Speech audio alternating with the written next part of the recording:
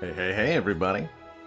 Cozy, time-appropriate greetings to all y'all. How's it going, Malkavian? Hope you enjoy your Lurk Ivy Blades, or you're feeling down today. Hopefully things get a little better soon. Hey there, Maxim. Wentanel, hello. 6'4 Ninja, happy Spire Day to you. How's it going, Oniromania? This challenge has been more successful than I expected so far.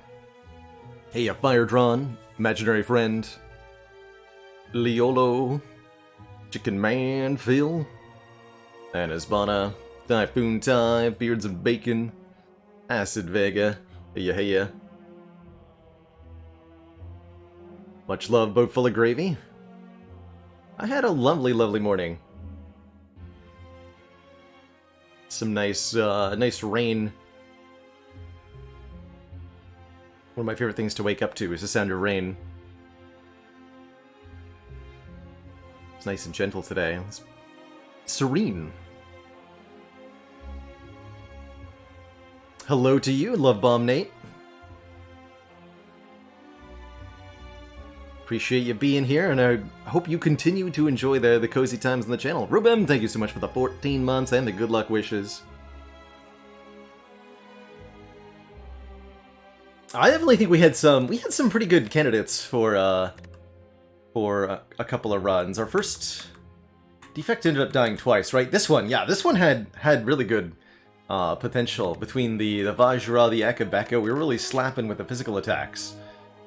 Just wasn't quite enough to get through Collector. But it was close. This was a close fight. I don't remember what happened to Watcher.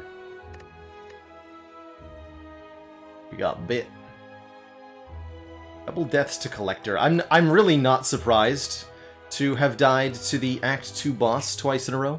I suspect we'll have more Act 2 boss deaths, as it really is one of the big challenge points of Slay the Spire, and doing that fight -1 boss relic is definitely a downside.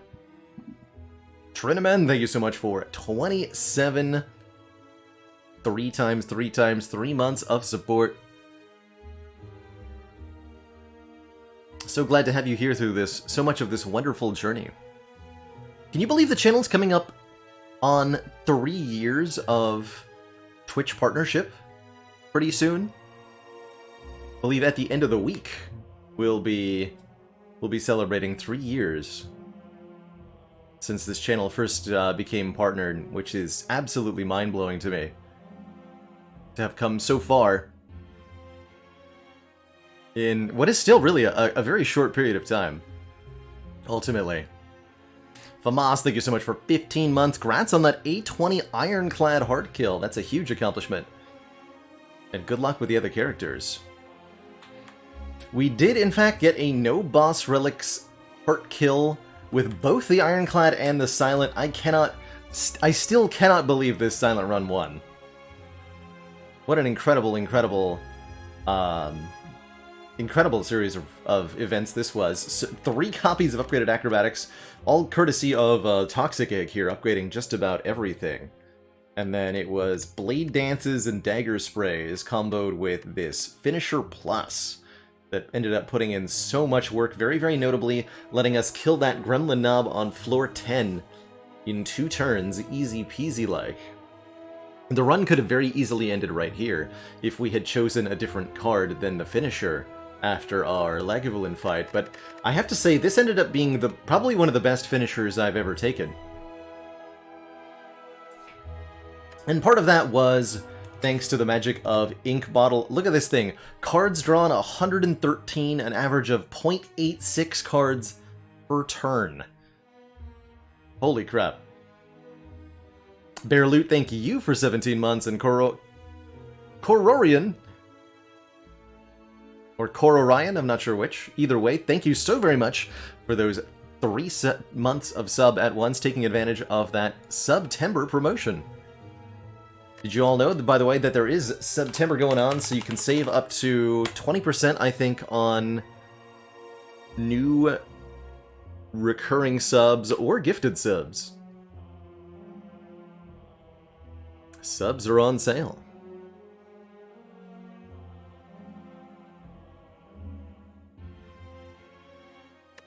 And this Ironclad deck with Kunai Shuriken was also really cool. We got to do Body Slam without Barricade, and it was beautiful.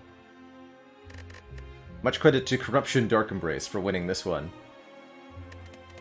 So that leaves it back to the Watcher and the Defect to try to tackle the Spire with no boss relics, is the name of the current challenge.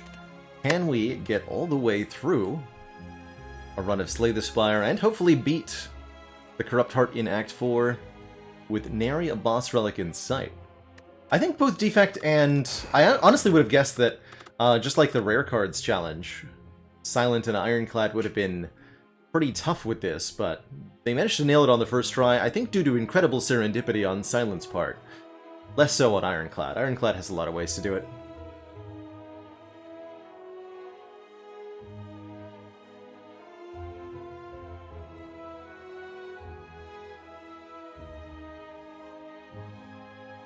Oh, good question, 039. 039 asks, should I try runs with the Ironclad and Silent again? Kind of like the format we've gotten, where we play until we get one clear with each of the 4 characters. But it's kind of a neat idea to try it again. I'm in a mood to start with a Defect run today, so that's what I'm going to do. Is we'll play some Orby Boy here.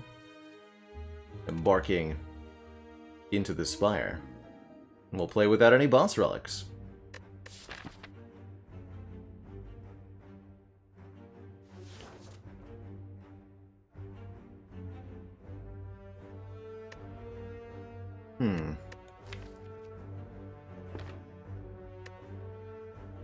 As with the other streams this week, I'm going to run on low camera for today's broadcast, and I'm going to turn off the lights in the studio here. Hopefully cool down the room a little bit, because it is spicy hot today. So we'll go with the Adventures of the Magical Chair, and I'm going to take a Transform too, I think.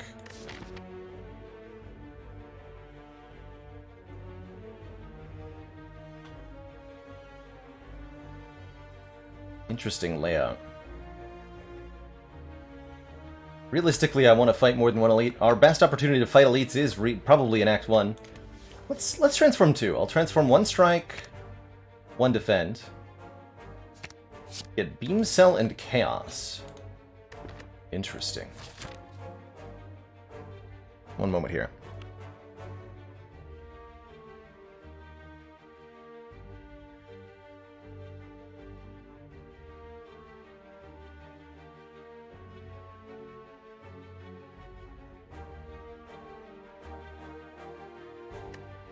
Okay.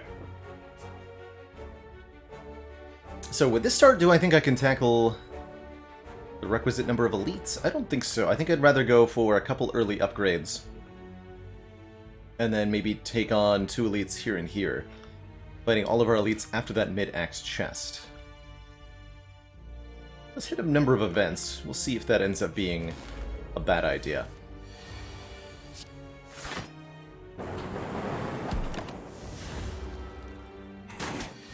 Already at fairly low HP thanks to a combination of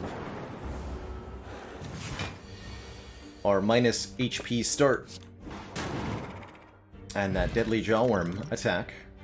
But we do pick up a dupe pot, and I'm pretty happy with a cold snap. Competitor's kind of interesting too, since we have a chaos already to generate random orbs.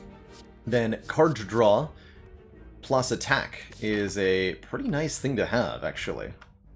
Maybe that's better than the cold snap.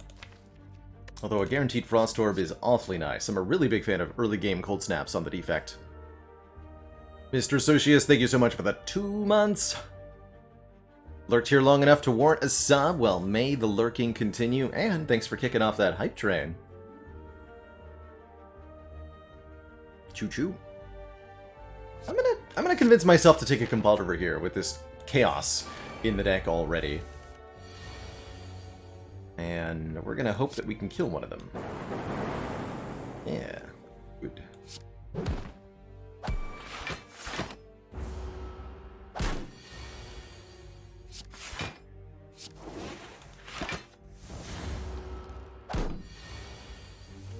Get him. Ooh, ball lightning for damage and a lightning orb. Great with the beam cell, great with the compelled river. Recursion can be kind of interesting with chaos to let you essentially manipulate the orbs a little bit. Lets us generate energy off plasma orbs, lets us activate dark orbs without getting rid of them. But it can definitely be a dead draw at times, and I really dislike recursion for that reason. That said, in our No Boss Relics challenge, this is very notably a common card that upgrades to be 0 cost. So taking and upgrading such a card really can be quite useful. By the way, Haligonian, thank you so much for the 19 months, just one away from those 2 metric years.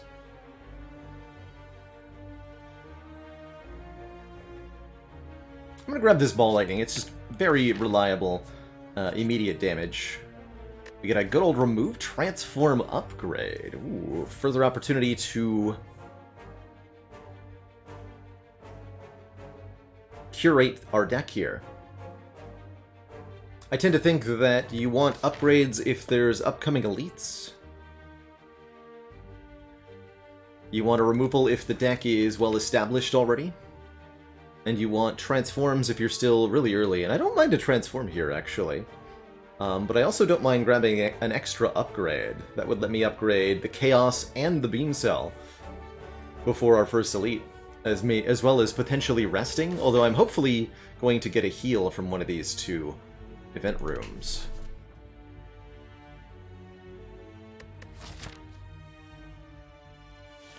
I'll take the upgrade. Let's upgrade that Chaos. To Chaos Plus. Going to avoid the Soar for now. Get another upgrade. Oh my. Upgrade City. And I'm actually quite happy with a combat here.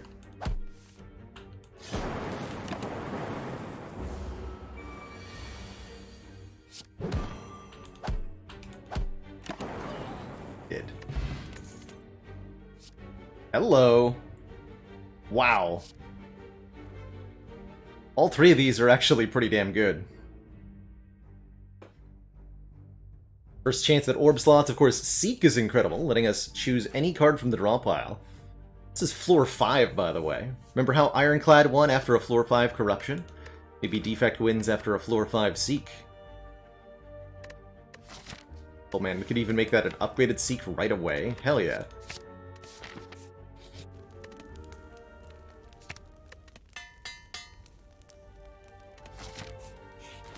Floor 6 upgraded Seek.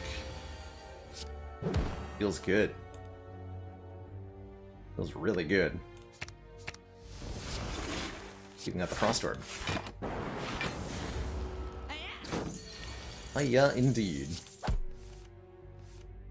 Wow.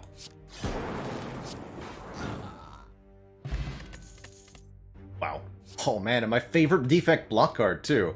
Equilibrium. 13 block, retain your hand. Cicero asks, what are the odds of finding rare cards from combats? The Ascension level does not affect your card rarity, so what I'm about to say applies on every single Ascension level. Your rare card chance starts at 0%, or I guess -2% technically, and then the chance of seeing a rare card scales up as you see common cards. Every time you see a common card in your card reward, then your rare chance increases by 1%, and that chance resets back to -2% when you find a rare card. So essentially, the more cards you look at, the higher the chance you'll find a rare card, until you do eventually find one. That only applies to cards generated from card rewards, so stuff like transforms. Not sure how shops work in this regard. Getting cards from events and whatnot will not count towards that.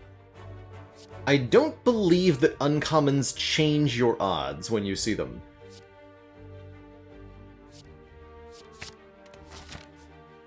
Just like your potion chance, your rare chance resets at the end of an act when you beat your boss. Let's see, am I resting or am I going boldly forward here? I almost want to upgrade this Equilibrium. We're fighting Guardian, right? Fighting Guardian. No, I should upgrade a damage card. Either the Ball Lightning or the Compulder. Deal 10, deal 10. The Zap upgrade's pretty reasonable, too, making that a free Lightning Orb.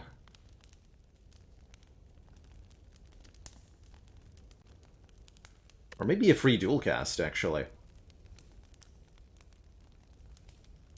Oh, now, let's start with a damage upgrade, and I'm going to upgrade the Compulder. This way.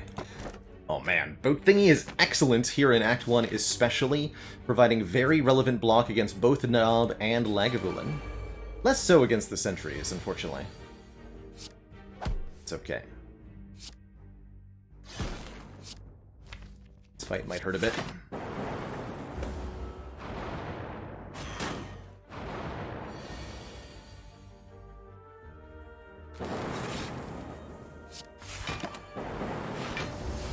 Not too much, though.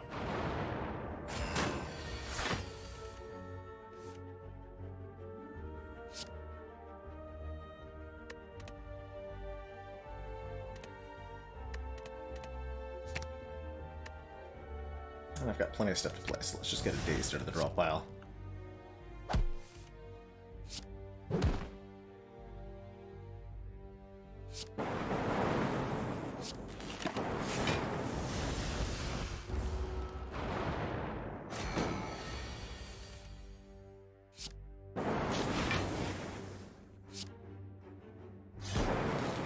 We're targeting you? Yes, so. Equilibrium. Easy.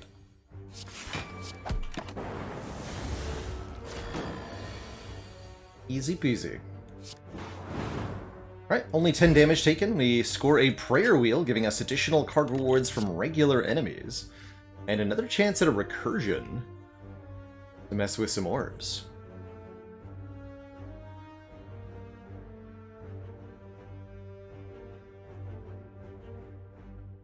Auto Shields is also a block card I like quite a bit, and we did see that against the Equilibrium. I tend to prefer the Equilibrium a little bit more, just because the Retain effect is such a powerful thing. Build your own Runic Pyramid and all that.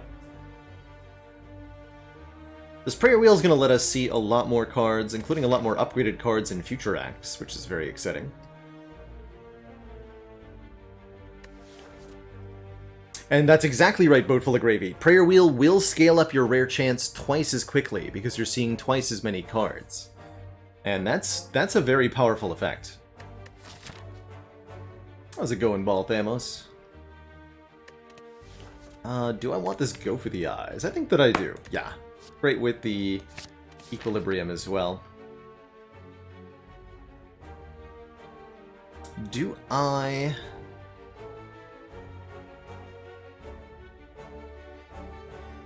Do I take an event or a combat here? Yes, Question Card will also scale your rare chance by showing you one more card on average, so it's both additional chances to roll the rare card, and going to increase your rare card chance more quickly because you'll be seeing more common cards.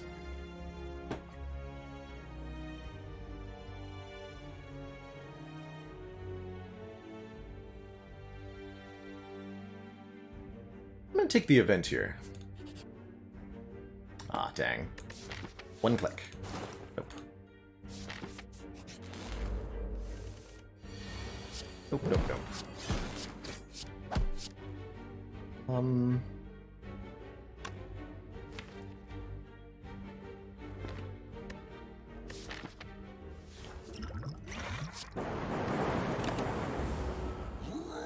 I'll use that here.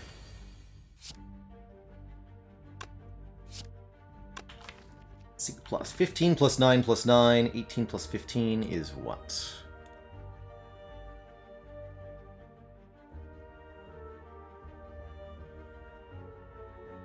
$33 plus 5, so yes, we have an exact kill because I used our Focus Potion.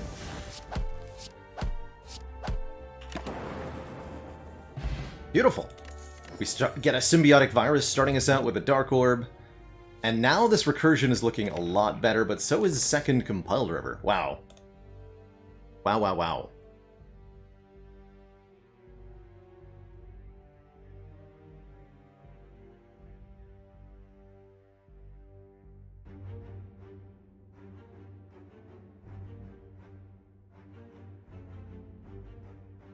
105%. I've seen a screenshot of that, Junkmaster. I've never had the Scrap Ooze get to 100% or even 90 before. But, yeah, that can happen.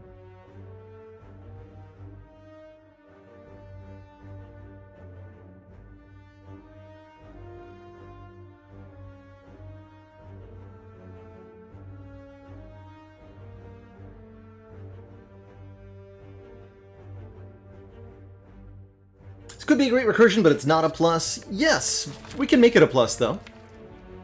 It's not the worst thing in the world to take one and upgrade it. I think I want the Compulver, though, for the draw consistency that we're going to have. Especially with the 2 starting orbs, it just seems like a really good time. And the beam cell already. And I believe I owe the chat a dad joke.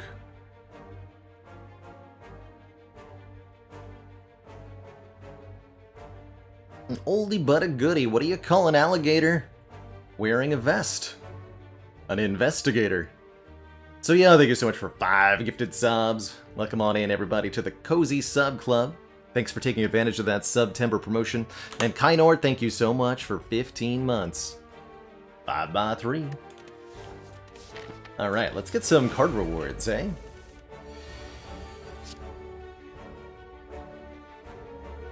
Do we actually just... No, we'll kill the other one, right?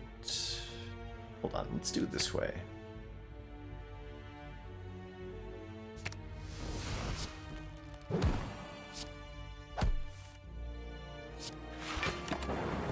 I like retaining things. Makes me happy.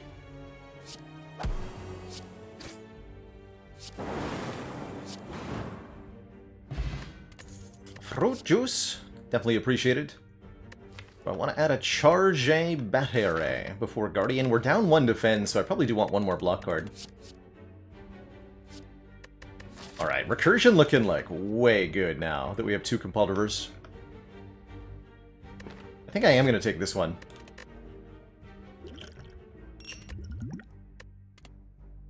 Take Charge Battery Recursion here. Is that too many cards to add? Maybe. Maybe. And we haven't seen a rare card, so let's try to find one in this combat.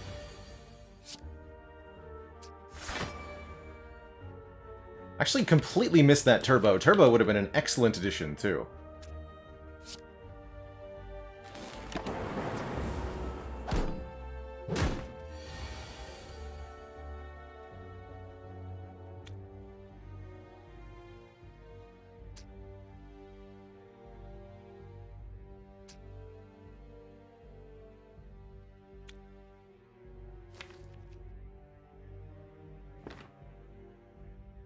Okay, we become vulnerable if the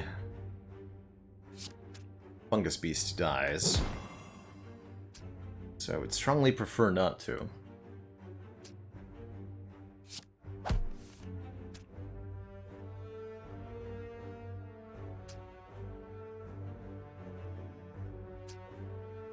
I'm going to defend Charge Battery, take 6. Recursion Dual Cast also takes 6. Well, maybe actually takes more. We're not sure where the Lightning Orb goes.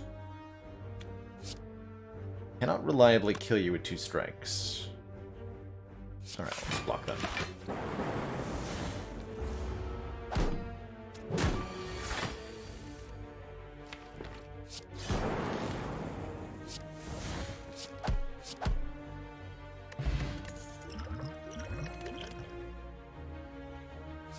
Cool-headed are both okay. There's the rare, all for 1. Oh man, we get to do all for 1 recursion. Okay. I'll take it all for 1. Put all 0-cost cards from the discard pile back to our hand.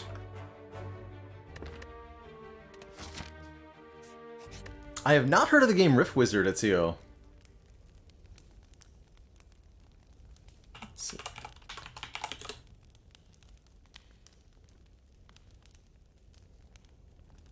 Oh wait, did I see... was Celerity playing that earlier today? I think I saw a little bit of that. Like an old school... Yeah, he was. An old school proper rogue-like. Not a roguelite, but a roguelike proper.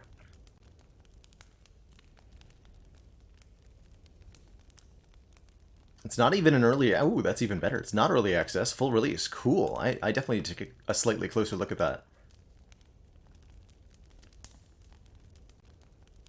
Nice. Alright, with the Duke Pot, I'm a little worried about our turn 2 against Guardian, but I really want to get Recursion upgraded for the All for One now.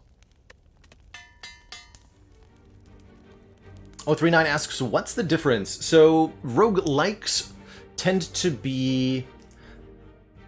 I want to call them long-form, turn-based dungeon crawlers, generally speaking. They have a much longer runtime, usually. We're talking games like Sword of the Stars, The Pit, like Dungeons of Dreadmore, just to give a couple quick examples that are more recent. Generally done in a top-down grid-based format, and generally with fairly minimalistic arts. They distinguish from roguelites, which tend to blend other genres into them, like Slay the Spire, which is a deck-building roguelite. And roguelites also tend to have some kind of meta progression, some kind of unlock system between runs, or ability to affect other runs somehow. These definitions are fairly fuzzy, and kind of like music genres, I think you'll find dissenting opinions on which one is which, and some people don't even distinguish between the two terms at all, and that's completely fine as well. That's completely fine as well. Oh my god, I love it. The Zoopers. It's beautiful. It's beautiful.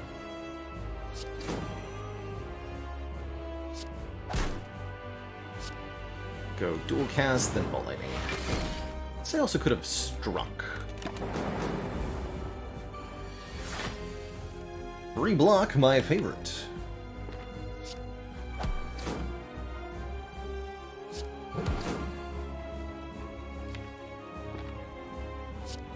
I'm gonna keep the Seek in the deck for now.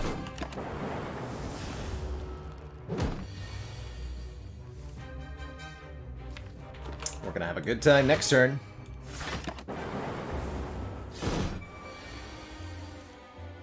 Got All for One. I'm gonna seek for Beam Cell Recursion here. And this poor boss. Oh, this poor boss.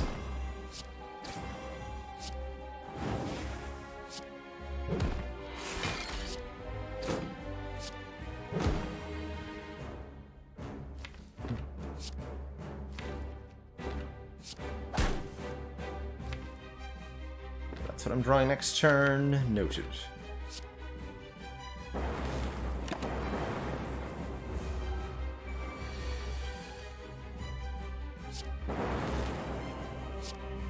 Hopefully seeing dual cast next turn or thereabouts. Two.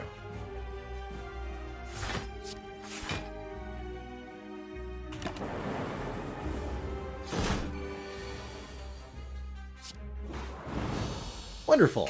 And we've successfully preserved both potions into Act 2 here, as well as scoring a second All for One if we want one. I think this rainbow is pretty good too. Caves of Kud, there's another proper roguelike.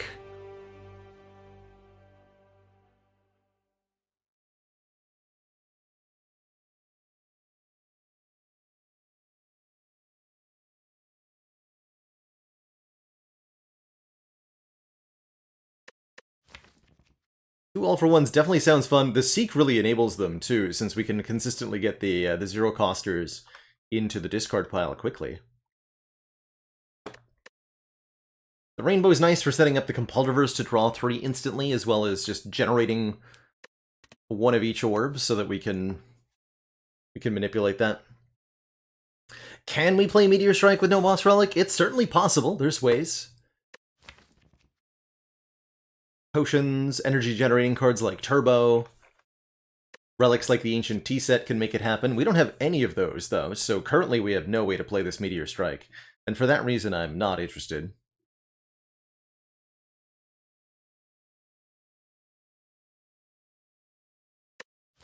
But this is a relatively tough call between the all-for-one and the Rainbow. Let's try double all-for-one. Double all-for-one with Recursion. Don't look at those stinky boss relics. Get them out of here. And go. Now we're in Act 3 with... Or sorry, in Act 2. Thank goodness we're not already in Act 3. We're in Act 2 with no boss relics here. And that does mean... things are going to be a little tough. With this much cash, I'd love to hit an early shop, but to do so requires fighting this elite. And then the back half of the act is not great either.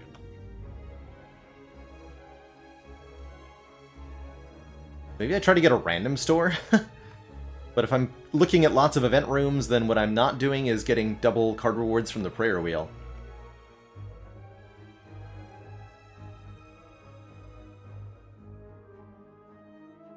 That'd be a pretty interesting kind of challenge run. Can you beat Slay the Spire if you just skip straight from Act 1 to Act 3? How does that feel? Probably miserable, right? You waltz into Act 3, Transient shows up, sends you back to Act 1.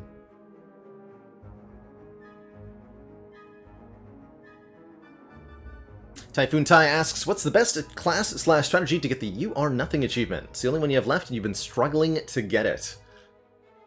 I think when it comes to killing a boss in one turn, there's a couple of ways to go about it. I think Watcher has the highest likelihood of putting that together, particularly with the card Ragnarok and some way to play it on turn 1. Omniscience in particular can do this really well, but you can also go Blasphemy plus Ragnarok or something like that to get a turn 1 kill. Your easiest target is going to be either the Awakened one, since they have the least amount of HP of the Act 3 bosses, and they're all the way at the end of the game, or a lower HP boss, the Collector or the Slime boss in Act 1 is a pretty good You Are Nothing target. Since Slime boss only has 150 HP, doing 150 damage in one turn at the end of Act 1 is difficult, but certainly not impossible. You do get the achievement, to clarify on Awakened One, you do get the achievement for You Are Nothing if you kill the first phase of the Awakened One on turn 1. You don't have to do both phases. Fighting a boss from Mind Bloom, I do not believe counts for that achievement. And as many are noting in chat, Catalyst on Silent I think is one of the other really good ways to get a turn 1 kill. By ideally Burst Catalyst plus some Poison Starter can be hundreds of poison on turn 1 pretty easily. Burst plus, Bouncing Flask plus, Catalyst plus. That'll kill just about anything. Vault I don't think counts as turn 1 anymore. Do believe that's a cheatin'. Alright, I'm going to start with a combat here. We're going to see how life goes. Seek equilibrium, go for the R's. Please don't hurt me.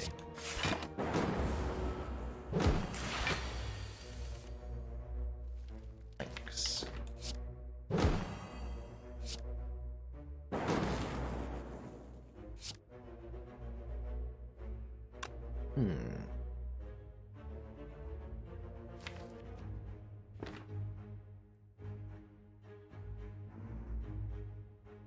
Do a lot more damage this turn if I use the Blessing of the Forge. Blocks for a fair bit too. You know, let's do it, because it upgrades the dual cast, so I can go dual cast, all for one, incursion, dual cast, murder. And we get a Blessing of the Forge back. What luck. Upgraded Go for the Eyes, excellent with double all for one. Boot sequence is much better now that we're in Act 2, guaranteed 10 block for 0 energy on turn 1, and with 2 all-for-ones, if I opt not to play it, we'll always get it back, so I think I like that too. Okay, that combat went really well.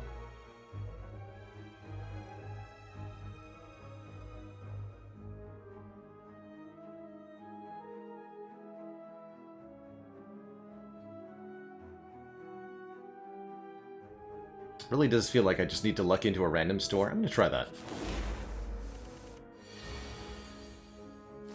The fusion is... There's some genuine consideration for the fusion, right? It's a new orb type to work with the compile drivers. It's a nice target for the recursion. However, it costs 2 energy is my problem with it. And with only 3 energy per turn, it's pretty hard to justify that. Sure, we can...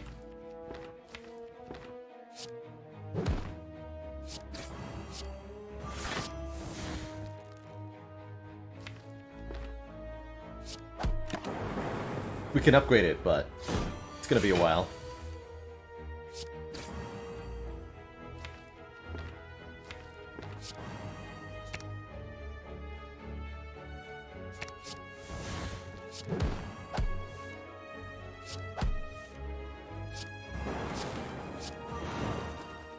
Very clean fight. Another compile driver. We've been liking the white noises in this challenge, but of course hologram all for one is insane. Overclock plus, oh my. Current Watcher record is, I believe, 24 wins in a row on A20. And a quick clarification, that streak command, of course, does not include runs where I'm playing under some kind of self-inflicted restriction. So a no boss relic run with Watcher, I don't count on that. I mean, that's front-loaded draw. The idea, I think, with this overclock is that if we play our cards right, we're not going to need to shuffle again, and maybe we'll be able to find like a medical kit or something. So, what about these 3? And this run is pretty stacked.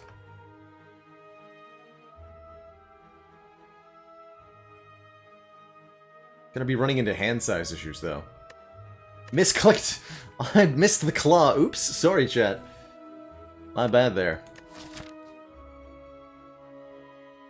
Alright, I'm taking the hologram. Hologram works with all for one just way too well. The money.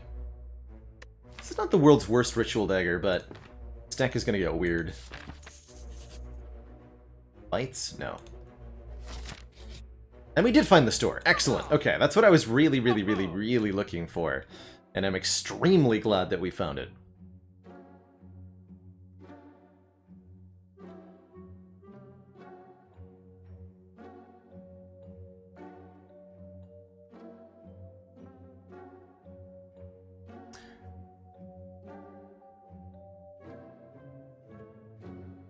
Do I... So there's a couple of really fun options here for what we can do.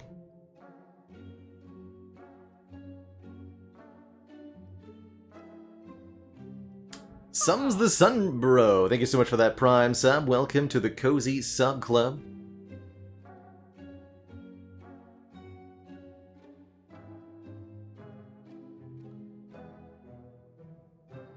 Man, there's a lot of good things I could do here. Okay, let's look at all of the options. I think the 2 attack cards are unnecessary. They're 1 cost, they don't come back with all for one. They do combo with the beam cell, but they're kind of whatever. Aggregate. Now this is good. Big energy generation based on the number of cards in the draw pile. I really like Aggregate with Seek in general, but also with the hologram, with the overclock, with the compile drivers. This could result in some massively huge turns. Stack could be pretty good block, especially with the overclock generating cards in the discard pile. Hello World makes more cards in hand, but I don't think we care about that too much. Some of them are 0 cost, though. Onto the colorless cards. These are both very interesting. Madness can make any card in the deck 0 cost, although it is randomly targeted. The combination of Seek and Madness could result in something like a 0 cost all for one. And that is a game breaker of a card. If we can get any 2 out of the 3 all for one hologram to be 0 cost, we have an infinite combo. So that's pretty good. Panache here, every time we play 5 cards in 1 turn, does 10 damage to all enemies. That's pretty potent too. Certainly we're going to be card spamming an awful lot. So this could be a massive source of AoE damage. Who's our act boss? Here's a moment where whether we're fighting Collector or not could be a big deal. We are fighting Collector, so that does speak to adding some AoE to the deck. That also speaks to taking maybe a Gremlin Horn. Lastly, but certainly not leastly, 3 really good relics here. Prevent the first time we would lose health each combat. You gotta love the Helix, it does so much work. Gremlin Horn is excellent, particularly in Act 2, drawing us a card when an enemy dies. Or Dolly's Mirror to duplicate any card, including one of the cards that we buy here. As Biondol puts it, 271 gold for that event result that no one ever wants, and yet double madnesses, genuinely madness and then duplicate it, could be the win con, genuinely, by allowing us to create 2 free all-for-ones.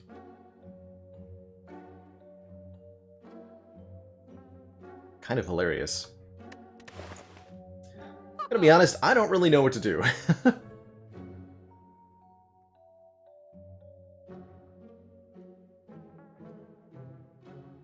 Or we could just duplicate Seek, right? Like, that's also completely valid.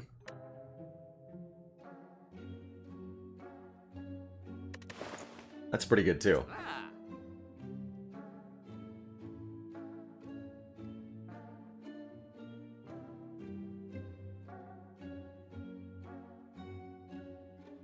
So, as a quick example of things that I do like, involve duplicating Seek, buying Aggregate, and a card removal. We could go Helix plus card remove, that's pretty good. We could go... Can I go Gremlin Horn Aggregate card remove? No, not quite. But Gremlin Horn plus anything else would be nice. If I could buy Gremlin Horn Panache, I might do that. I do like this Panache. And I do like these madnesses. Yeah, the problem is it's a madness minus, right? And madnesses can hit each other. If it was a madness plus, it'd be a slightly different story, but it's not a madness plus. I think I'm gonna go Panache Aggregate card remove. Or no, wait. Wait. Seek Aggregate card remove? I want this Panache, I think.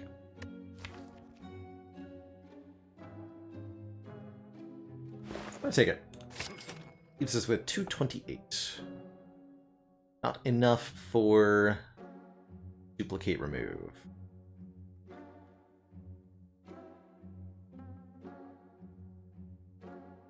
I could probably just find an aggregate, right? Take the second Seek. Alright, so I'll go double Seek and Panache. And I think that should be kind of fun. So we also get an upgrade momentarily. Upgrading the Panache could be pretty potent. I'm gonna do that. And my intended path is currently this way. We may opt for the Burning Elite if I feel really comfortable, but I'll probably go this way. Adamire asks, do I think a Boss Relic's only challenge would be possible at A20? Definitely. I think that it would be possible, maybe not likely, but definitely possible to win with just a Runic Pyramid and nothing else. And cards, of course. For relics. Or just a Snecko Eye would be also acceptable.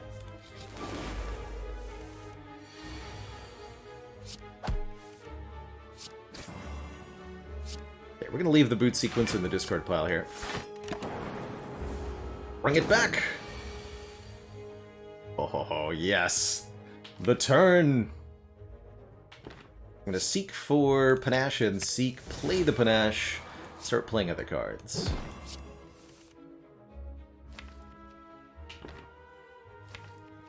Really just need some energy generation.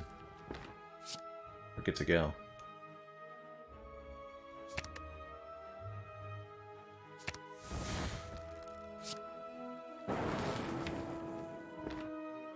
We get 1, 2, 3, 4, 5 cards back. Perfect.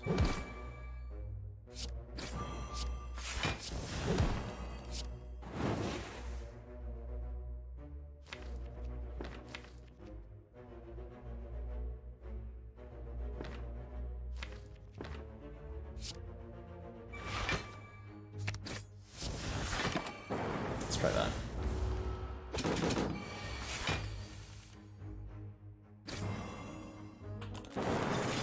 Get him!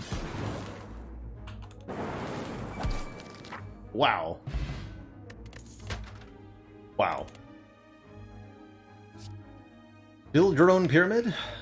Self-repair could be nice to keep us healed, although I'm not sure we're going to need it where we're headed. Boot does provide a little bit of extra output, boosting the damage of Go for the Eyes, if nothing else. I don't think I want any of these unupgraded.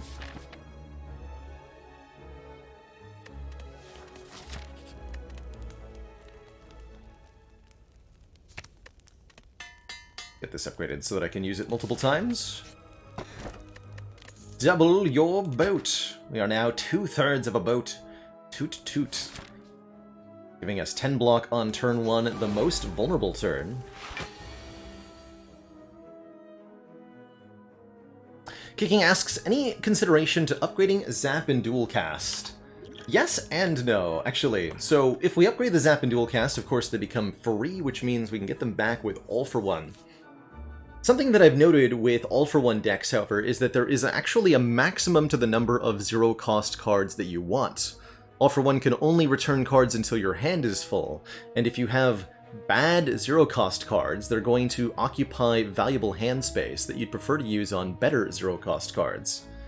And that limit tends to be, I think, about 8.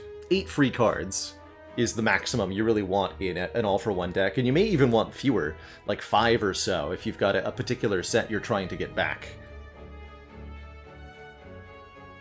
Yes, we do know the exact order the cards are returned in. They're returned in the order shown in the discard pile. So let me see if I can get an example of that. Ooh. Then we'll draw all-for-one. Get him, Boot. So when we play all-for-one, we get them back in the order shown. Go for the Eyes plus, Boot sequence from left to right. It's not random.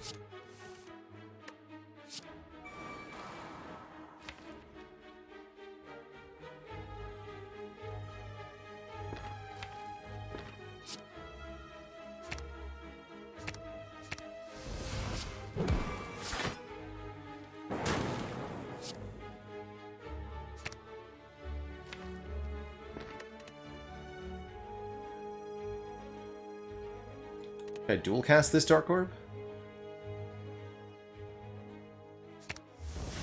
Get back 1, 2, 3, 4, 5, 6 cards. I dual cast.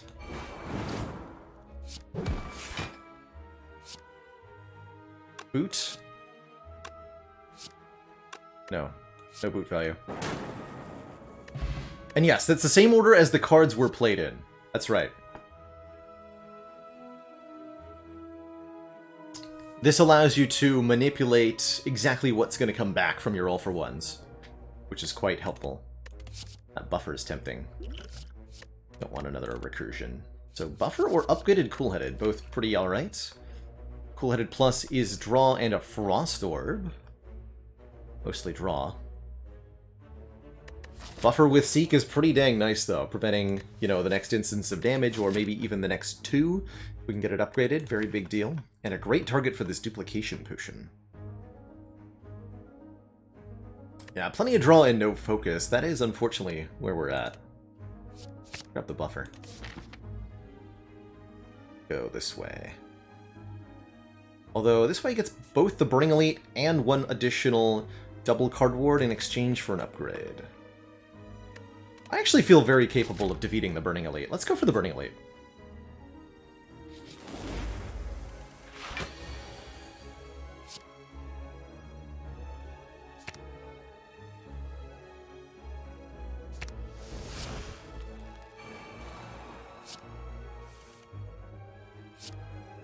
Reprogram could definitely be a way for us to take this to the next level, so to speak.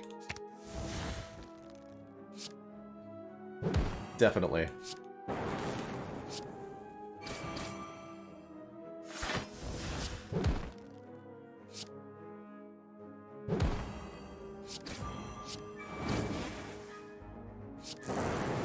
Oh, damn. This deck does damage.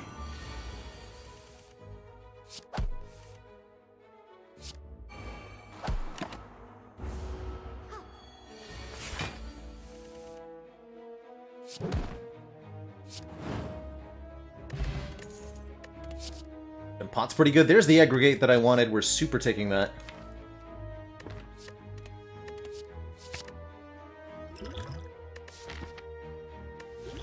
Gem potion's pretty hot too. We could take algorithm. It's a little late. Honestly, I think we're gonna kill a lot of encounters before we get to play it. Skip.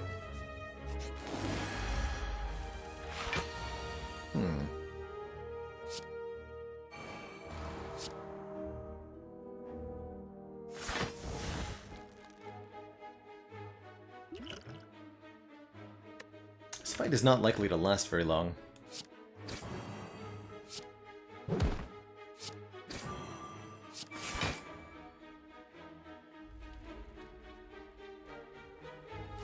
I'm gonna not play this regen potion.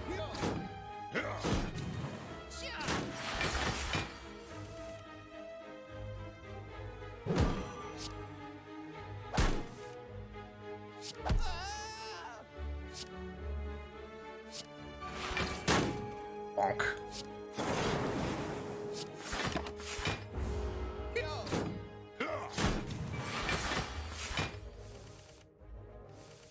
It's a relatively bad draw order, and we still completely clobbered them. Good stuff.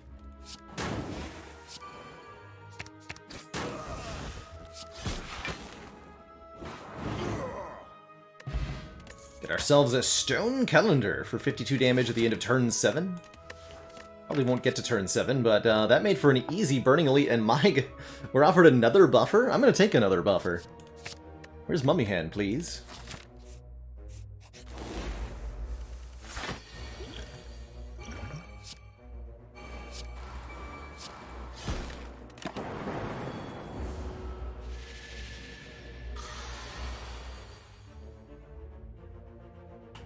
Pretty hype.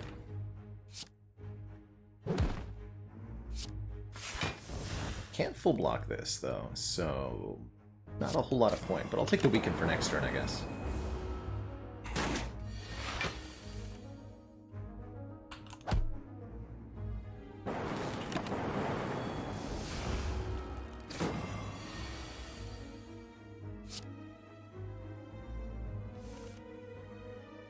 Uh-oh. Tragedy has struck.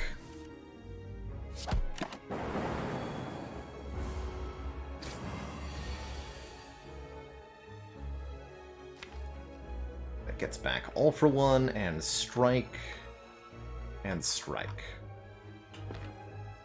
Weakened. It's not going to be good enough.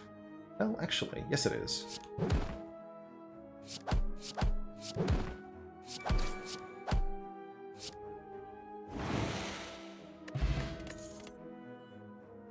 Oh. Take a turbo.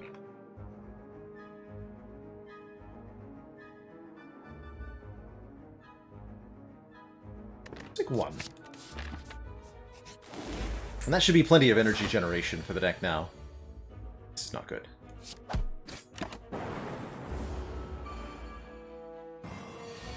Gonna be so many dazed in the draw pile. Dear.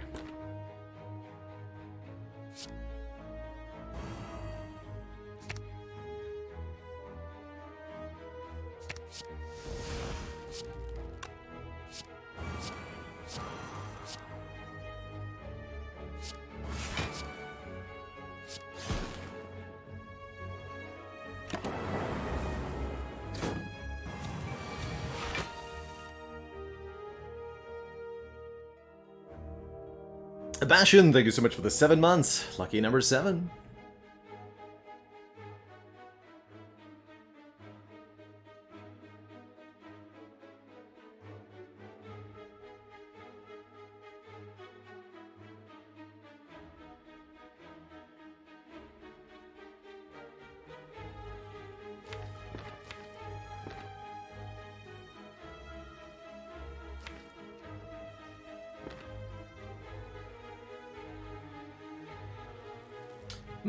So many options for what to do.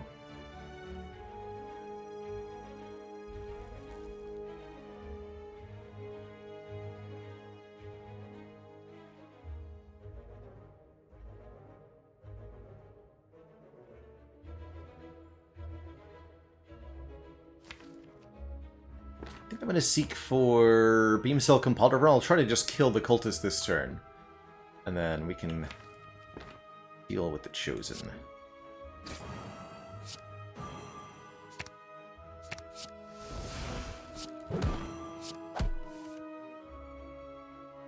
Our own time.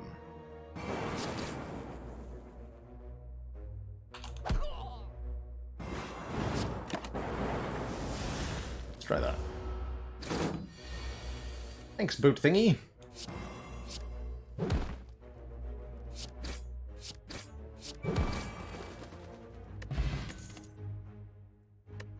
Really want that FTL.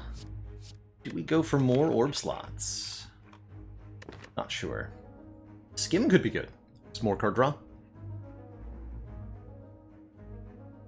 And a dad joke for erotic Dwight. Where's the Defect's favorite place to go shopping? The dollar store, because you can get it all for $1.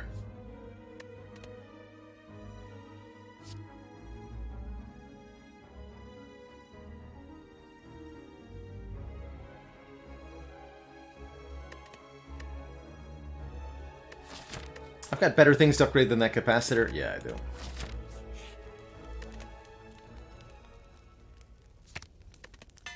The capacitor store. Oof.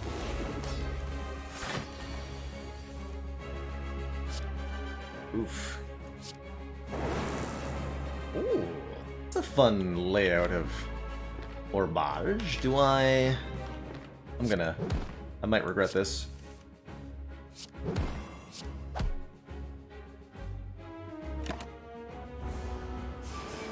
It's 2 burns in the discard pile already. We're gonna have more.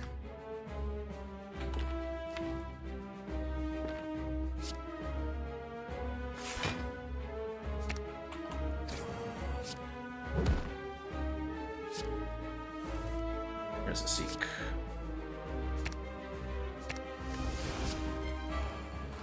It begins.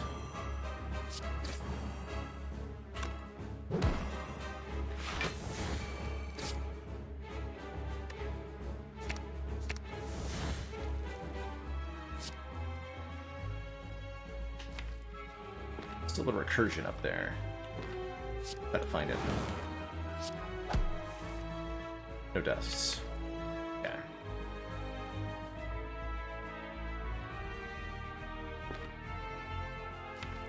So, and to further indicate, just to prove to you that All for One does not take things out of the discard pile randomly, when I play All for One, we're going to get the cards in the exact order: Overclock, go for the Eyes minus, go for the Eyes plus, Beam Cell plus, Turbo.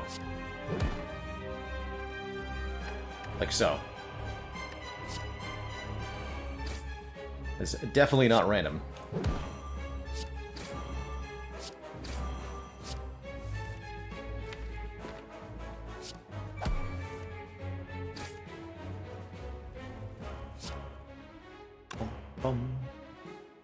Do I want to recur Equilibrium here? I think so.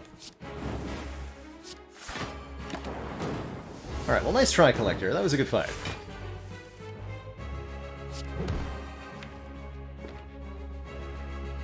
Gets back the Recursion and the Beam Cell.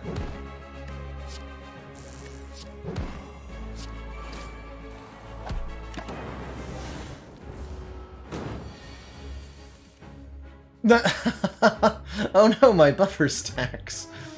Oh no. Well, we knew this was kind of inevitable, adding so many status cards to my own deck was gonna happen.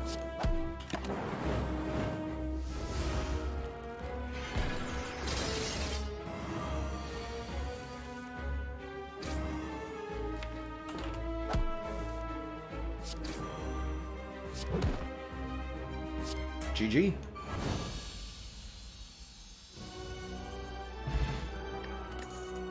What a cool deck we've got. Echo Form, Electrodynamics, Hyper-V. Echo Form for double buffers could be good.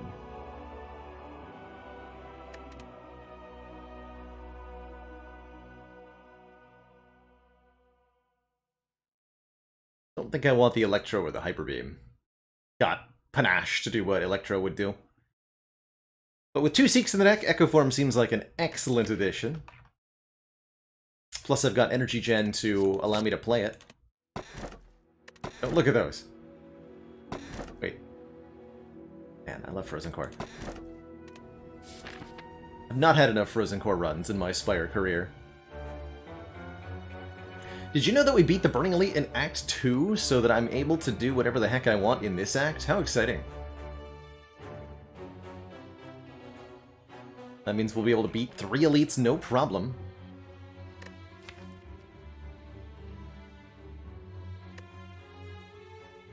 First opponent will be the Woke Bloke, which mostly means I shouldn't play the buffers too early in the fight. Why do I like Frozen Core? It's definitely an unusual Relic Quietus guy. I like it because it's guaranteed Frost Orb generation. And it lets you have a deck that's just Orb scaling powers, just Capacitor and Defragment, and then you don't need any actual cards that generate orbs if you have that. It's pretty cool. What did this deck mirror? We mirrored Seek Plus, so we have 2 of those.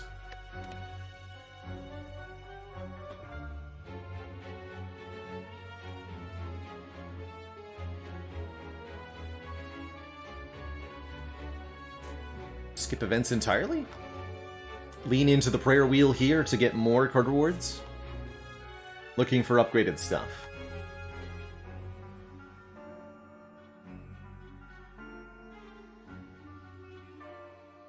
Yeah, let's start there.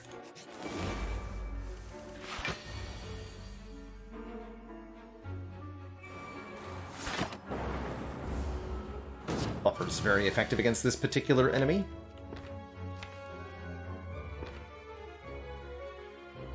All for one gets back just the boot sequence, but we can hologram Equilibrium.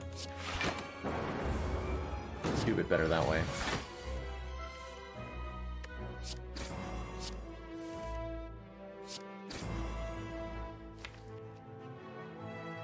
And I'll do one more demonstration here.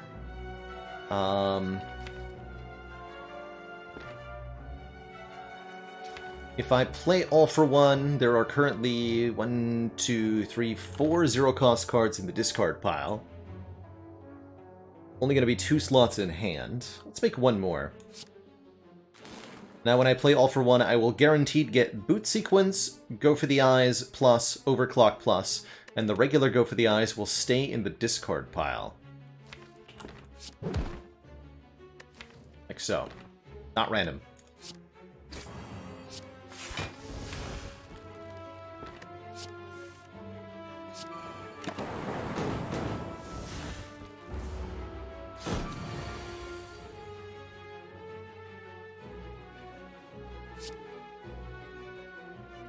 I would say that Prayer Wheel is often better than Question Card, but it's definitely not objectively better. One of the big differences is that the Question Card gives you a guaranteed 4th choice of rare card after your bosses, which is not something the Prayer Wheel can claim to do.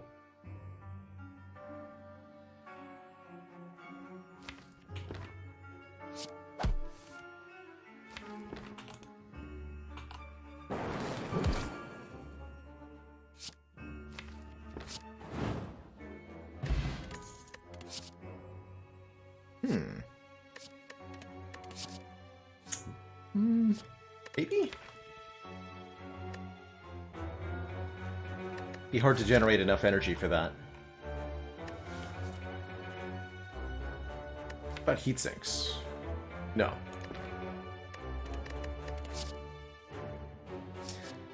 Steam Barrier Plus comes back with All for One, but because it gets worse each time, I'm not that interested.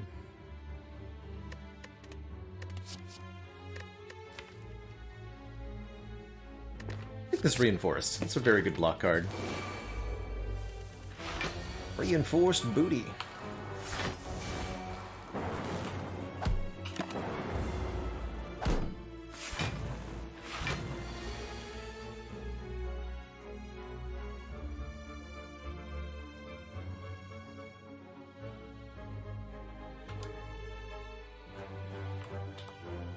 Oh, that's right, the lights are off. Can't show my face. Alright, fair enough.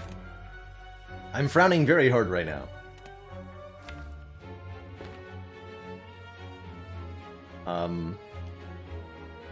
And the sad news is that none of these potions will do anything here either.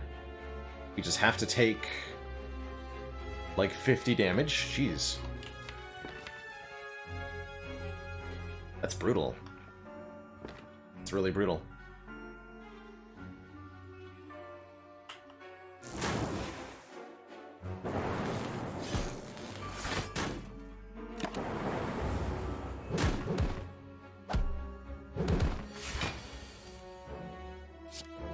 Damn.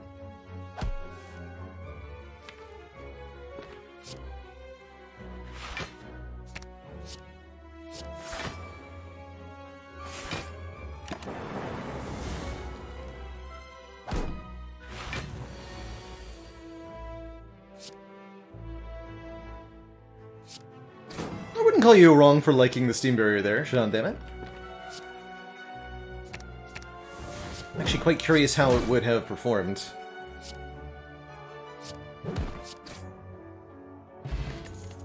Well, now I wish I had a self-repair. Was not expecting to take so much damage to any of that. Well, shoot.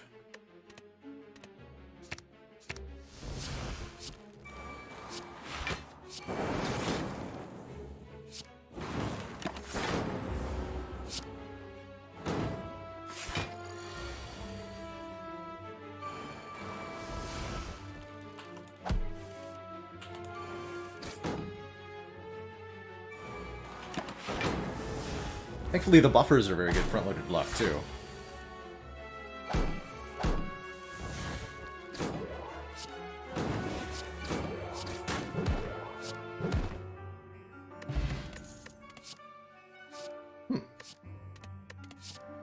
Be sure that says plus. Might be a trap. I mean, we don't have any focus, right?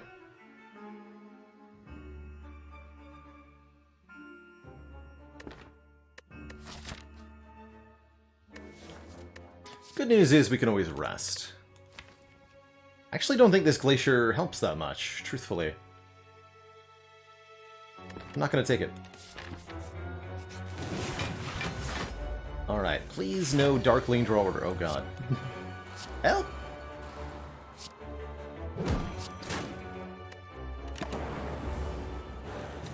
Yeah, we definitely need some removals. We'll be taking a card out here. Oh, not again! No! Not again. Dang. Dang, dang, dang. That is death. Is there anything I can do about that?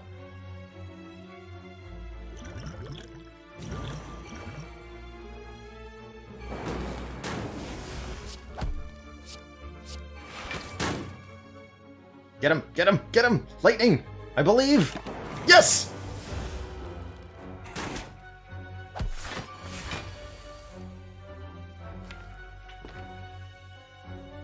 Easy.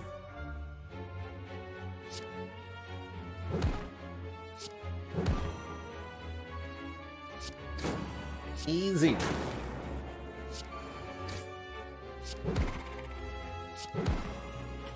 I live!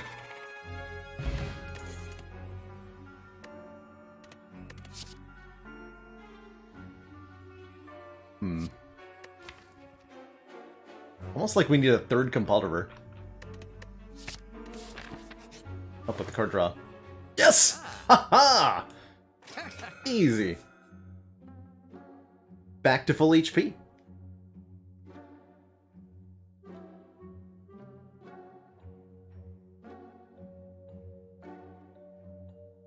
Just get lucky every time. That's all it takes. Nunchaku is energy here. I think I strongly prefer removing a strike, though. We really, really need to get rid of the starter cards, as those last couple of fights highlighted.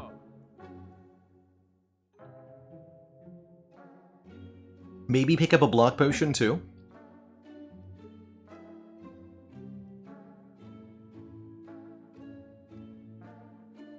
But yes, this Nunchaku is big energy generation.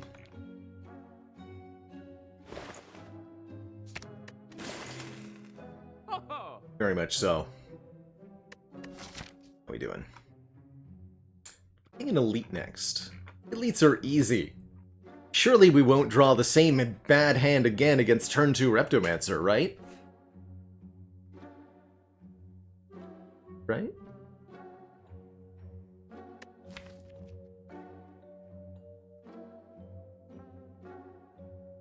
It's a lot of waffles in the chat.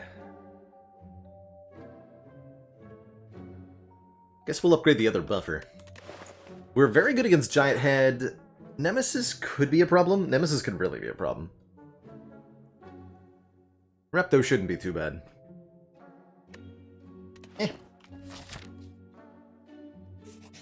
Get that buffer upped.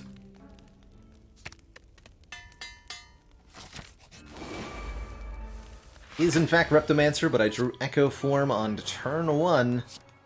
Love to see it. Then we drew nothing! Ah, we good. How about 4 stacks of buffer, please?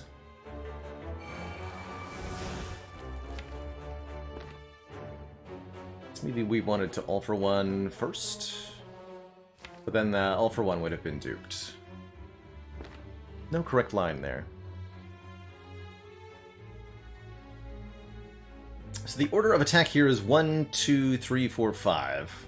Currently taking the 25 hit.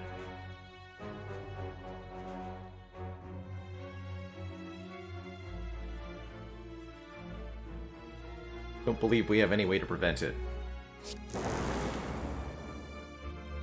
So I guess we'll just weaken this. Weakening Repto could matter too. Top 2 daggers are going to attack next turn. Next turn could be just as bad. Let's see.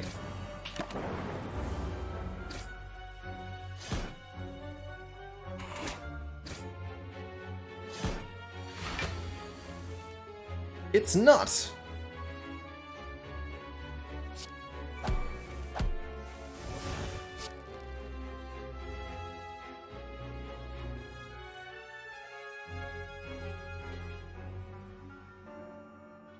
Let's see here. 1, 2. I really want to get that panache in play. Start there.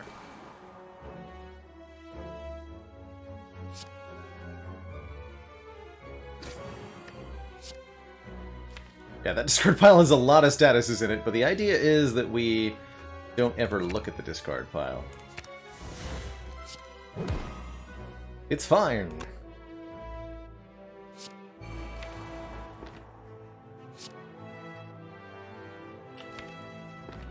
Okay, we're actually gonna hologram the All for One? I think so.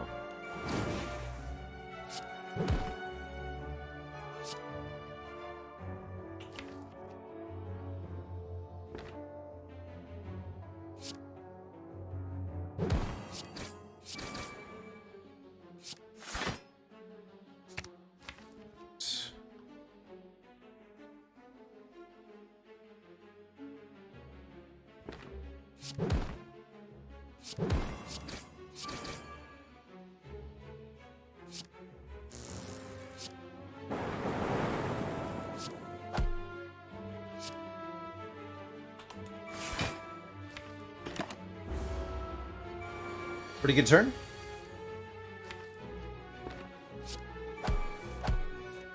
I do say so myself. Kunai, oh my. Now I do wish we'd taken the Steam Barrier. I don't need another Overclock, though.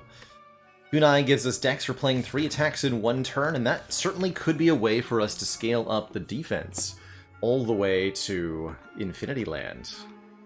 Good reason to add a second hologram if we can find one.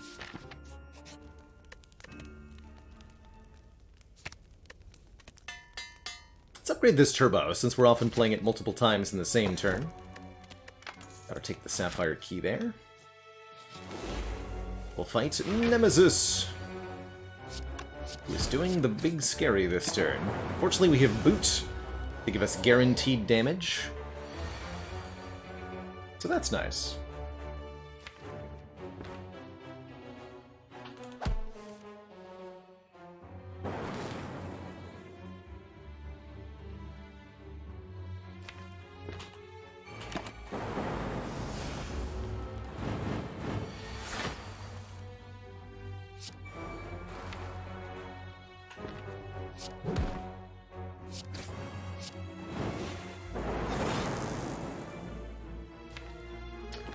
push this in for 14 damage.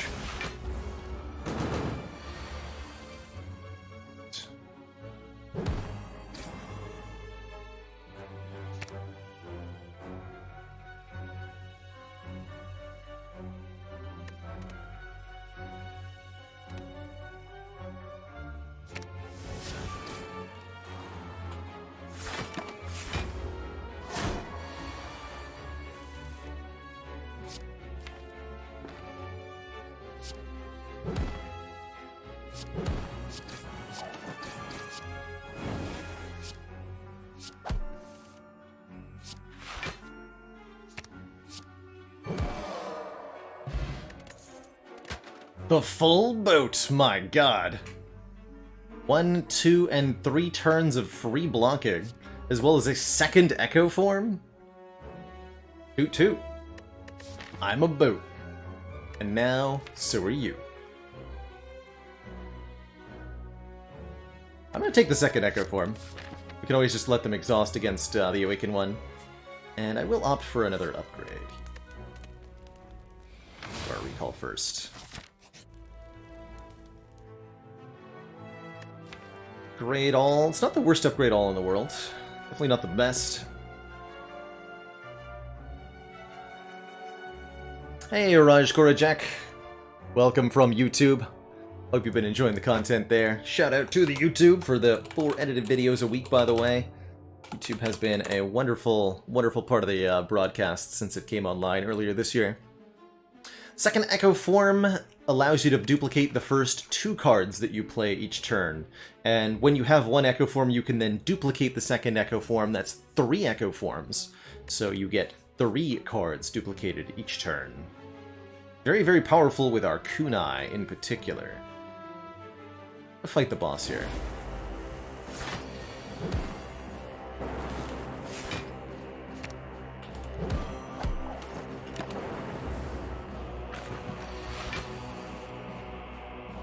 And no, this is not a boss relic. Although it is a relic we get from a boss. So your confusion feels pretty justified. Excuse you.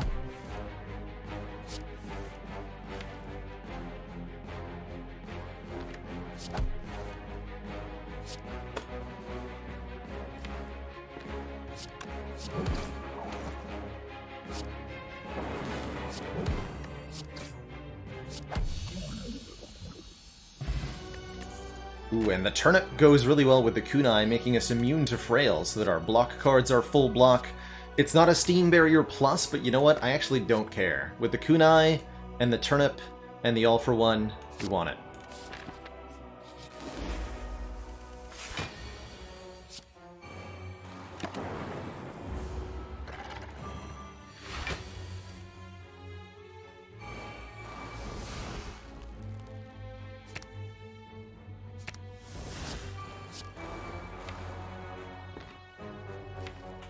I can just hologram the void here to not have to draw it again.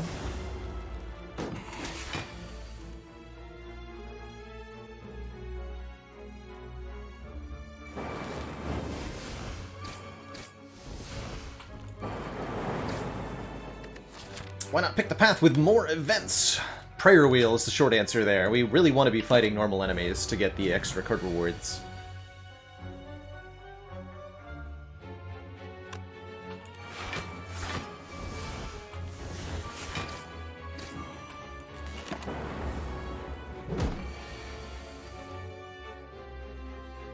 Times 3.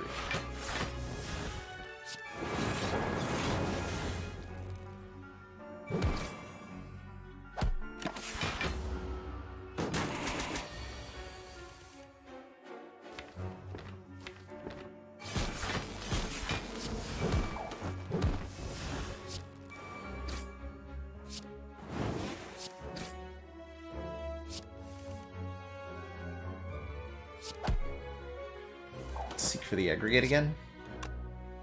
It's hot.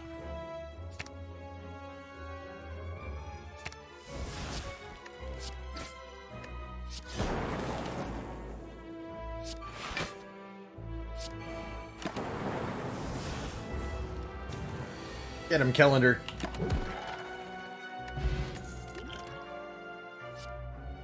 Yeah, two is better than one, I think, with the kunai. Take the second steam barrier. Ooh, and a recycle that I could make into a recycle plus.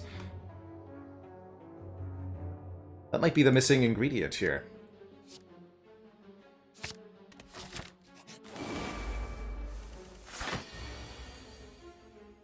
Not a great turn one.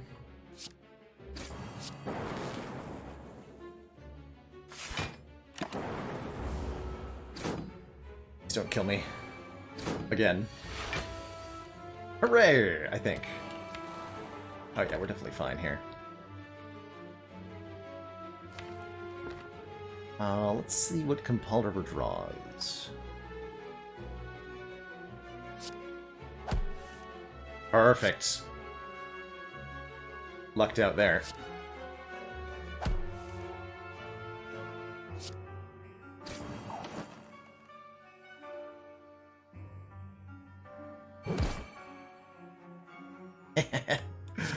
Get him. Get them.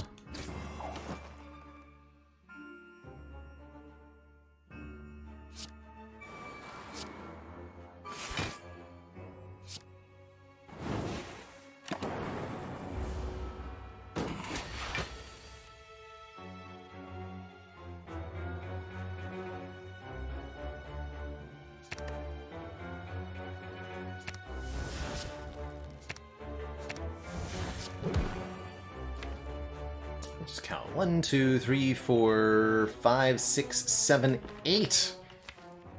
Dear. It's too many cards to get back. Anonymous, thank you so much for the 5 gifted subs. Welcome to the Cozy Sub Club, everybody. Holy heck, the generosity.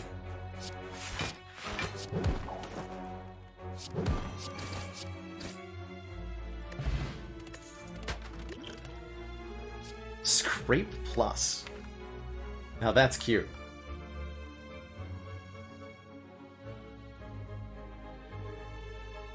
I have no idea if I want that or not. The puzzle is definitely good. Scrape Plus draws Seek Plus, that's true.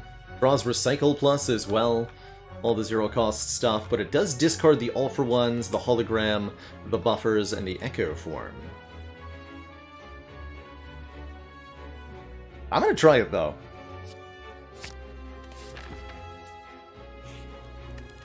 And we're super upgrading Recycle to be Recycle Plus. Alright.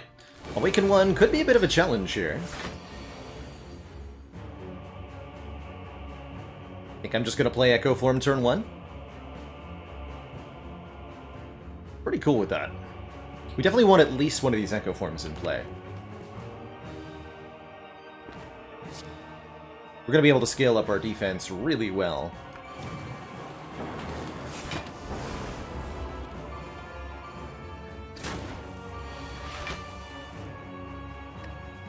Behold.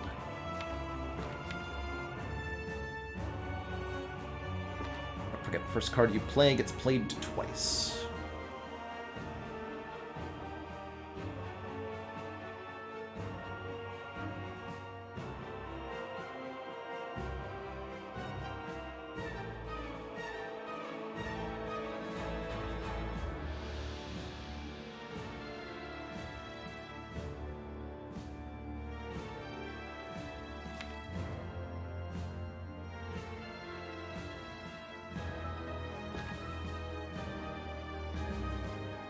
Yeah, I'm thinking of Dupe Recycle exhausting genuinely Chaos Dualcast here.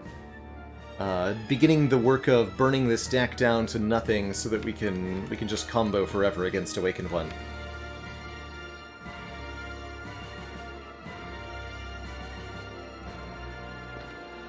I can do that. I can dupe Seek, but I'll only get one bonus card because we don't have enough hand space for a proper dupe Seek.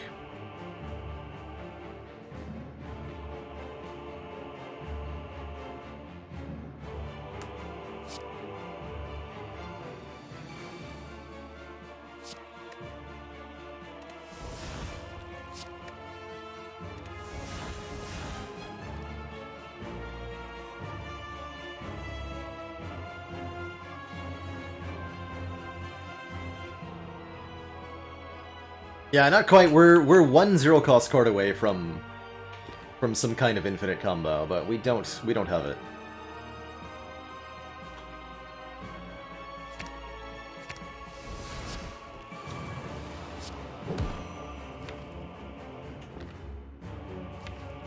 Seek for all for one.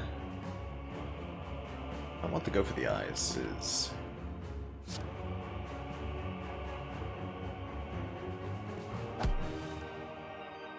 okay. We're gonna let that go. I might even recycle it, actually.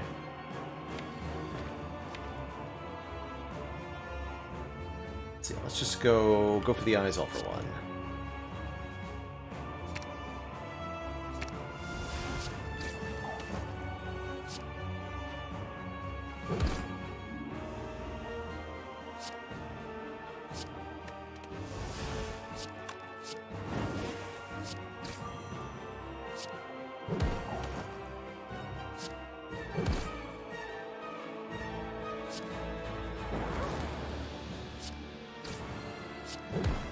And some status effects.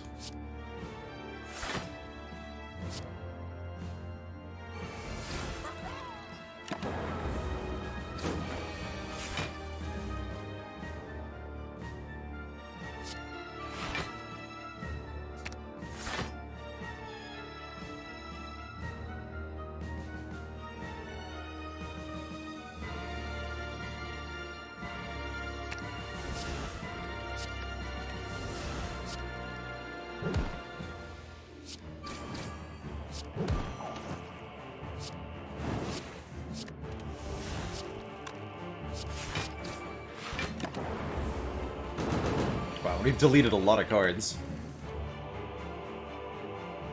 We do have Echo Form in play. Let's do this then.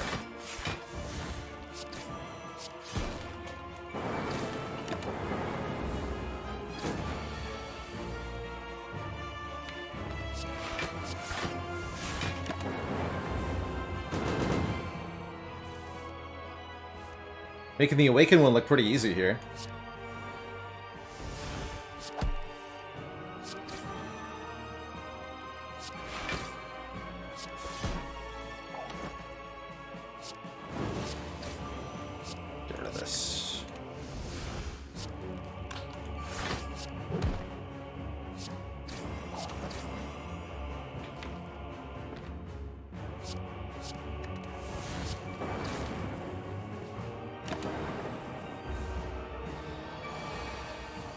Grr.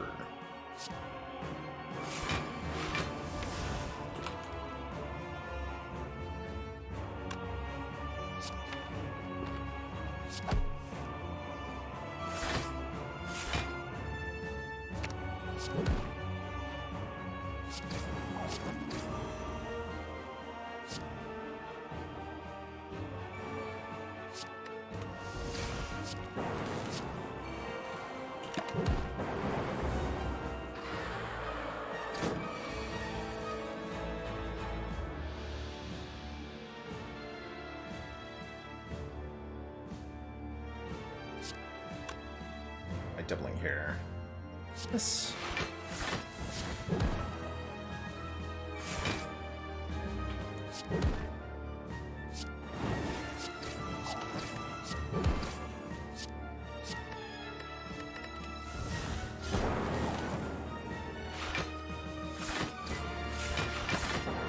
Guess I could have held on to that because we did have retain one of the panache proc. Plus we like win or whatever now.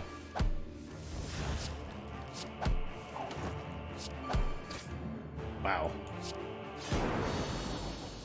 Wow. What a fight! This deck is insane.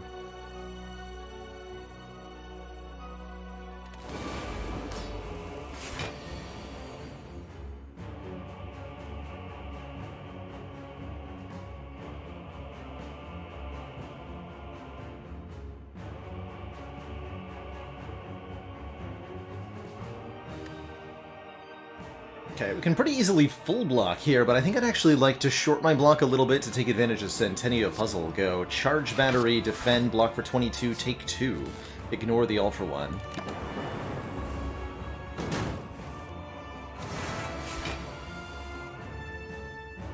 And I'll definitely be using the overclock here, because we did not draw to the stuff that I needed, the good stuff.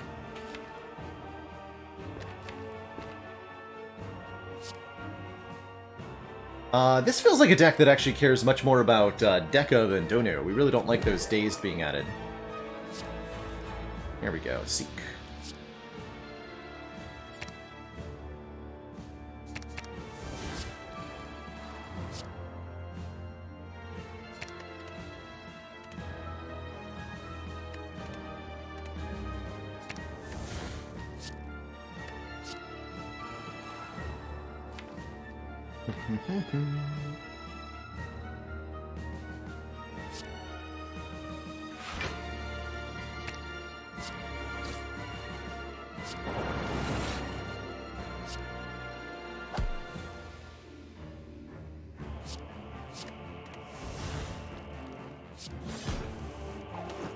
Nice.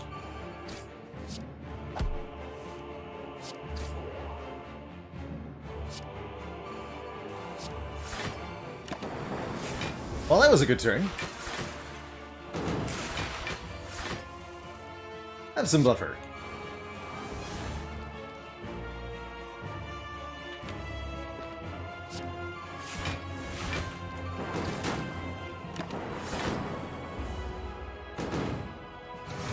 Gonna have a couple of bad turns now, but that's what the buffers are for.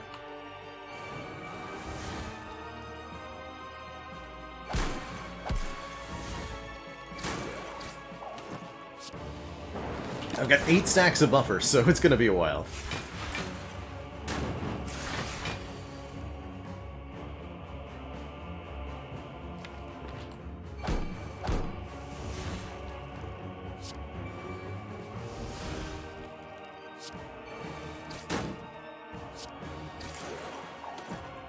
Skyline, thank you so much for the 19 months of Prime, the Prime to go.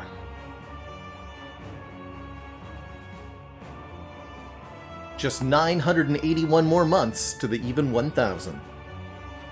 I believe in you.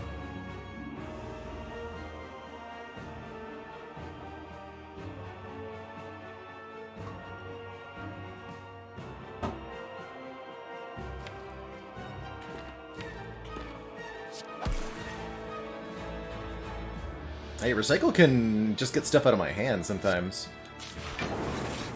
Sounds pretty nice. Here, for example.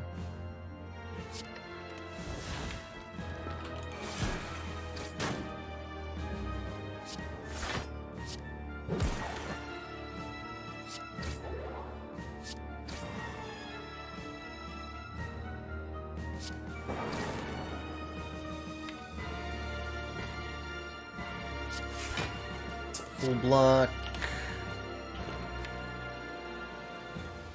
Turn's not going to be that impactful. Get rid of Turbo, I think. Looks like we've used it what it needs to be for, which is getting the Echo Forms in play.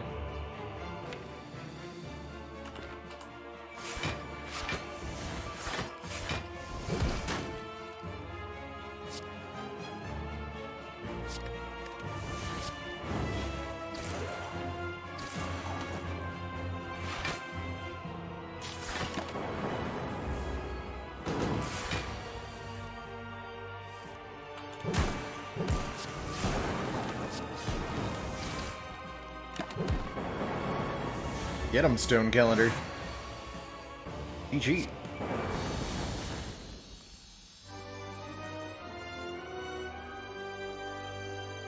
I definitely think that not having to face Time Eater made our life a little easier there. I don't feel like this deck would have had too much of a problem with Time Eater, though. We perfected both Donu Deca and the Awakened one. Seems hard to imagine that Time Eater would have done too much to us. Two thump, a deep pulsing dread can be felt throughout the room. Is this the heart of the Spire, the source of Defect, getting here to Act 4 with not a single point of focus and no intention of acquiring any? Pretty hot. Oh, that's right, we did intentionally activate our Centennial Puzzle. I think in both of those fights. With minor damage. We took 4 against Awakened one, right? Really wanted to upgrade this for much more energy generation. Don't think we want the Zap at the dual cast. Somebody asked, is Zap better than Strike? I think with the Kunai, the Zap is the worst card. We might remove it.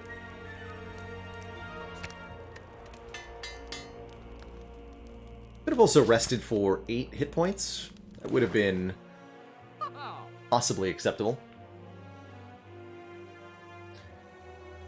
Chemical X. Very, very interesting. Chemical X makes our Reinforced Body. It's only one card out of many, many, many, but it does make this card a lot better. Vajra could be good as well. I would like to swap out my Essence of Steel for probably the Liquid Memories here. Liquid Memories on All for One can be very bonkers. Can also help with the Scrape. Let's do math. 85 for the potion plus 167 equals 252. Yes, I can afford Chemex in the Liquid Memories, or Vajra in the Liquid Memories. Or Card Remove in the Liquid Memories.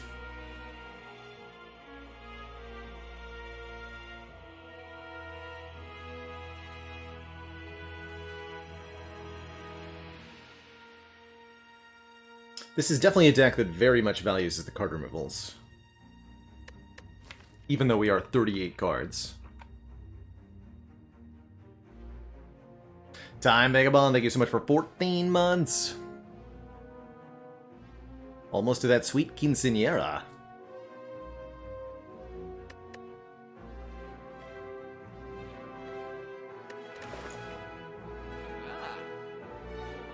Forethought, yeah. Forethought could do some funny things. Scrape Forethought a thing? Yes-ish. Not really. It does come back with All for One. That's extra hilarious. Wait.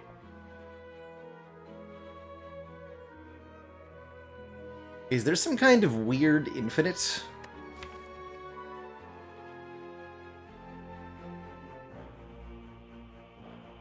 I don't think so, right? Because they're only free for one time.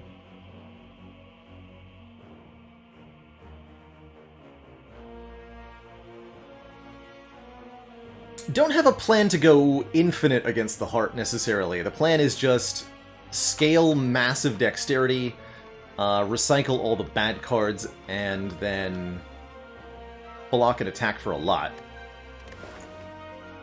It doesn't need to be infinite.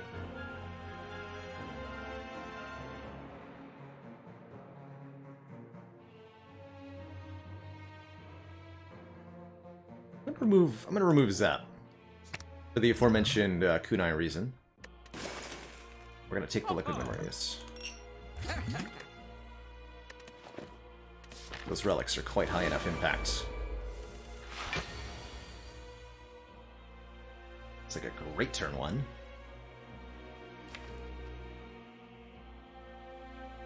So seek for Panache Seek.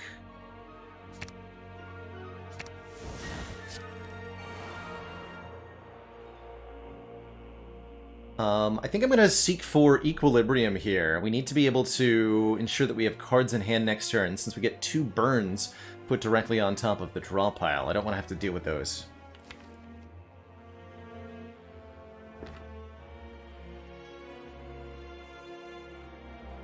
What I do is seek for Equilibrium Echo Form.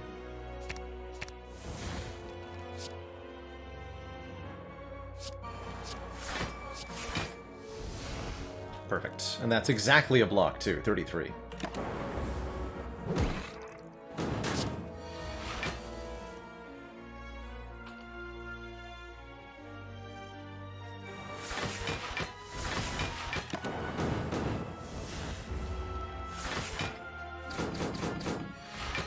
It's okay if we have turns like that sometimes.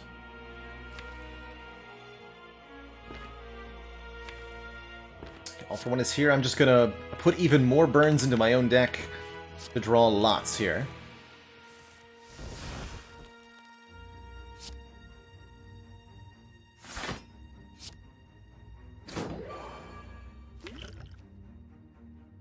Two, three, 4 cards come back.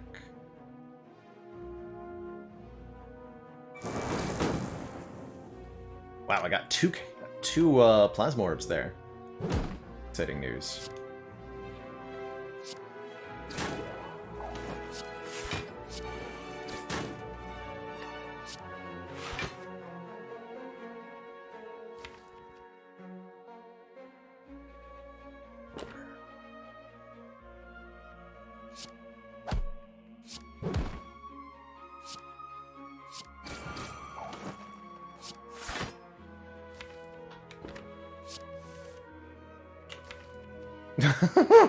Oh, what have I done?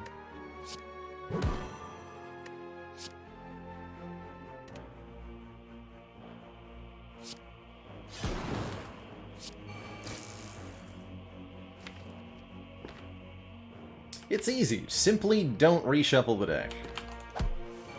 Ever. Never, ever, never. Just don't do it.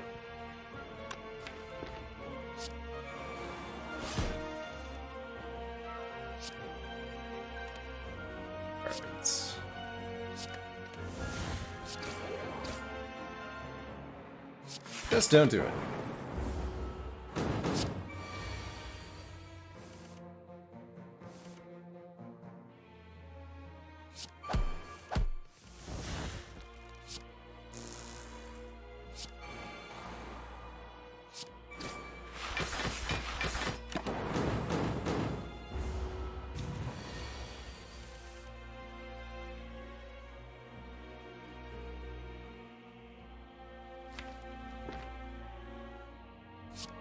I get to keep one buffer.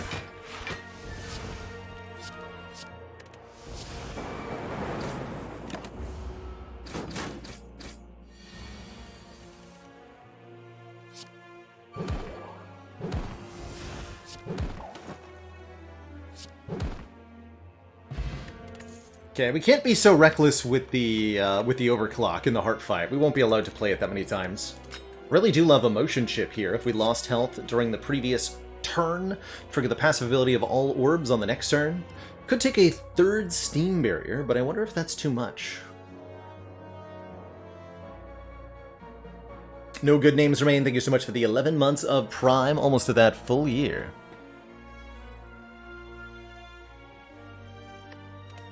I think I'll call us good. Hey, that genetic algorithm was upgraded, thank you. Alright.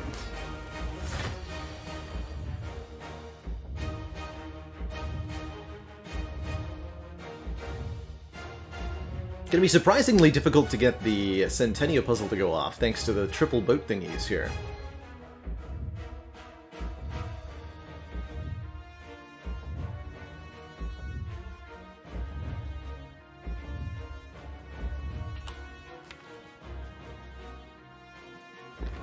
Withdraw, and then I'll probably just put buffer in place so it can block the big hit. Yeah. I could get a kunai proc, but it seems better to have buffer in play. Could use liquid memories to get it. No, let's just play it. Hit me for that 67, please. Yeah, good. Second buffer's here. We've had first buffer, yes, but what about second buffer? Well, I'm gonna say this has not been our ideal draw order.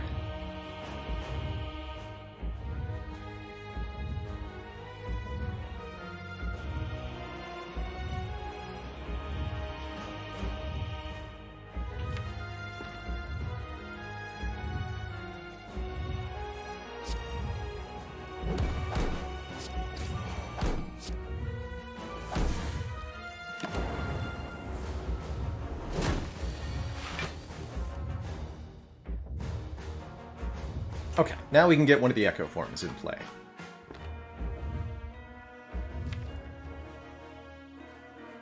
Even both of them if I wanted to, actually.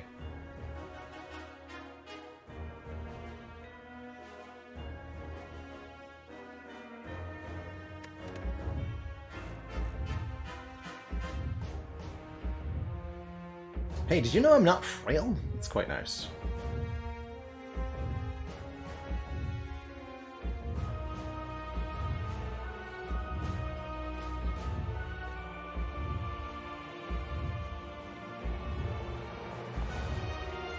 We get Turbo and Echo Form.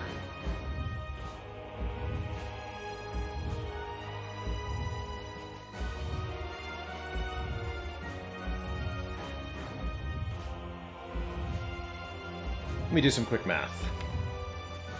Famous last words. Seek for Seek. Turbo. Seek for Echo Form Equilibrium. So the turn is then Seek, Seek, Steam Barrier, Charge Battery, Turbo, Equilibrium, Echo Form. Aggregate is more energy. Yeah, we could Seek for Aggregate instead. That doesn't create a void. But then doesn't come back with All-for-Ones? The All-for-Ones are already in the discard pile. Okay, energy generation card irrelevant here. That is what? Seek, Seek, Energy card, Echo, Equilibrium, Seek, Seek,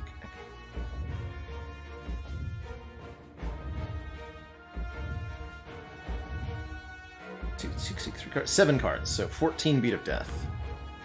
We have to block 44.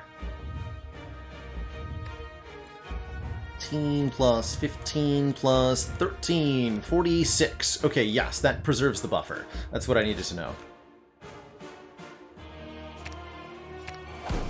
And in fact, we have 2 extra, which means I get to Dupont the Echo Form.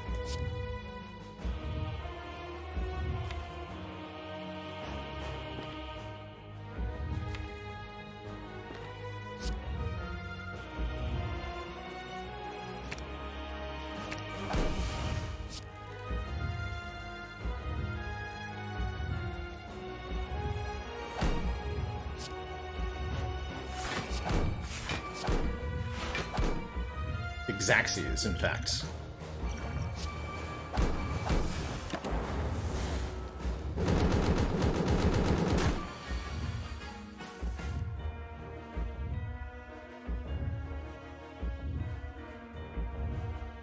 And now we're gonna have a good time.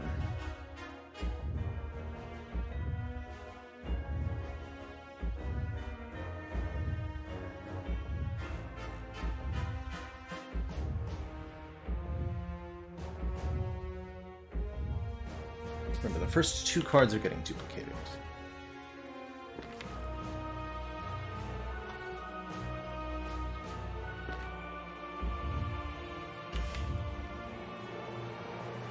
Okay. I could draw more cards by losing my buffer voluntarily here. Anything to dupe with Liquid Memories, that would be pretty good.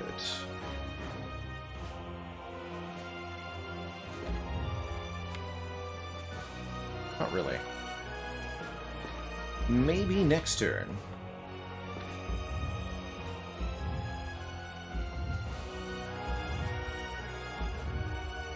It's time to start burning cards. Not much is certain.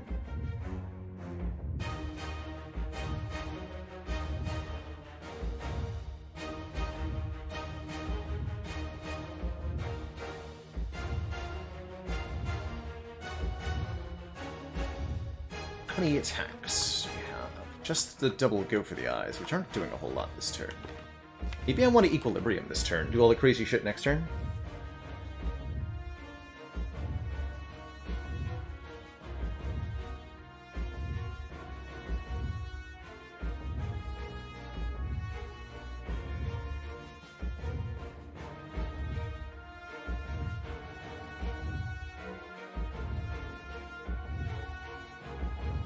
Yeah, let's do that.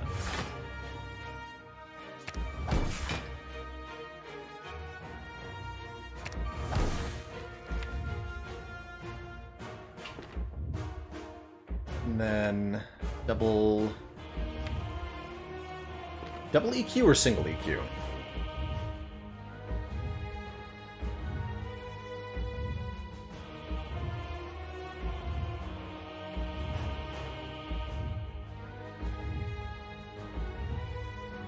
My options are retain cards for 2 turns, burn 2 cards, or hologram twice, getting back all for 1 and probably hologram again. do that.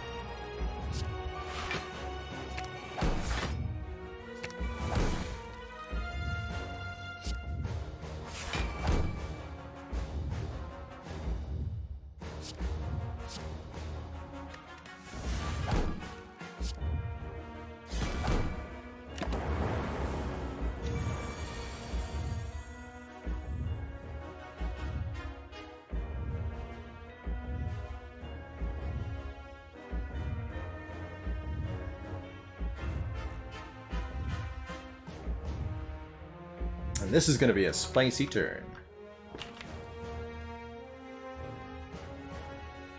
Let's see, how many cards in discard pile? 1, 2, 3, 4, 5, 6, 7.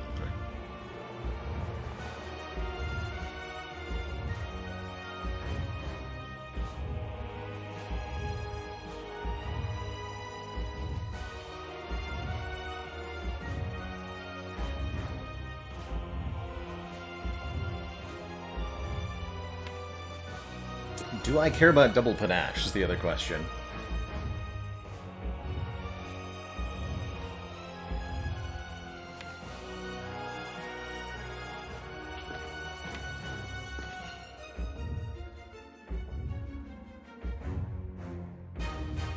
We probably don't want to proc the Centennial Puzzle. I don't think I get a choice, though.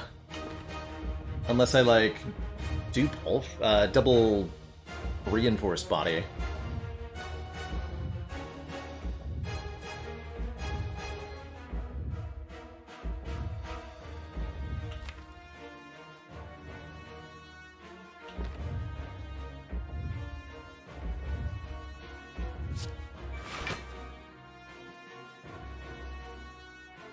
Aggregate only gets +3.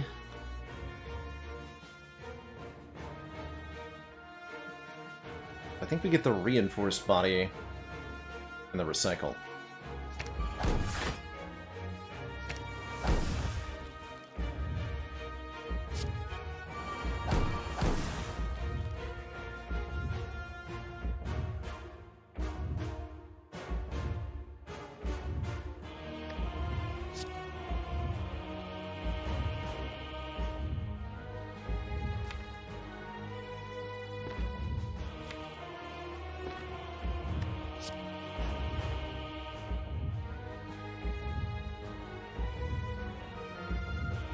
Chaos reinforced for 3 and then start going? Yeah.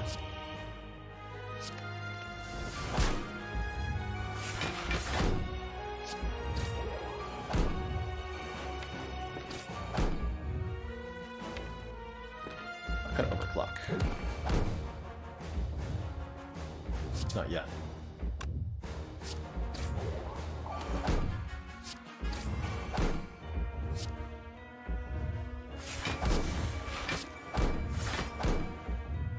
Oops.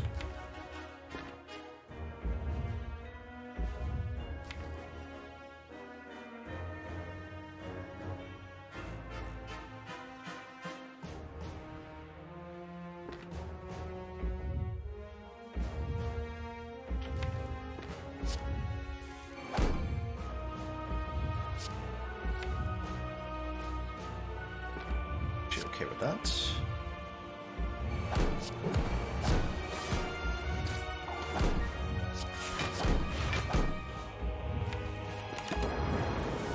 We'll take that. We do lose the buffer, but we do activate Centennial here. Centennial here, excuse me. It allows us to do some fun things.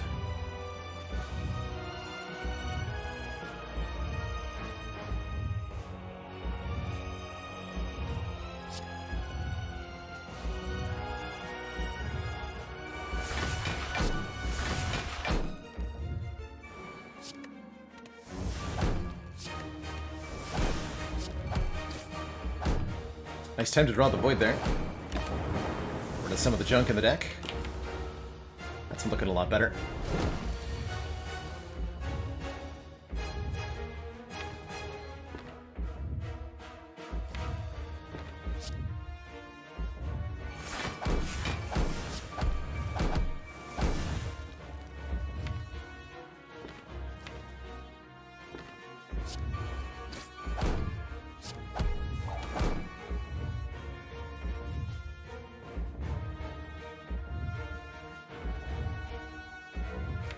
not even at Beat of Death increasing levels yet.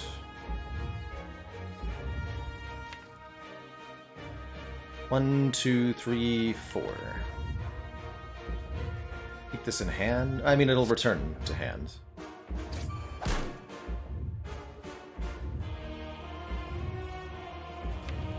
Go back, okay.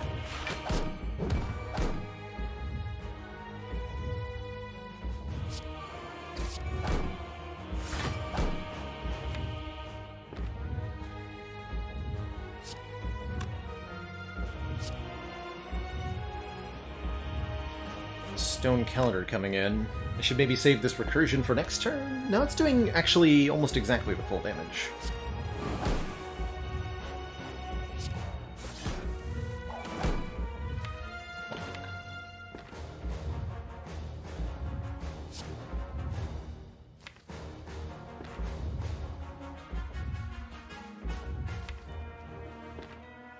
Can't decide if I should recycle here. Guess I'm not going to.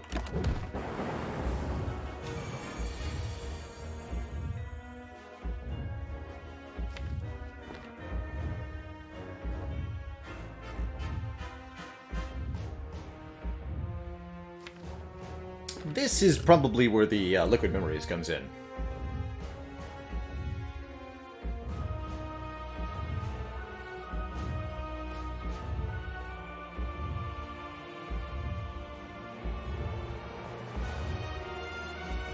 It's only a 4x15, actually.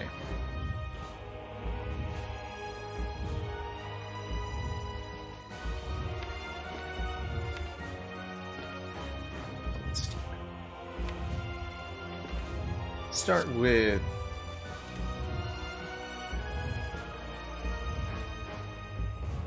barrier.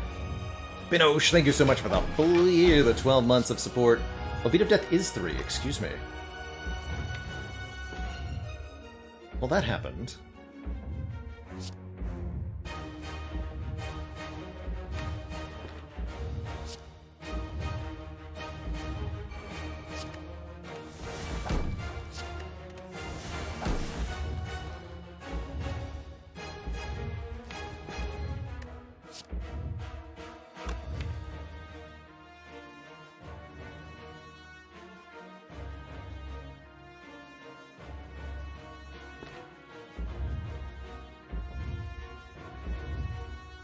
Actually, can anybody tell me why hologramming... Or, sorry. Never mind. I was thinking we should Liquid Memories the reinforced body, but it's actually better to Liquid Memories the hologram and get the reinforced body. That'll be more block.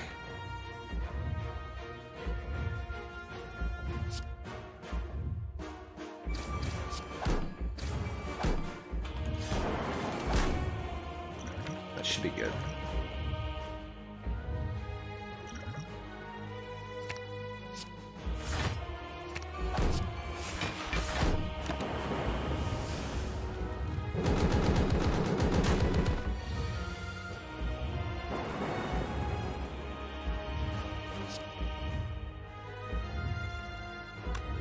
We're not even going to play this.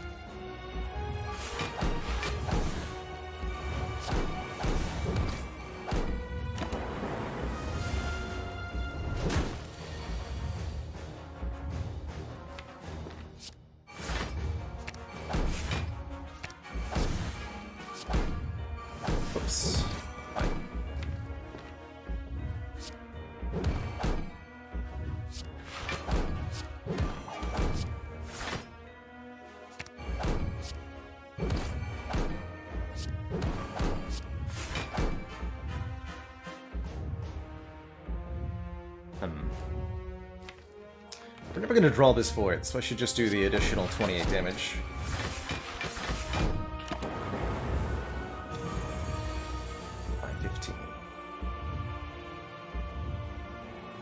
Not a problem.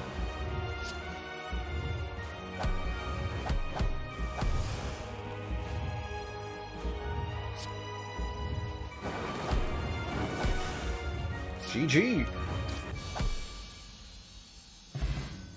GG, everybody. Another one cleared. I can't believe a Defect got there too. So far, this has been easier than no rare cards, which has been a very interesting thing to learn. GG.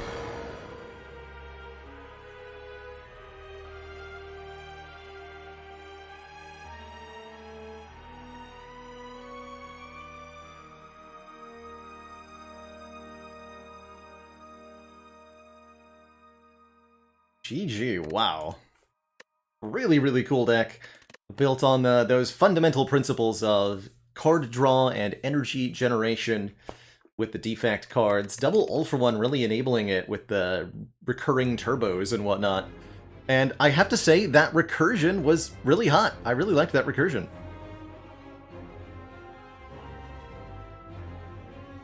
Bailey asks, would I consider skipping Pos Relics more often based on this? I think it does mean that I'll be taking non-energy boss relics a lot more. As I'm starting to get a better understanding of how I can work around them. And I might also be more inclined to opt for energy upgrades in Act 1, having observed this too. But yeah, that means more tiny houses. To think we could have died against the Jawworms if it weren't for that 1 in 3 Lightning Orb hit, right? 17 damage, 3 turns. We almost bit the dust here. A Stinking Darkling is 46 damage on that turn 2. Oof. Oof.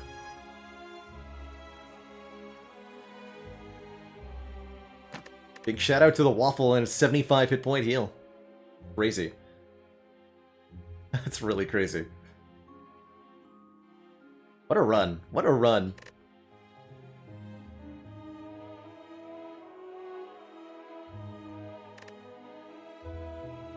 .75 dex per turn. That sounds about right. This Panache was also incredible. A huge amount of our damage, even against Heart, since we're able to play so many cards.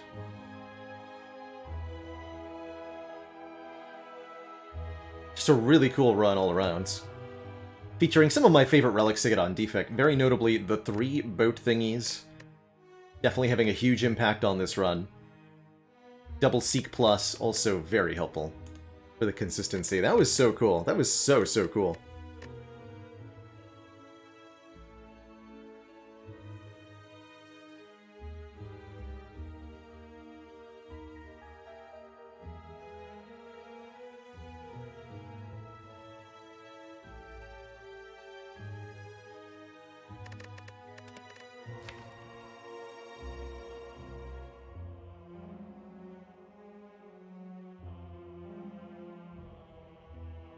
I guess you could say Iwoto?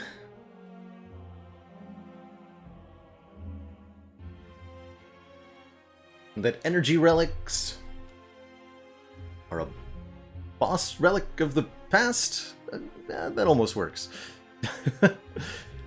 People says, what's that one modifier that makes combats only drop relics but not cards? That modifier is called...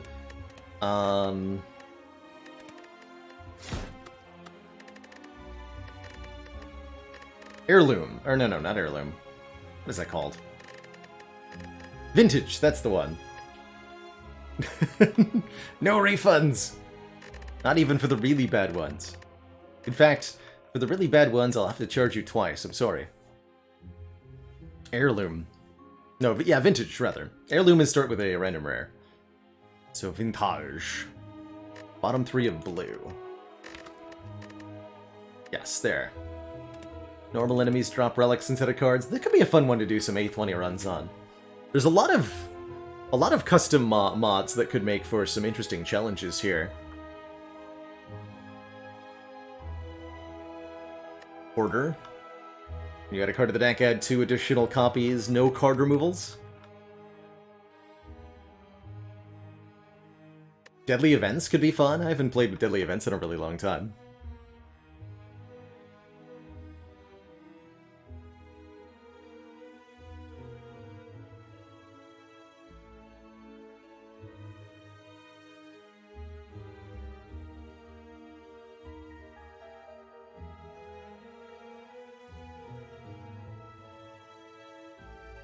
Ubla says, Silent Starter deck loses 100% of the time to Laga on A17 and plus. What relics from Vintage will make her survive?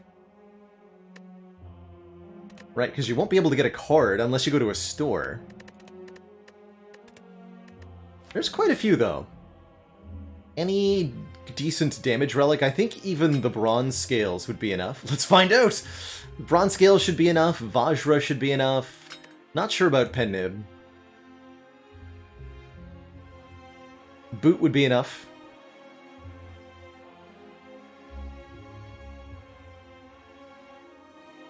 Shuriken's probably enough. Mercury Hourglass should be better than the Scales, so that should be good.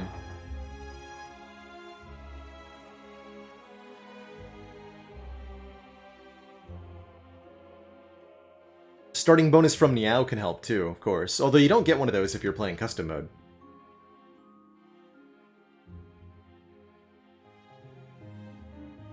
Also get rare relics. Dead Branch could maybe make something. Duvudal is good. I'm not sure if the Helix buys you... I don't think it does. Extra time doesn't help. But Pocket Watch could make the difference with the extra draw.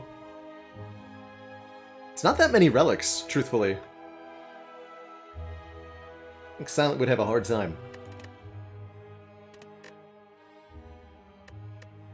Anyway, before we do any other silly different challenge shenanigans, the Watcher has to prove that she can win with no boss relics.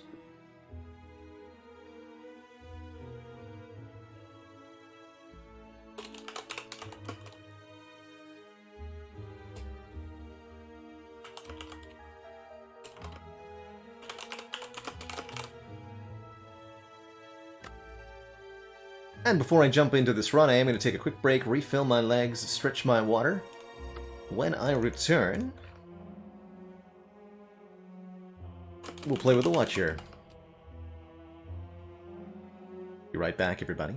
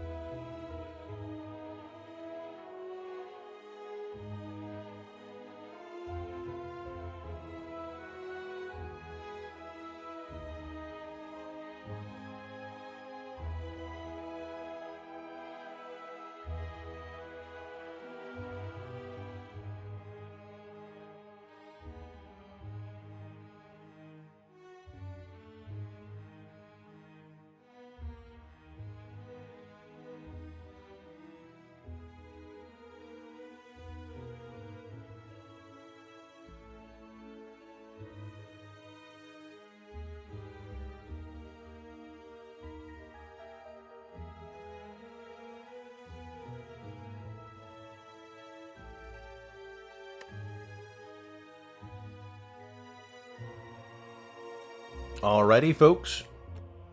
We have returned. Welcome back, one and all.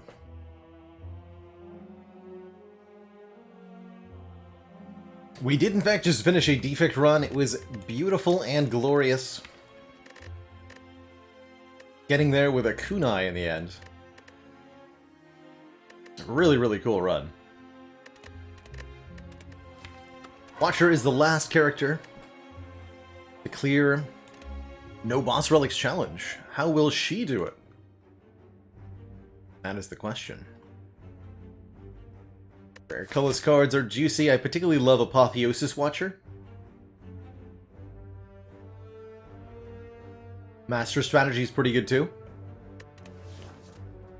Hand Greed's pretty good too. None of the above. Sadistic Nature, Bomb, Mayhem.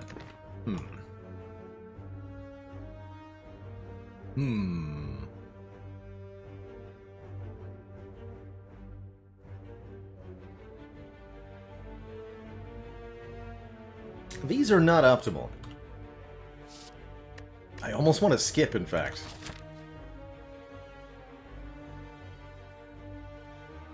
But I guess we'll get a Bomb. Bomb does some pretty cool stuff. Also pretty good against the Elites of Act 1.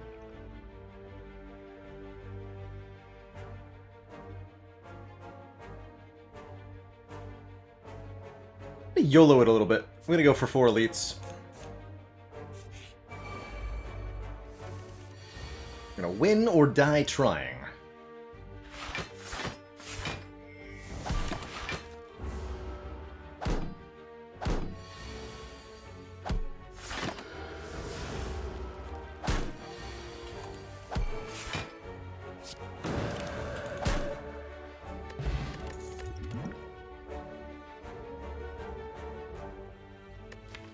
But the deck's gonna have 3 energy the whole way through, so expensive cards like Wheel Kick are gonna be tough to justify. I'm cool with the Crush Joints, though. Lets us apply Vuln for 1 turn. Combos with our Miracle pretty well. Not too shabby.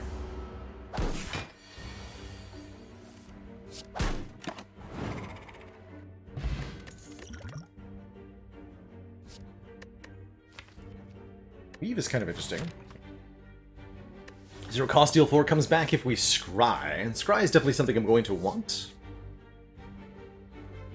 Yes! Pressure Points does trigger Sadistic Nature, as Pressure Points is a debuff that you're applying.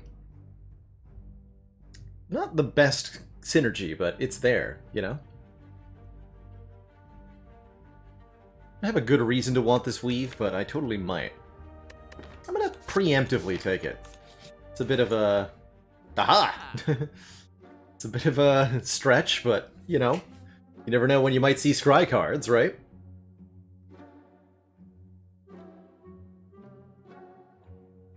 Mental Fortress, not bad. 88 gold's a lot, though. Ghost, okay, I'm just gonna remove a defend, replace it with a 3rd eye. Scry me a river.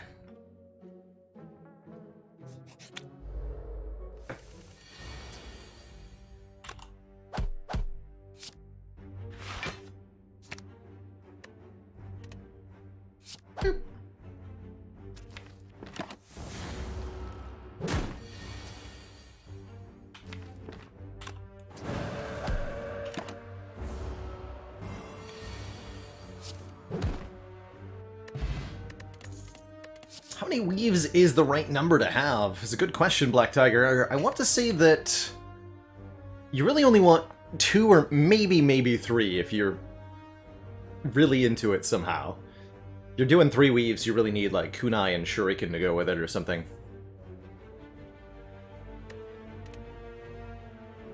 I do like this Talk to the Hand a lot with our weave. Indignation's not bad for another Wrath source, but I already have Vulnerable with Crush Joints. Take that Talk to the Hand, and I'll definitely take it to Distilled Chaos over this Ancient Potion. 2 pretty good potions to work with. 2 random upgrades for some health. I'm in. This gives us upgrades right before this Burning Elite fight. This could be huge. block cards get plus. Pretty okay with that, truthfully. However, I'm not okay with this. Here we go. Bomb turn 1.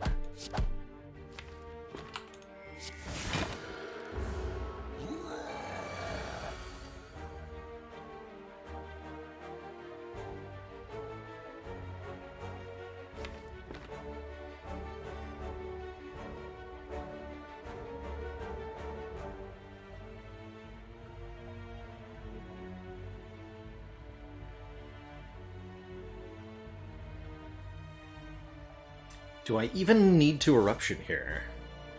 I could go Crush Joints, Talk to the Hand. Third eye to get Weave. Just need to deal 34 damage. This would be 8, 7, 6. 21. So I need 14 damage next turn. On a 5-card draw. That's not guaranteed.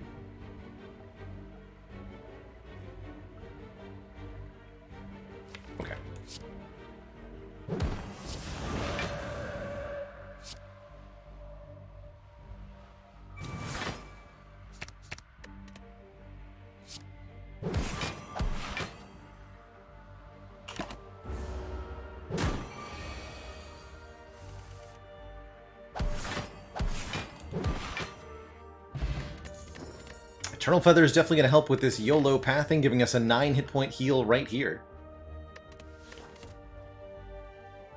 Ooh, and a Conclude for big AoE. If I want to survive these elites, I think a Conclude will help a lot. Cheaper than the Wheel Kick. It's like I probably want to rest. Yeah.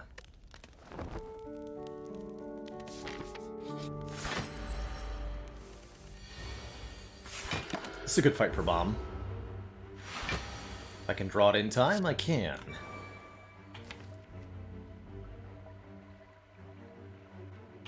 Could go Miracle Eruption, but with no exit. It's a bad idea.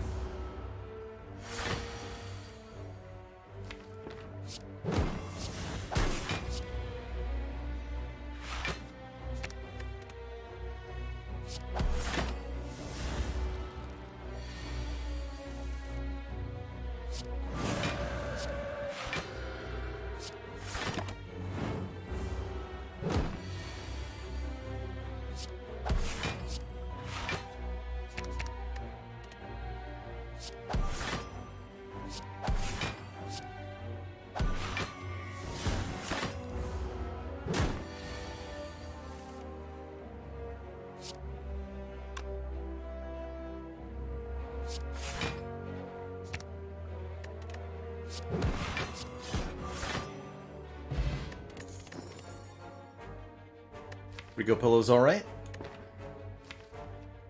Collect can be a way to generate energy. Although it's a little bit awkward. It's not energy until the turn after you play it. A Carve Reality or a Consecrate.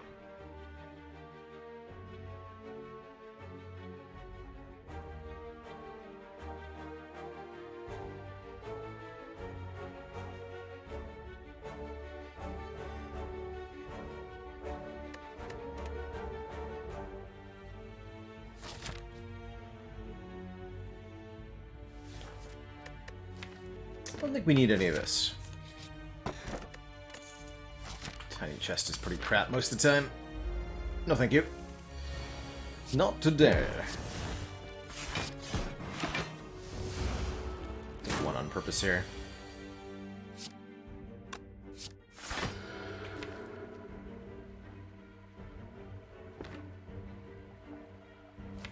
Trying to kill next turn, that's what I understand from this.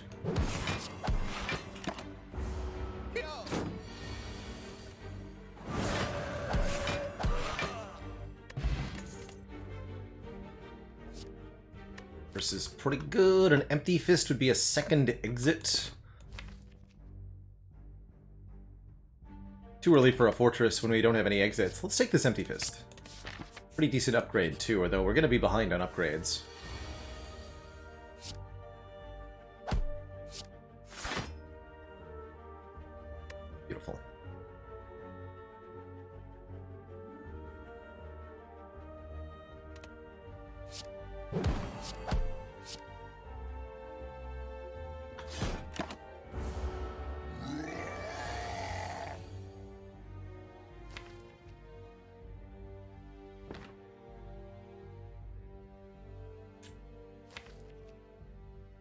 See. Okay. Huh.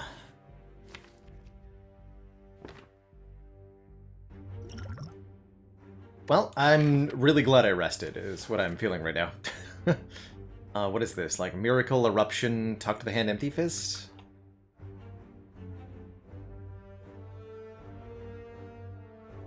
It's not going to be enough damage, is the problem. Our best damage is 9 plus 18, 27 plus 12, 37? No, 39? Definitely not enough. That strike next turn won't make the difference either.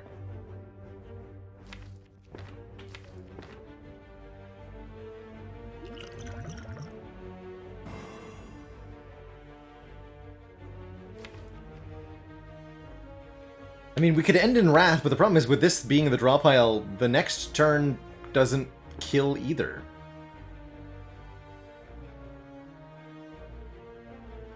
Or even if I go Eruption, Strike, Strike, next turn, double damage Strike, that's not a kill either, right? That's only 45 damage.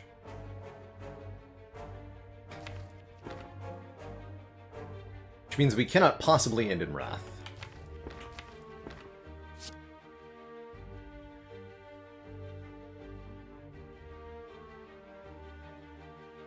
Guess we'll do it this way. 2 less. Yeah, we don't even draw any damage this turn.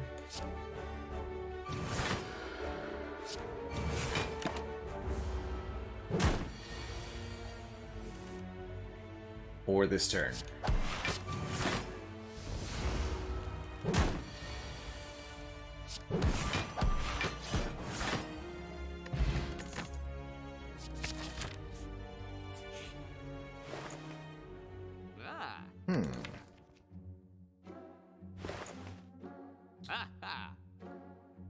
Fasting is interesting.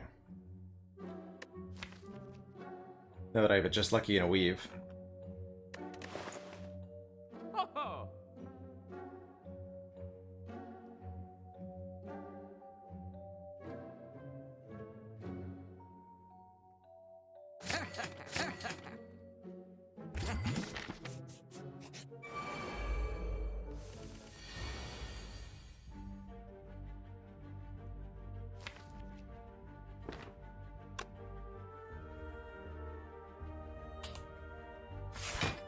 Clean win to me.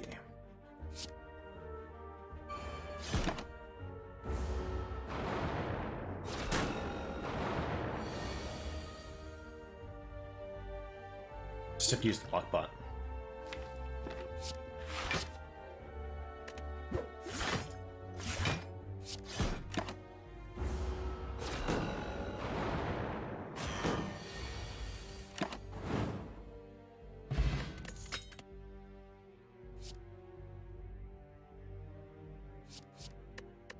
Double Talk to the Hand. Deck is so far behind on upgrades, is the only problem right now. So very far.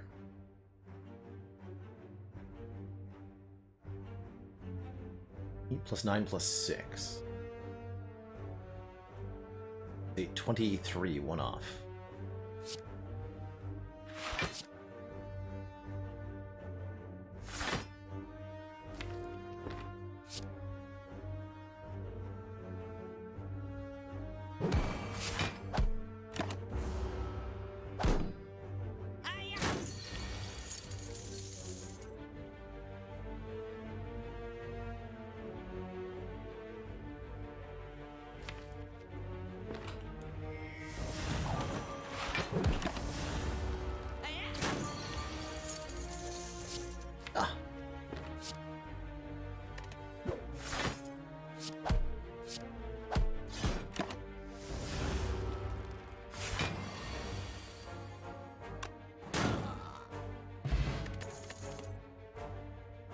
I mean, Burner on 4 doesn't... Well, I guess it will matter a little bit. Because of... stuff. The second Consecrate here. Yeah, it'll matter a little bit. Either upgrade Eruption, we upgrade Crush Joints, or we upgrade Fasting. 3. I'm 6'0", is my actual human height.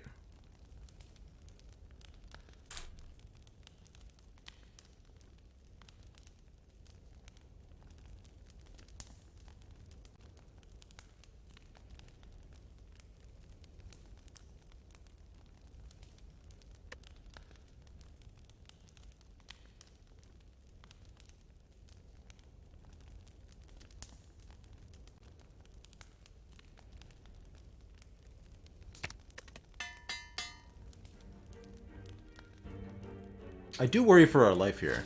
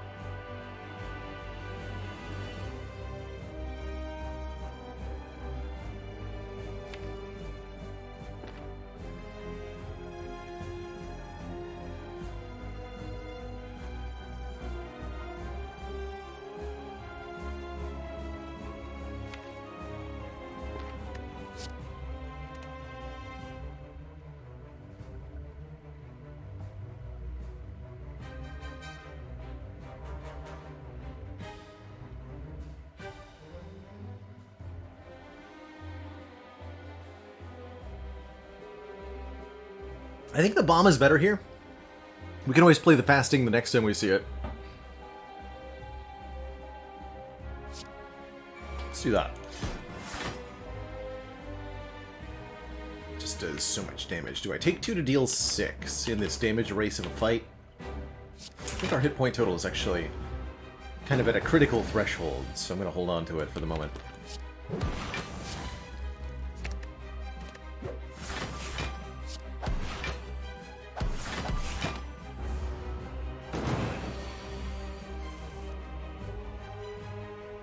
Double bomb.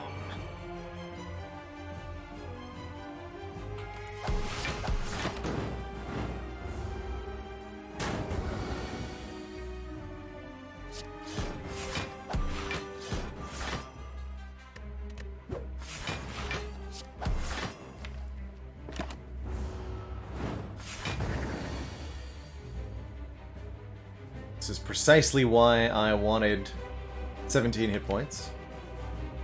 Actually, double talk to the hand is here. I think we've had an unfortunate outcome, though.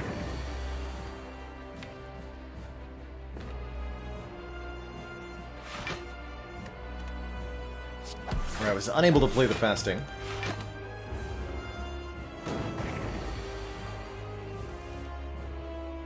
Yeah, and now we die. Wait, did I have... No, that only would have been 6 more. Yeah, GG.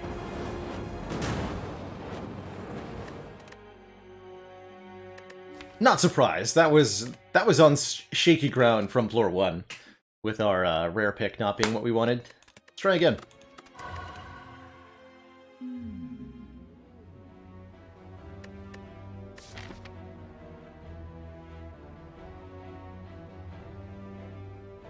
Obviously not losing to anything related to our challenge mechanic there, since we didn't even get to look at any boss relics.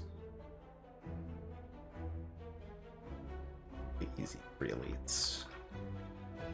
Alright, feels like the eruption upgrade is super important. Let's start with that this time. Common relic wasn't bad either. But was it good? No. I mean, maybe, but...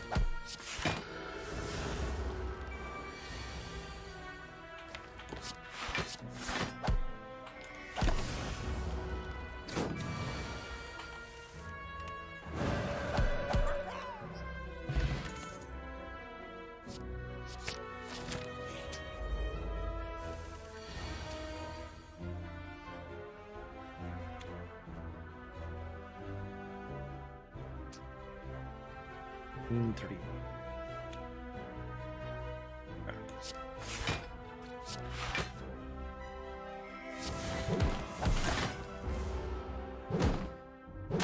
No consideration for Sands of Time. I mean, it's definitely not a bad card.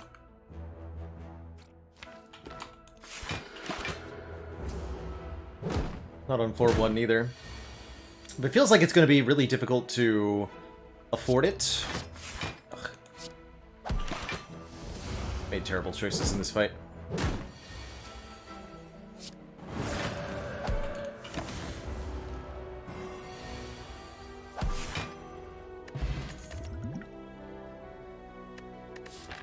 Consecrate versus follow-up. I think I'll go with a Consecrate.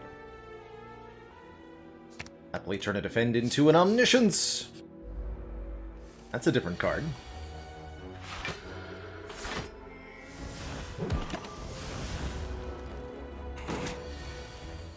What happened during Hexa? We were 2 damage short. That's what happened.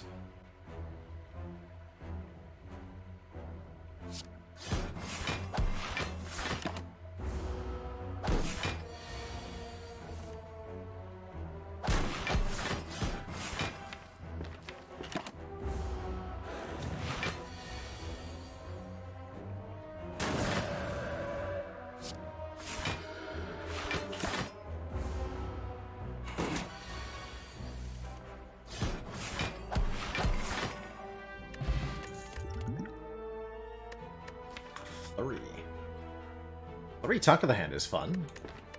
Zero cost cards are fun. Seems alright. My current intention is to go this way. Maybe to this store.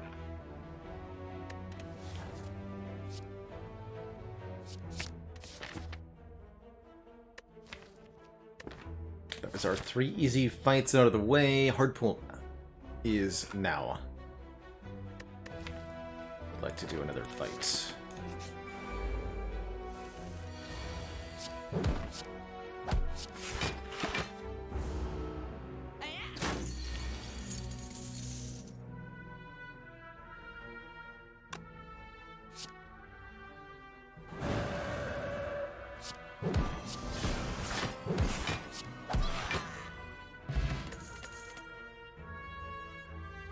Sleeves is alright with a Talk to the Hand, since it does hit 2 times.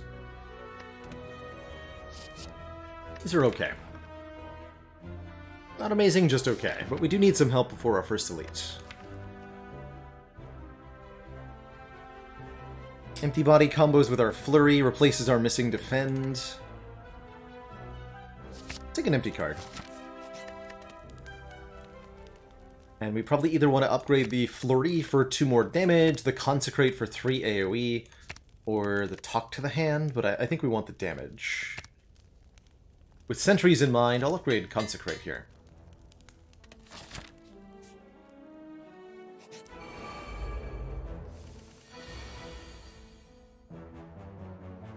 Turn 1 Omni, huh? This is a pretty good fight for our Colorless Potion. A lot of good hits here. Random free skills. Now that's interesting.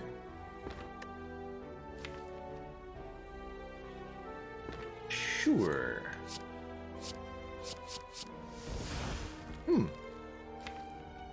Neat.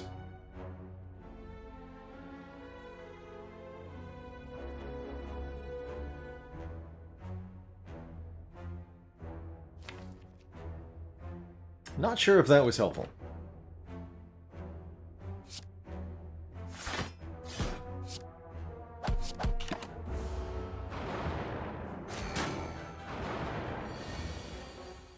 Omni-Blasphemy would not have been a kill. No, it's only 24 with the Consecrate.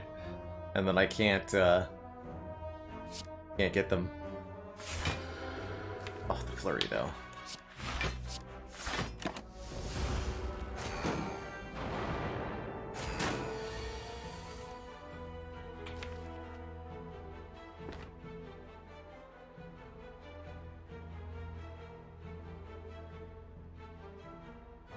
Not a kill. Ugh.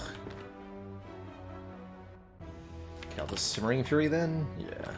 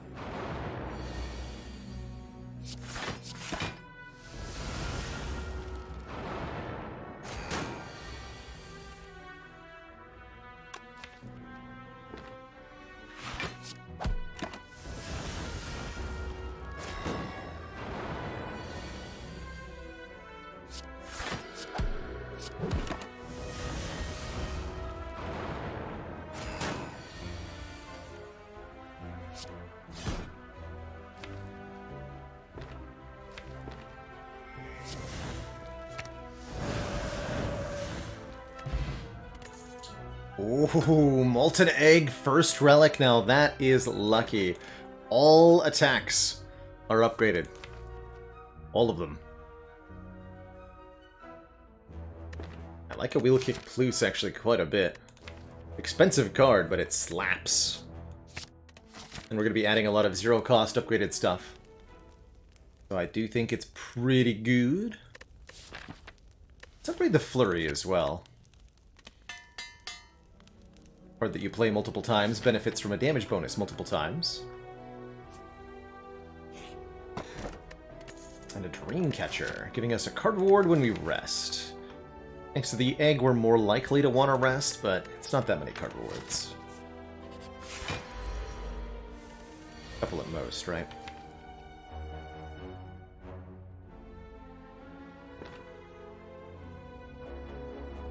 That's a pretty good opening. About as good as they get.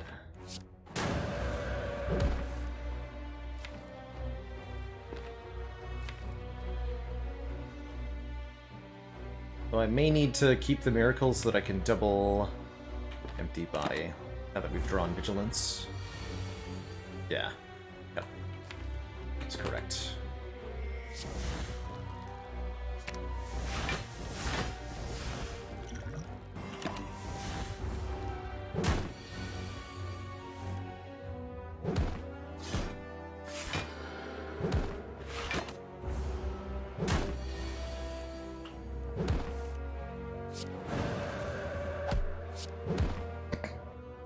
No problem. Wow. And Wallet Plus is, generally speaking, exceptional, but Scrawl is too. Upgrading to become zero cost, draw cards until the hand is full.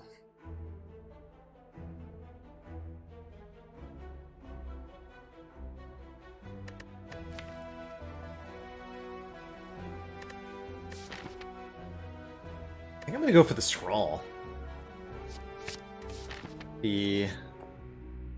Oh, sweet, and we don't have to go to the shop. Sweet.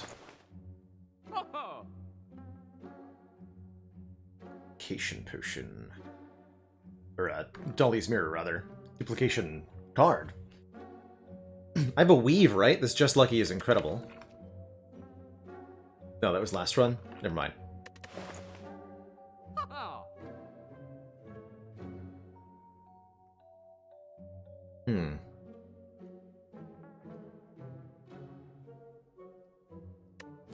Could dupe the Omniscience. I mean, that is really powerful.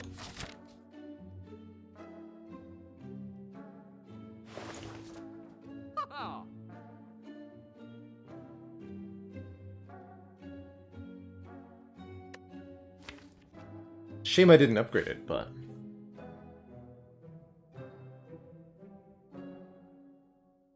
We can also mirror Talk to the Hand, and as noted, get an upgraded Talk to the Hand from Molten Egg.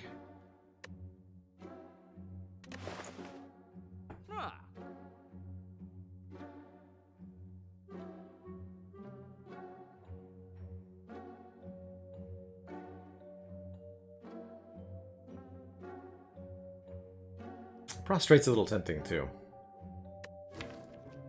Opportunity to have 3 Omnisciences coming out of the Act 1 boss, though. I gotta try.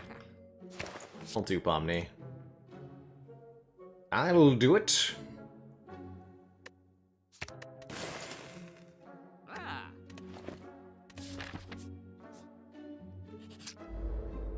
How dare you? So we do Omniscience, Omniscience, Eruption, Wheel Kick. Okay. Yeah, I think we have something here.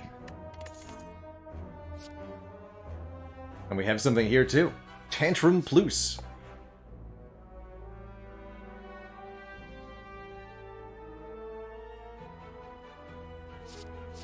It's 4 times. Seems pretty good.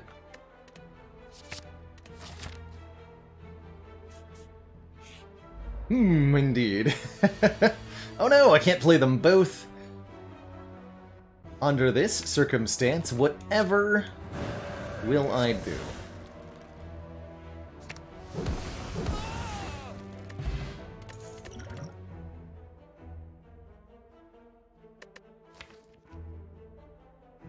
Halt could be interesting.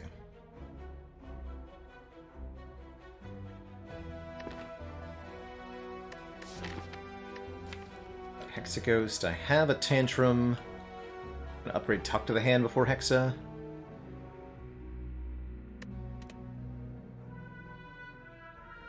Omni follow-up is not 2 free energy, Efeezy. It's only 1 free energy because the first...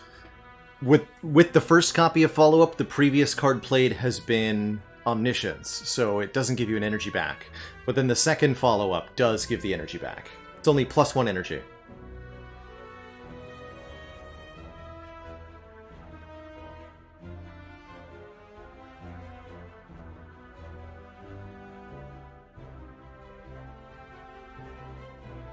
If you chain the Omnisciences, you might be able to get 2 out of it.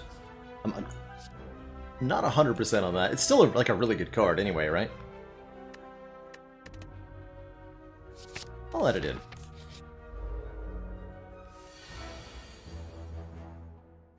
Poor knob. Oh, man.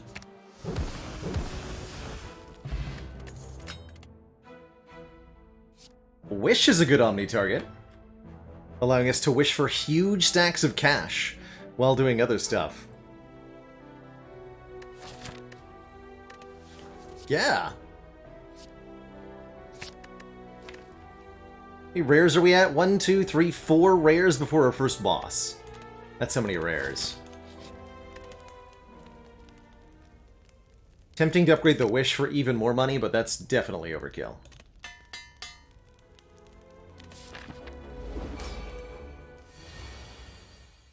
How dare you?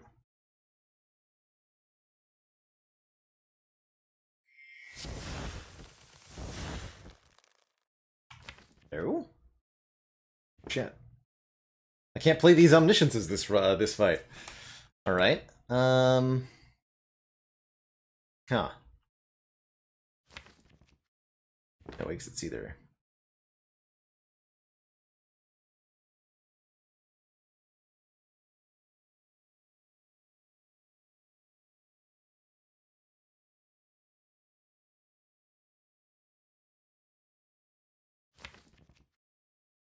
That's true, I could Tantrum out of Calm.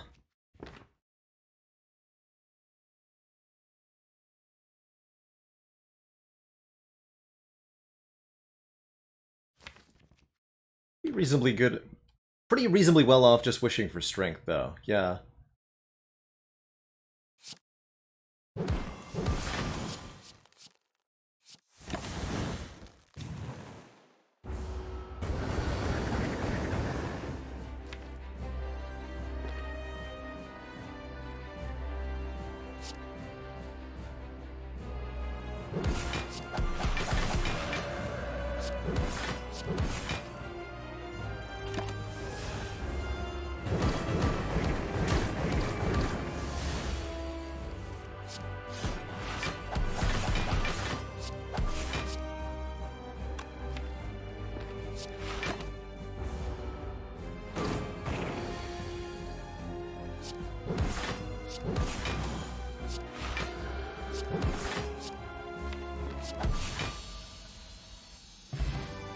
Alright. Well, that's what our worst draw order looks like. Not too bad. Feels like a skip. There is tragically not a third Omniscience here.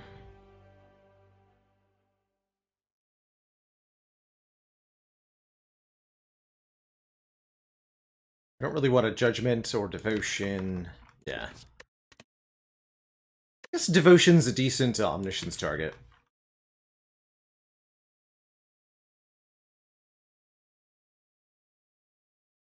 Eh.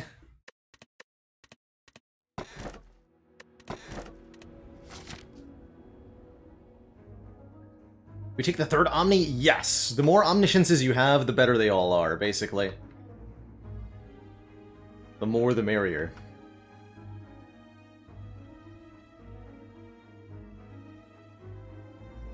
Act 2 is going to be a bit of a challenge here. Depending on our draws, of course. We're going to get a lot of turn 1 kills with the Omnis, but we might also have turn 1s like this that are less good.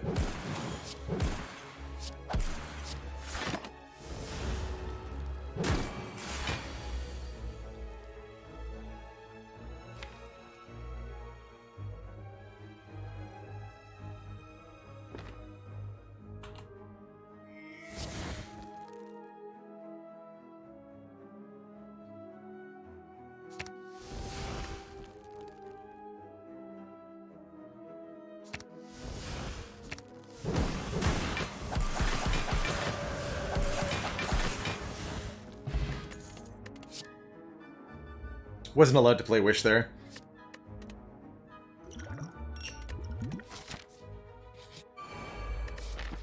I didn't go to a store anyway. Ugh. Dang.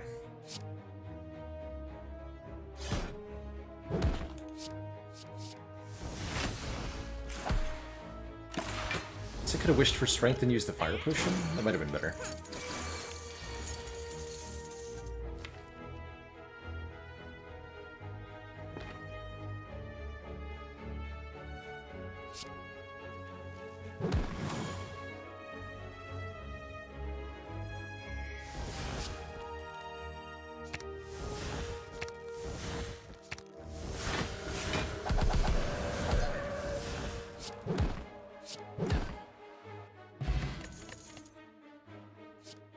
Third Eye Plus! Really, really, really like having access to Big Scry like this. It's a pretty good block besides. Welcome, Web Media Art. Glad you found your way to the stream. Let's end in calm.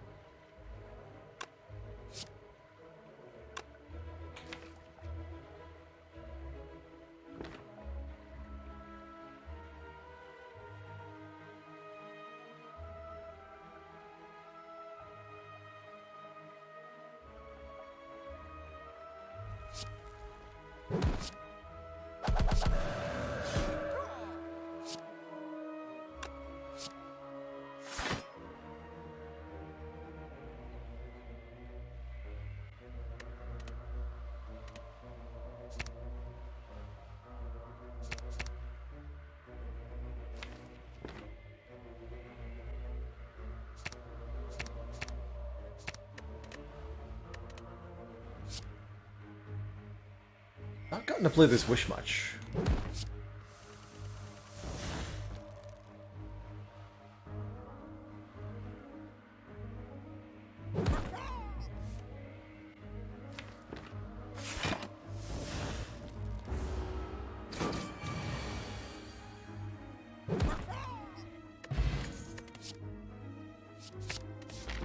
Wallop's a very good Omni target.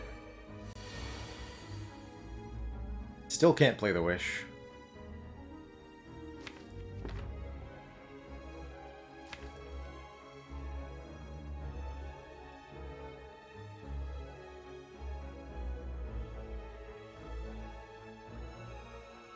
24 times 2.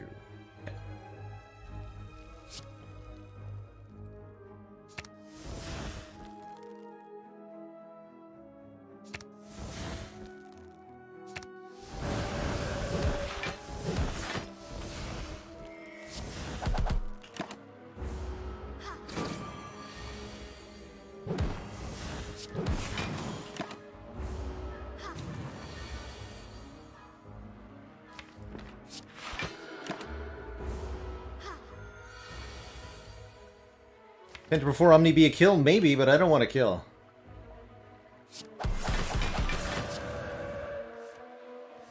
I want to wish!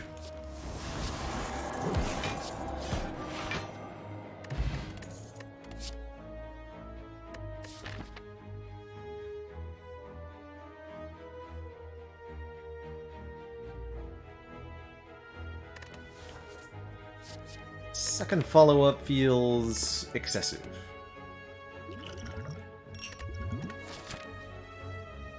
See, what's the intended pathing?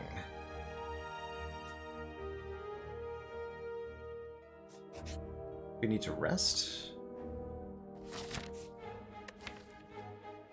If that's the case, let's fight the elite first.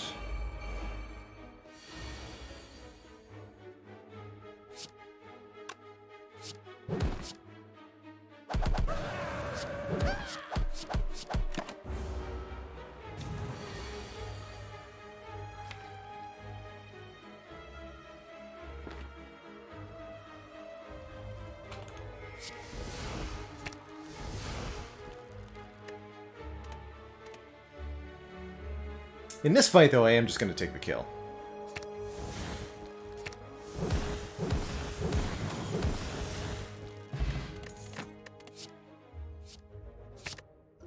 Alt.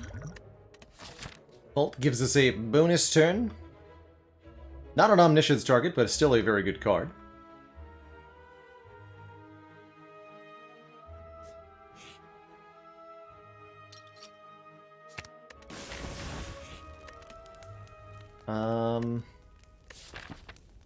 Upgrade Scrawl. A little bit hesitant to move forward with only the current health total, but here we are.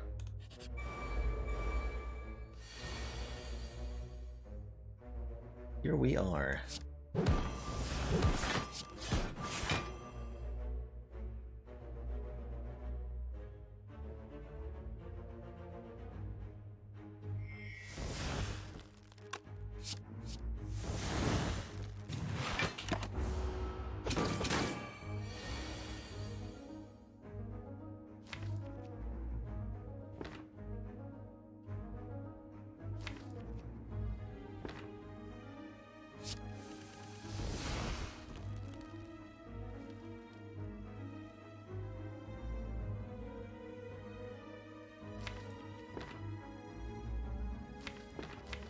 Did I attack before wishing for strength? Changed my mind, I think, halfway through the turn about what I was doing. Do that.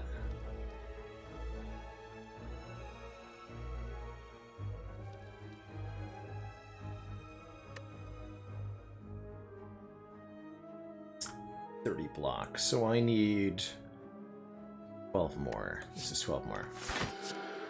Oh yeah, it's way more than 12 more. Here we go.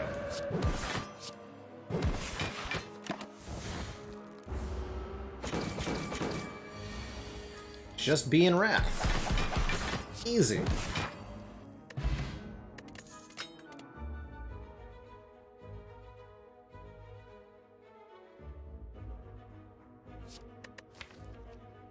Like 3 scry per turn, also a decent Omni target. Rushdown's not bad either, with of course a Tantrum. Notably a card that upgrades to be free. Not that I can afford to do so. Double Foresight gives you 6 scry at the start of your turn. It's very good.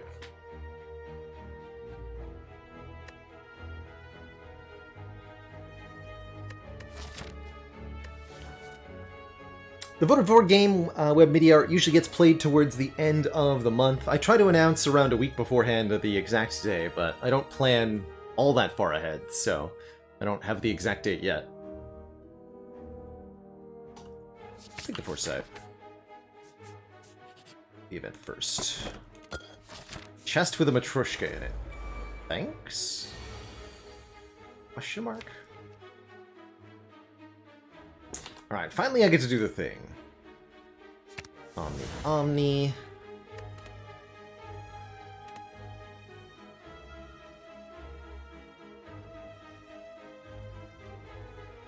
Double Wish. Double... Hint.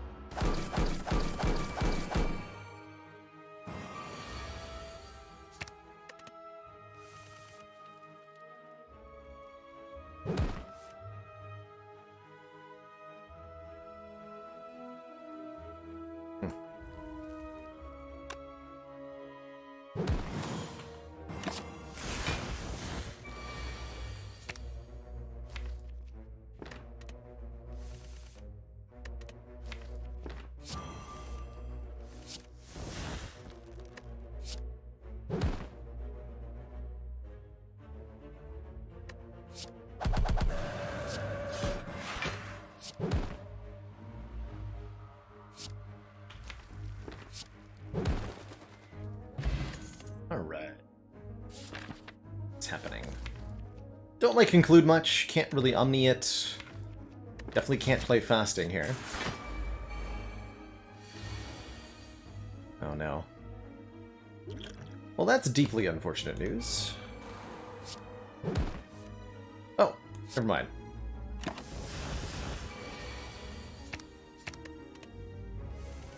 That turned out pretty well.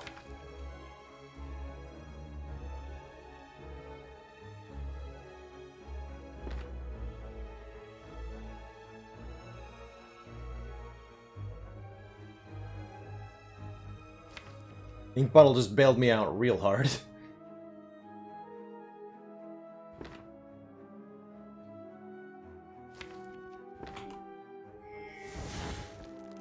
Alright, so 2 cards. I could go Talk to the Hand Wallop. I'm not actually sure what kind of block situation that's going to leave me in, though.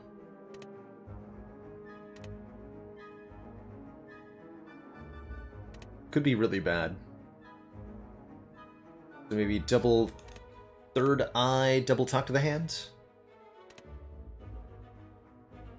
That wouldn't be a full block. Double Third Eye, double Defend?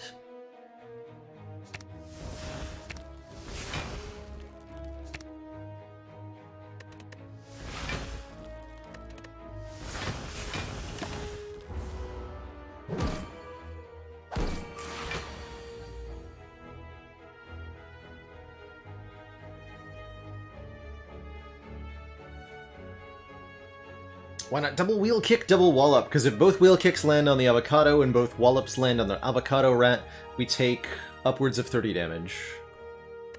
Well, we'd block for like 15 and then take 16. We'd go to very low HP.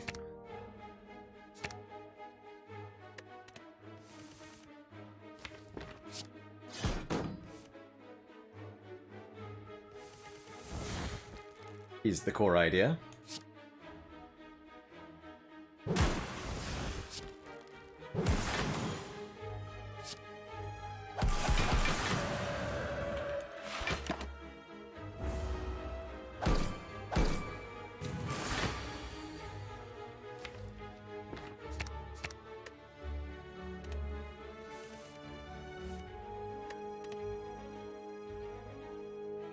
Looks like we're killing.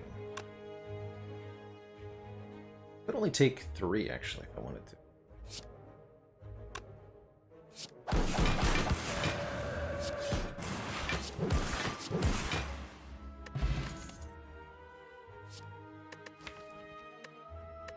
I think a Meditate's pretty sweet. Lets us enter Calm, putting a card from the discard pile into our hand, and that can be fairly good. Hello, this is terrifying.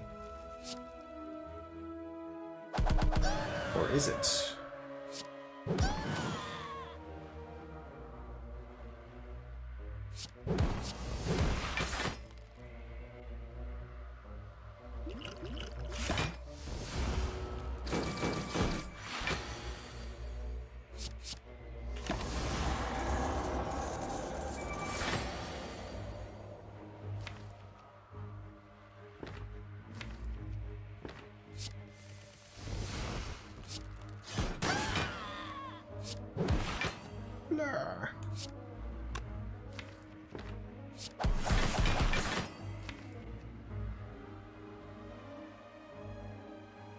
12, 18, 27 times 2, not quite enough.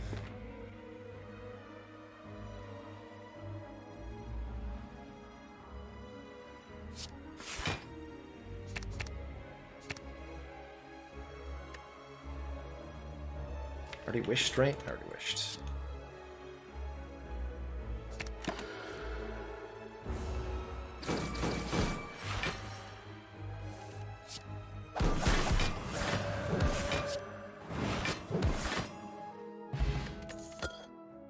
This might help with our omnisciences.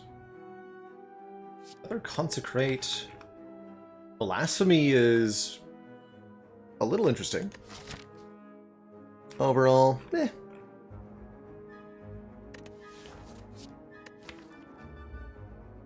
I guess I'll take a rush down now.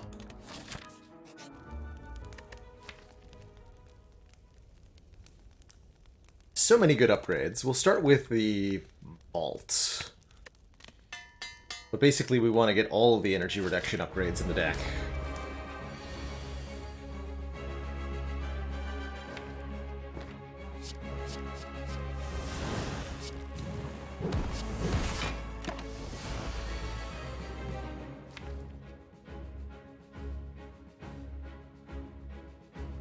Okay, double the powers?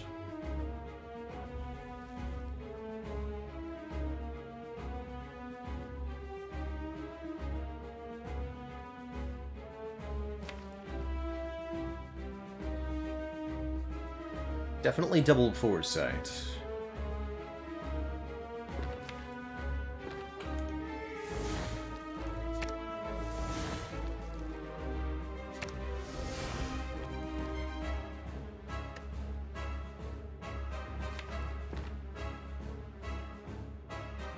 Yeah.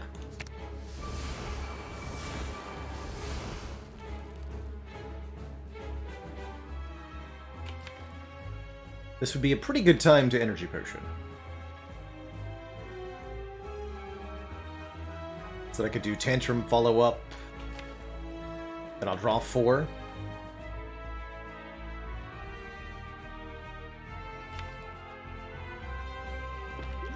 Alright.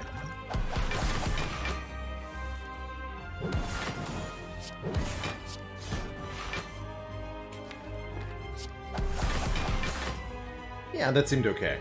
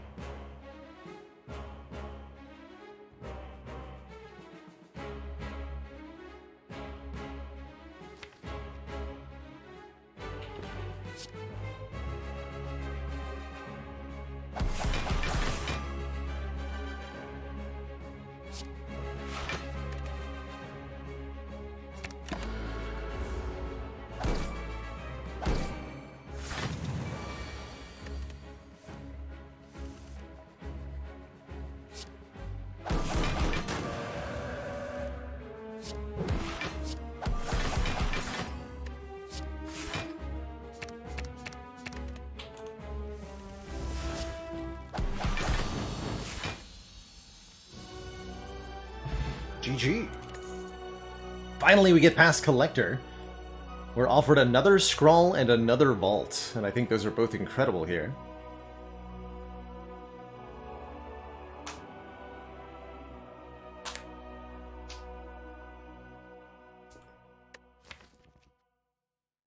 take the vault.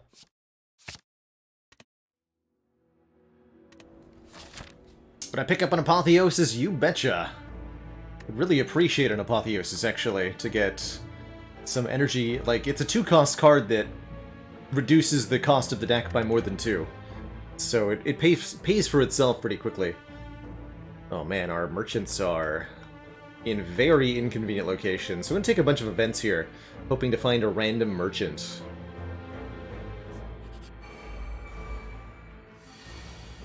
Otherwise, the bad times, you know?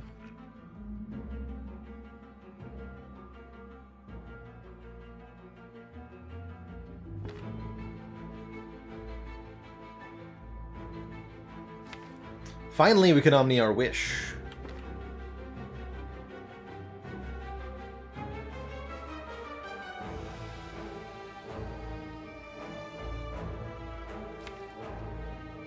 Or we could kill him. Can I do both, actually? No, wheel kick's in my hand.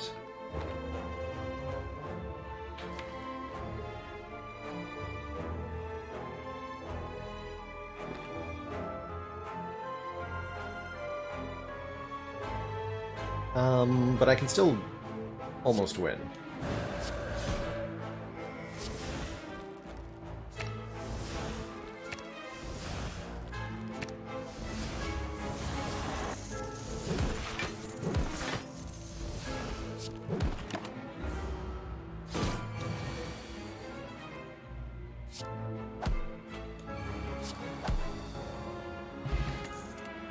I'm rich!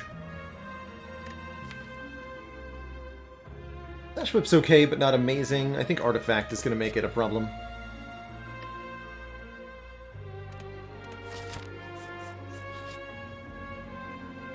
Into Fall.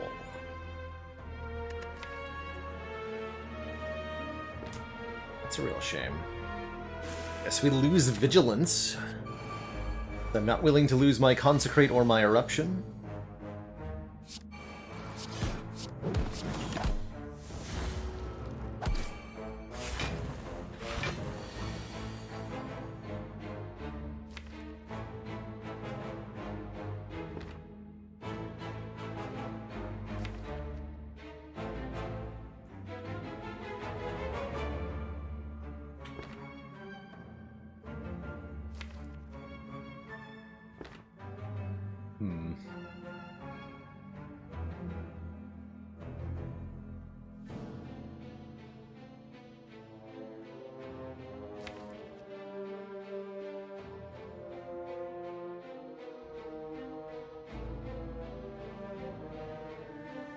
I can do like Omni Wish Vault, but then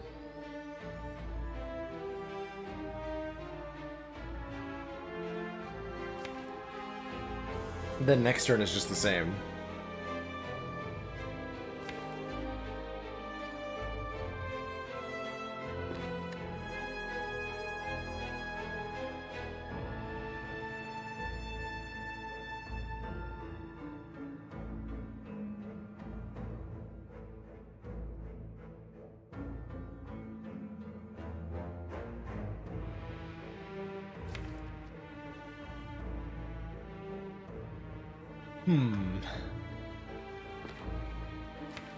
Like they didn't have block. Guess I got Omni Third Eye, Omni 15 by 2, 30 block. Taking more than 30 though. I can't trust in Wallop. Okay. Oh god.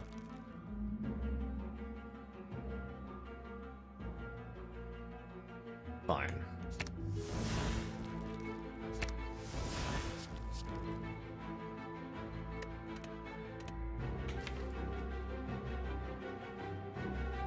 You know what? Screw it.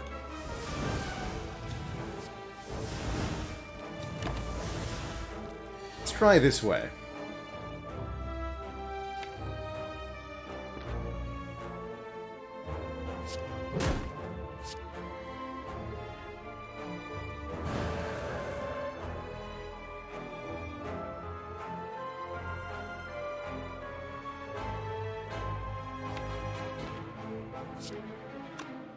18 damage 4 times. Wow.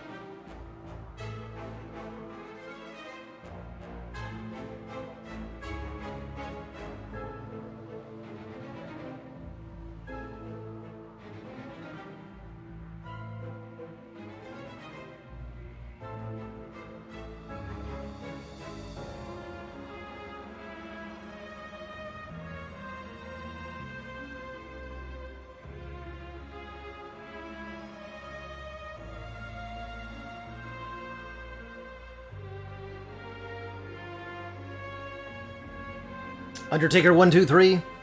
What are the Watchers' favorite burger joint fast food item? It's actually a toss-up between the Walloper and the McFlurry of Blows.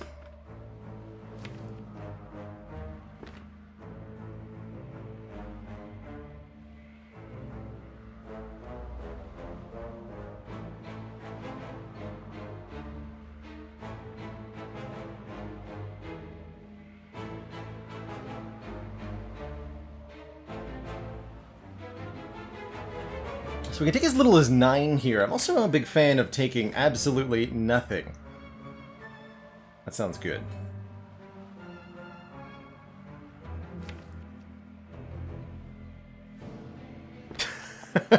See this. You have angered the chat. How dare you?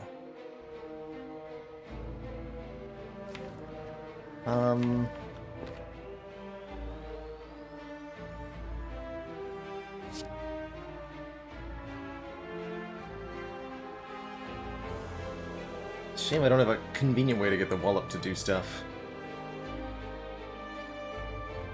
Okay, let's do it this way then.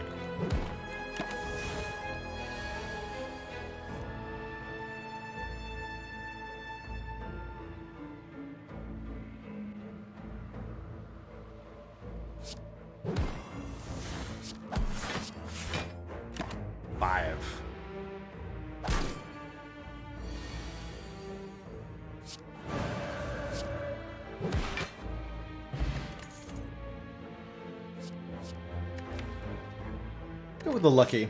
We need some zero-cost cards. And I said I wanted a shop.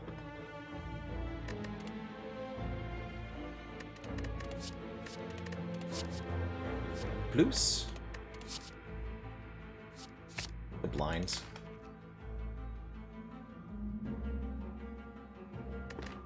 Don't really like the Swift Strike. It's not bad. Said we need some zero-cost stuff. There's the shop. I knew we'd find you eventually. Lots of good things here. Boot thingy for block, another Wallop. Get a Mental Fortress, Master Strategy for card draw. I like this Duplication Potion, and of course I like card remove.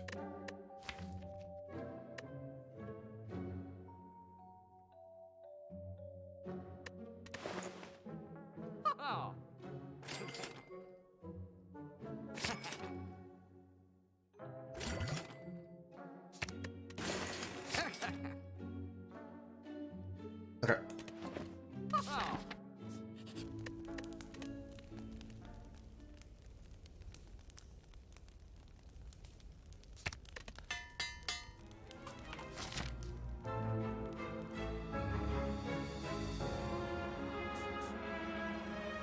Get a lot of upgrades.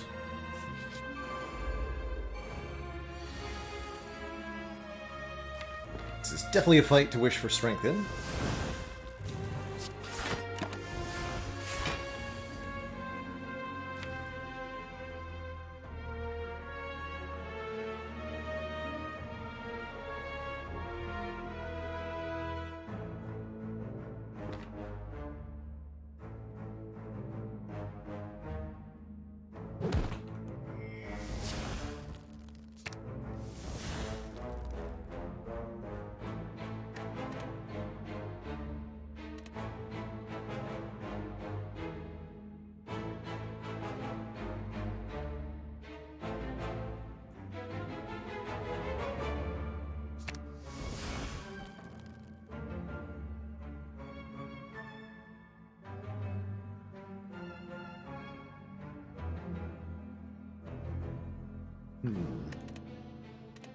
Second card I'm duping is, I guess, the Mental Fortress?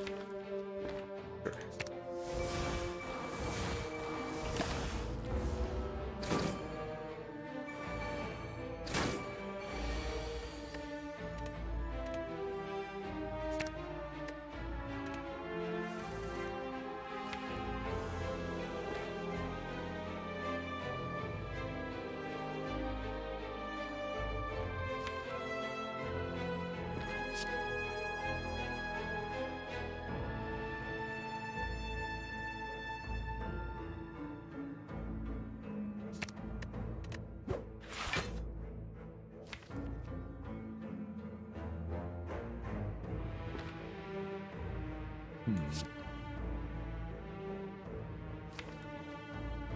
Difficult to justify with no exit.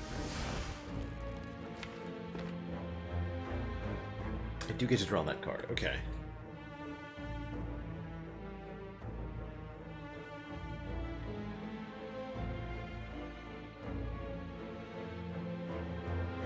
To go talk to the hand, tantrum.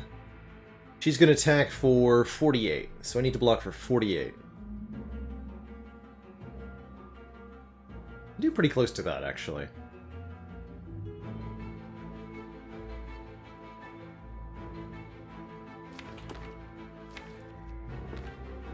Okay.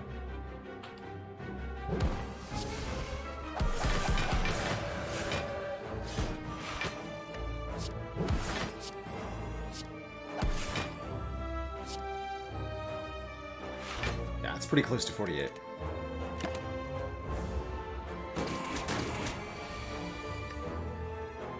Discarded that.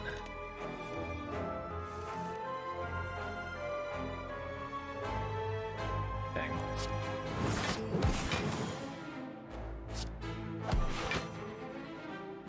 One off.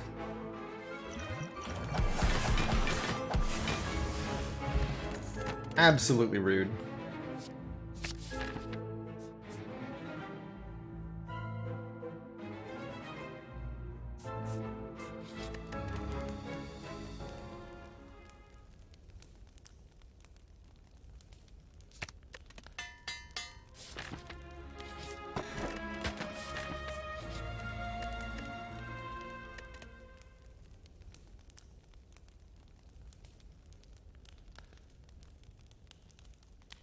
Wait, we're a full boat again? Oh my god, we are. Wow. In a row, no less. Horncleat, Captain's Wheel, Anchor. That's incredible. Could upgrade one of these Omnisciences. Problem with upgrading the Omniscience is that it's only a 50% chance that it matters, because I'll use one to play the other. So I have to upgrade them both. I'd rather just upgrade neither. Better to upgrade the vaults.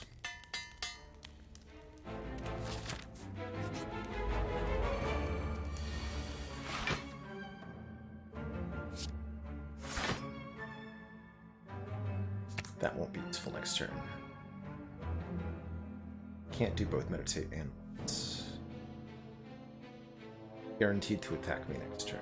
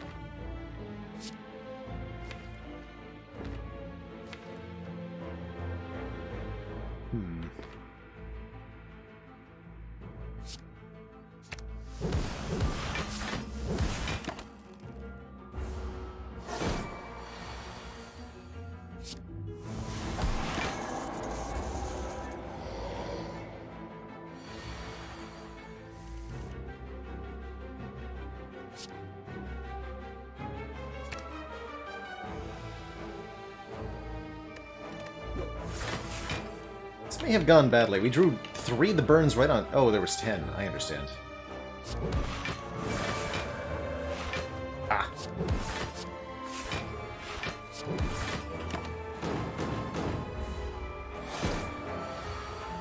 Never didn't have it.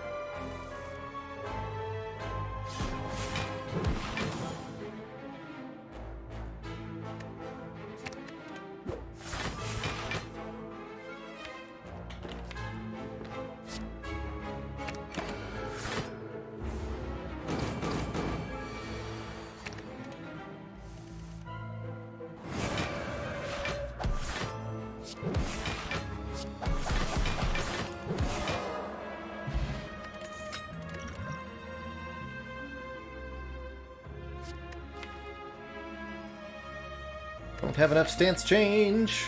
Help! Help!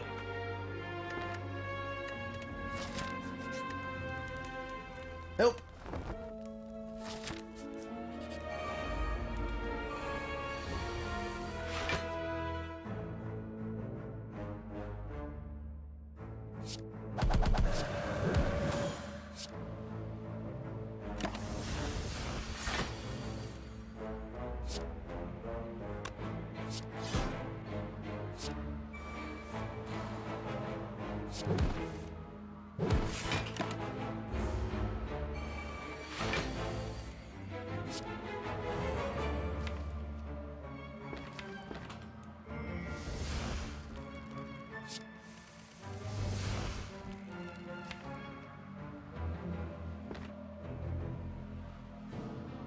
Body in hand.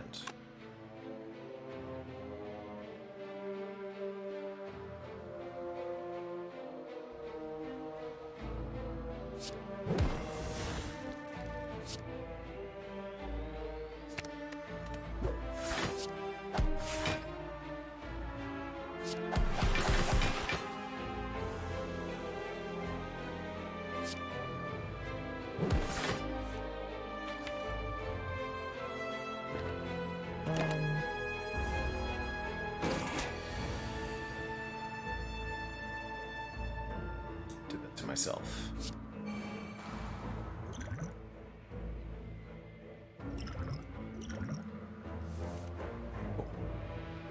Plot armor continues.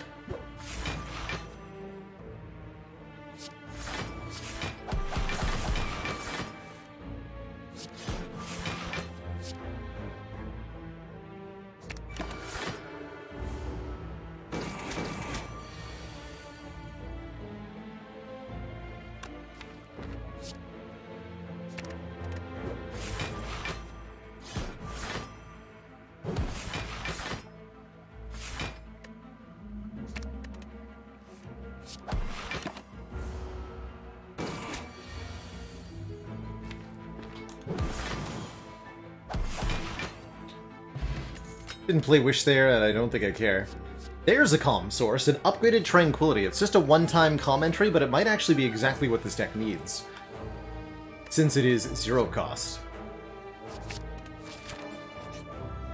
And retaining.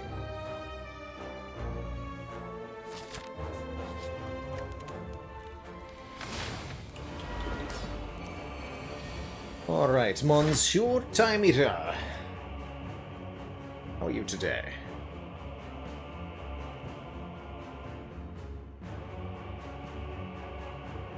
I think I'm gonna play this Eruption.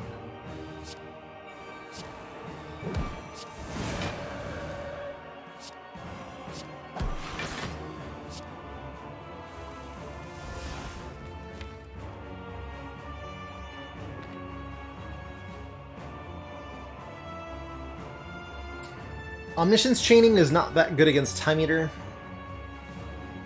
Problematically. Because it's a lot of card plays.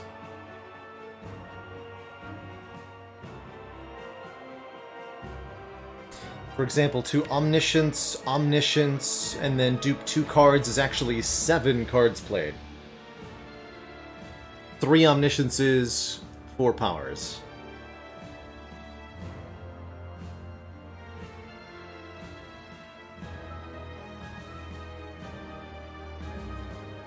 Yes, both ammos. All three characters were able to beat the heart with no boss relics. I'm really impressed so far. Watcher's definitely going to be able to do the same.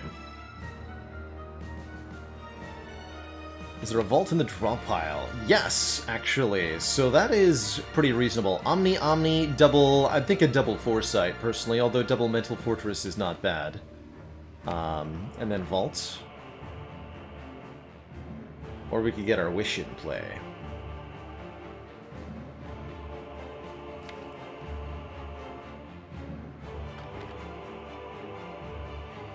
Double Foresight is really powerful, though. Let's do that.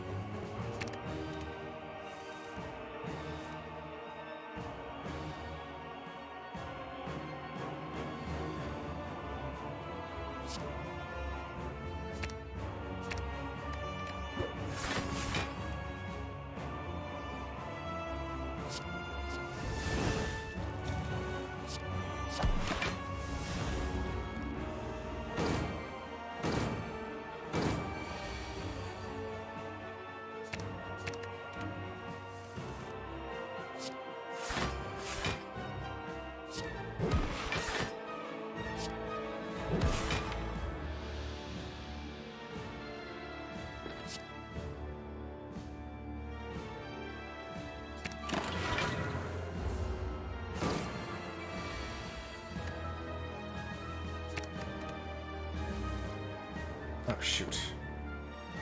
Right.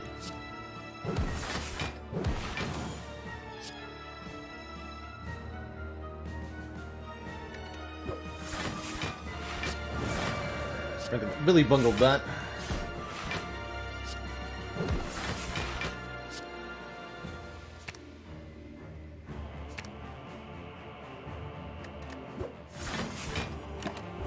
Not getting attacked next turn.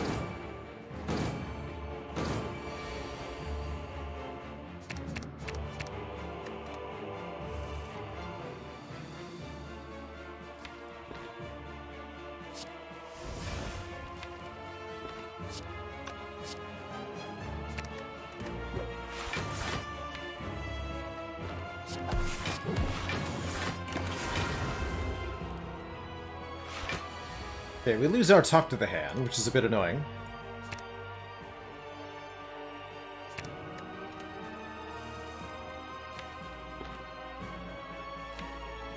I want to draw this tantrum again.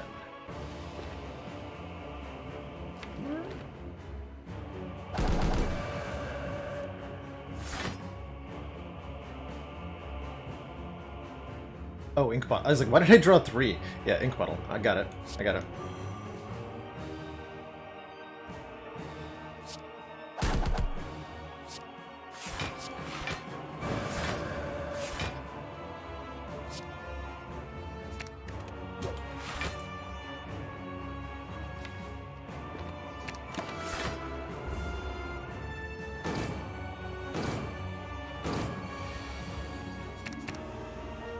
Noob, hello and welcome. My favorite character in this game is probably the Defect, the robot, for his myriad of ways to win runs and, in general, fairly unique deck building. That said, I thoroughly enjoy all of the different characters in Slay the Spire. I think the game has just been marvelously designed in such a way... Oh, shoot. No, wait, we got it, we got it. That they're all pretty well balanced against one another, and all really fun to play.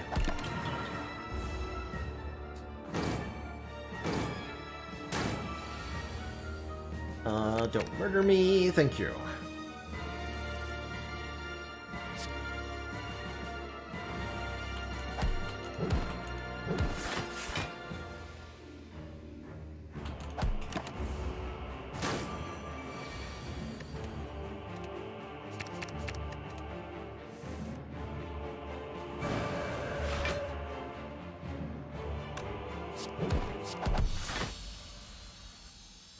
Okay, that was probably the most difficult of the bosses. Although Donu and Deka could be a challenge because we can't get Talk to the Hand into play against them. It is, in fact, Donu and Deka.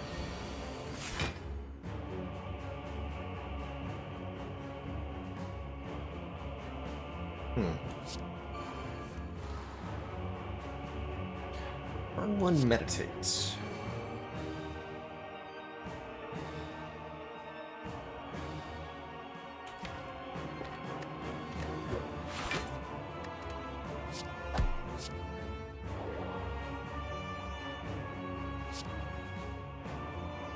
Could vault. I think I'm just going to meditate the... Just lucky here.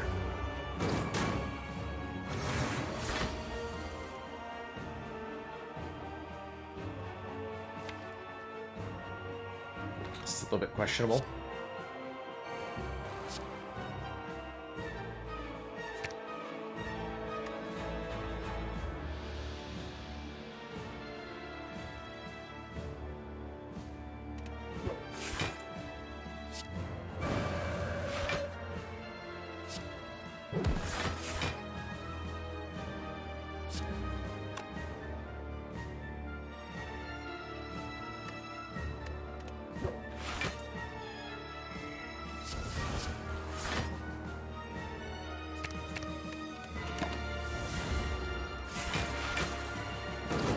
Blocking for 60 is kind of an ambitious play, but here we are.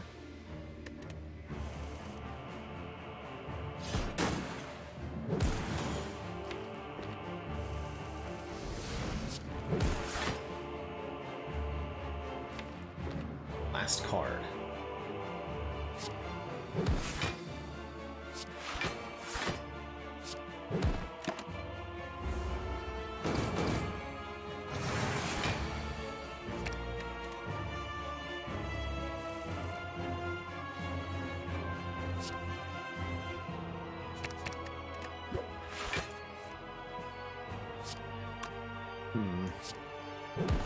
I wonder if I had to play Wish or something. We're falling behind pretty fast here. I'm gonna die. Unless I can make something happen really quickly.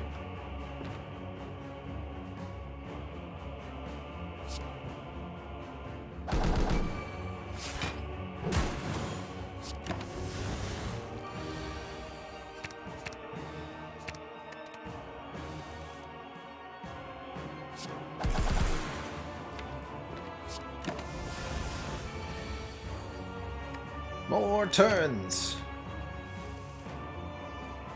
You just have to keep taking turns.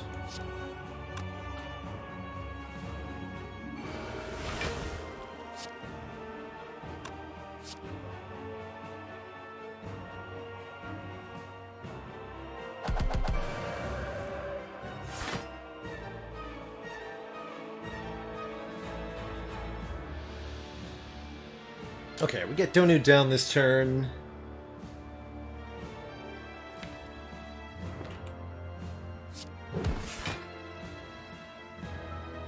Don't believe I'm allowed to play the Wish, though.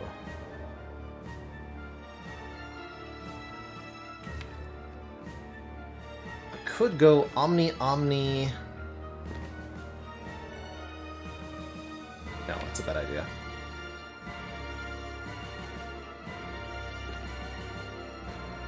Actually, it's not that bad an idea.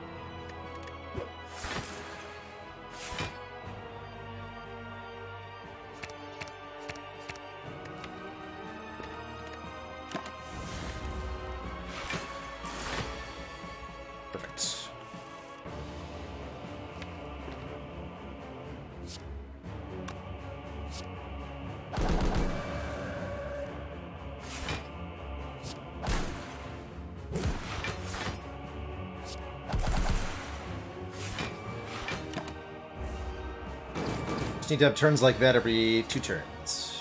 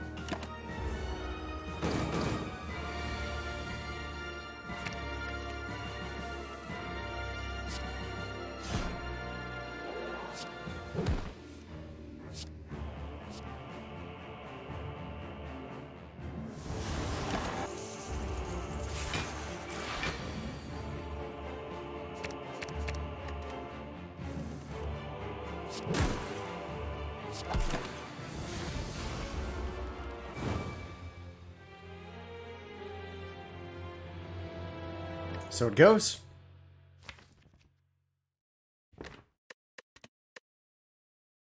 GG.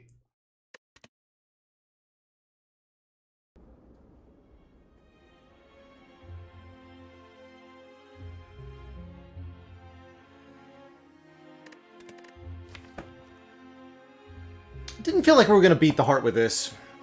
Just not quite enough. Really wanted a 3rd, 4th, 5th, 6th, and 7th Omniscience to feel really comfortable with what we were doing.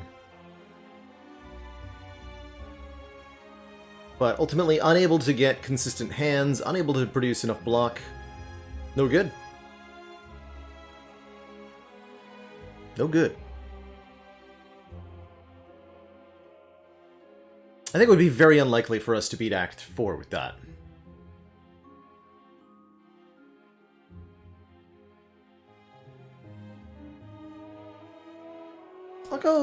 We'll give her one more chance. One more try with Watcher here. Gonna take a quick break, refill my legs, stretch my water and all that before we take another attempt. This will be the last Spire run of the day, I'm gonna call it, I think. But first, quick break, refill the legs, stretch the water. When I return, try again. Be right back, everybody.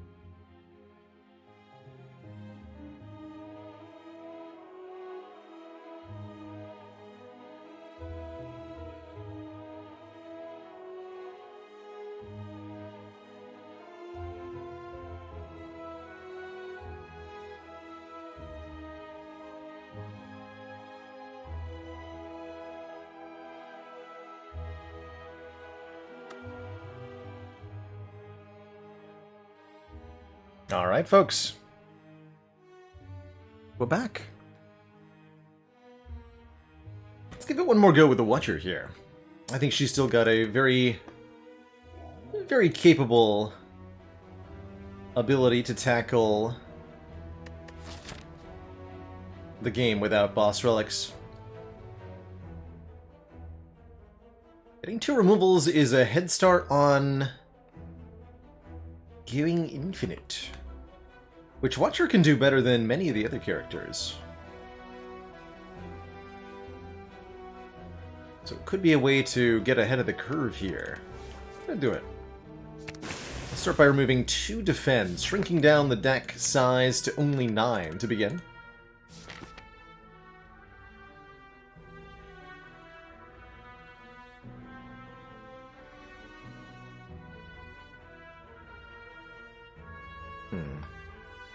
Not gonna be able to survive that, am I?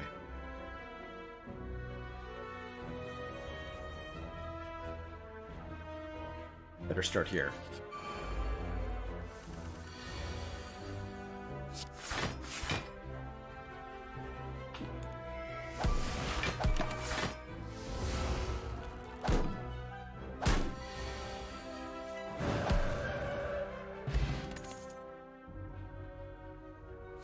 Alright, Empty Fist is definitely part of the stance dance thing. It's almost inevitable that we incorporate some form of stance dancing into our build here. Using comms to energy to fuel our build, since we're not going to have more than the base 3 energy.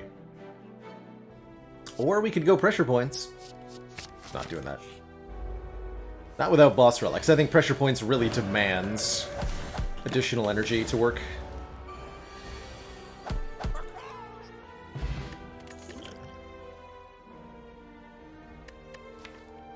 Grab another wallop. Was good before, it can be good again. And I will upgrade to Eruption first. That's right, the upgraded starter relics are excluded from the challenge because they are boss relics. Plain and simple.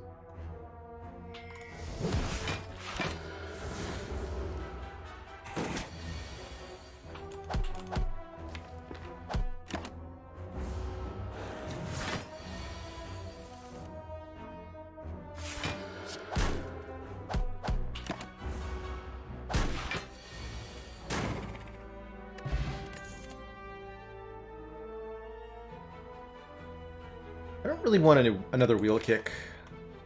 Battle Hymn's also, it's decent. You know what, let's grab a Battle Hymn, actually. Gives us a smite every turn. And that can allow us to stop taking cards, essentially.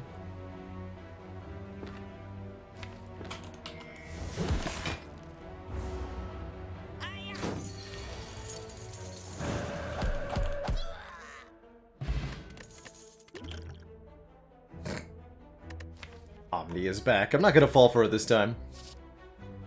Do I try to incorporate Mantra? Battle Hymn? You know what? Let's try it. Gain 10 Mantra will put you into Divinity stance, allowing you to do triple damage for 1 turn, and giving 3 energy immediately. And that's the other big way for the Watcher to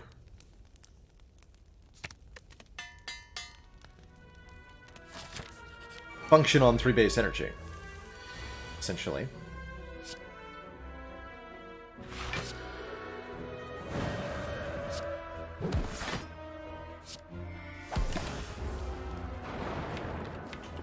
Still have the Empty Fist.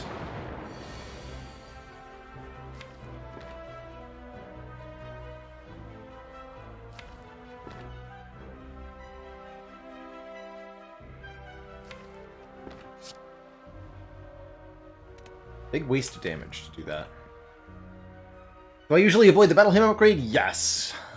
Although it's useful to have it in your opening hand in the early game. By the time you get to the late game, you're really going to regret having this card show up on turn 1. For that reason, I tend to dislike it.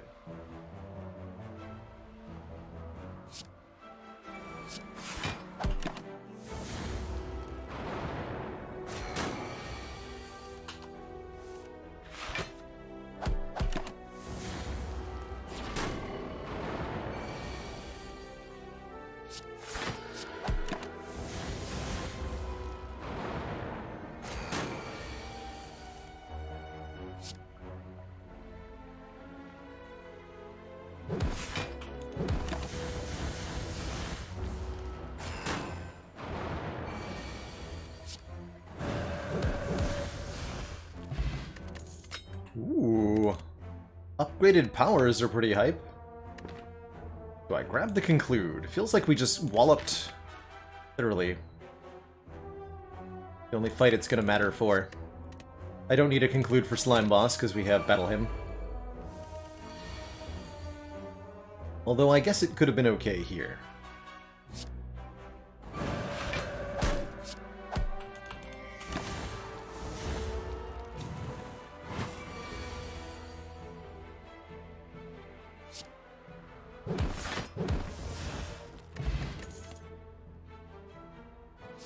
There's the other half of the mantra. 1 pray and 1 prostrate is 5 mantra. That means we only have to draw through the deck 2 times to go into divinity. That's perfect.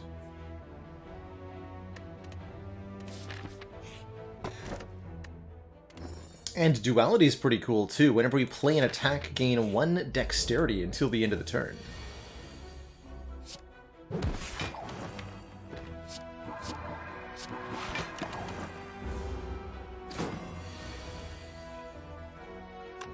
We play the strike first.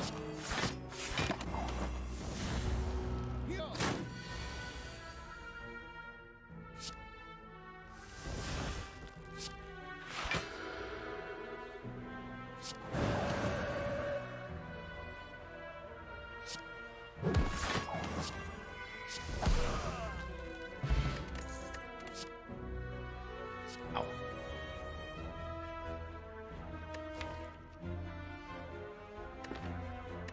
Both Rushdown Plus and Cut Through Fate are good. Given the free upgrade, I'll take this Rushdown.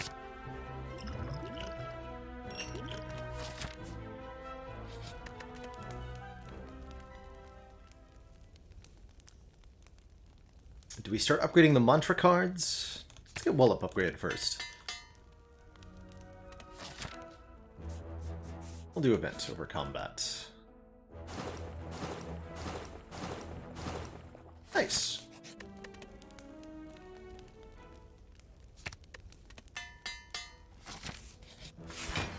Believe it or not, I actually didn't need any of those hit points. Detonator, thank you so much for 16 months. Much love and support to you.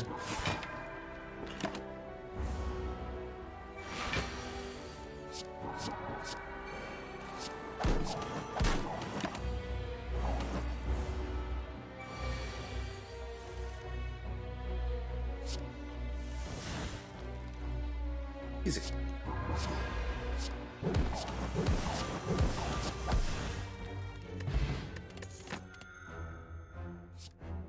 Spicy. Vault seems pretty good. Makes a new smite. Lets us have a new turn. Third Eye for the Scry could be alright too. And we're basically going to do the exact same thing to Slime Boss here.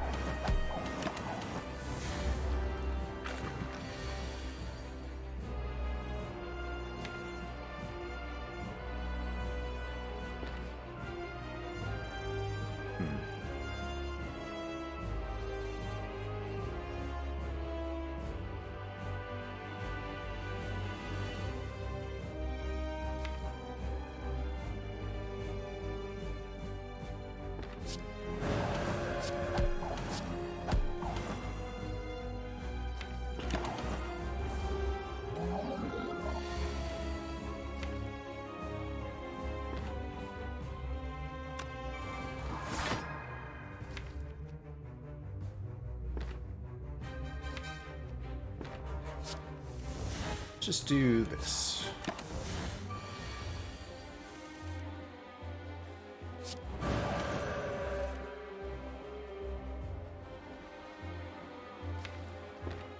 Sure.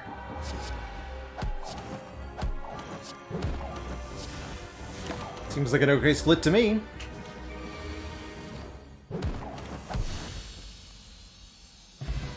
Easy.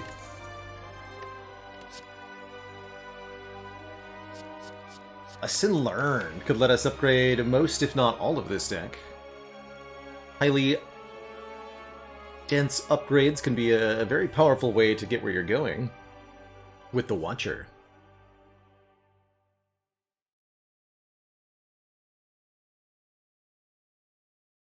Although that would upgrade our battle hymn.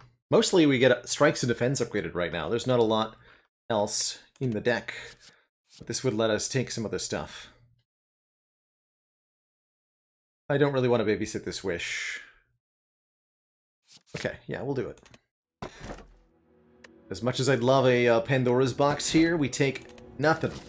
Because that's the name of the challenge. No boss relics, not even one. Especially not that one. Chits are hiding today. Let's start with some combats and see what that does.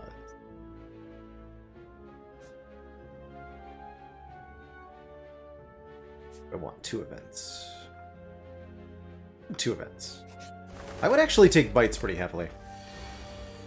Uh-oh.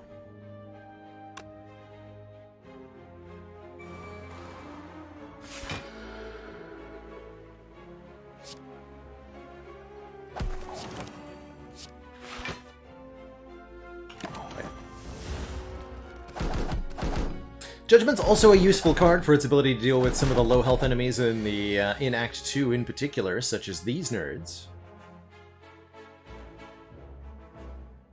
who are looking to pose a problem here.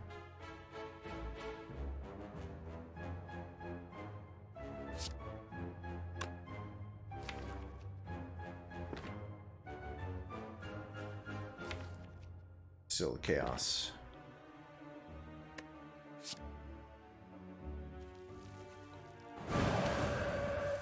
Is Cinder's Bane just here to ruin your day? Yes, that is exactly what it's for.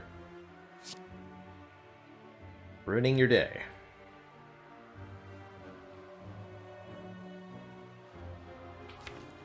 Take a bunch here.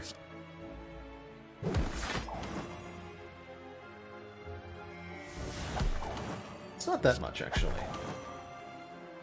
Take 4? Keep the potion.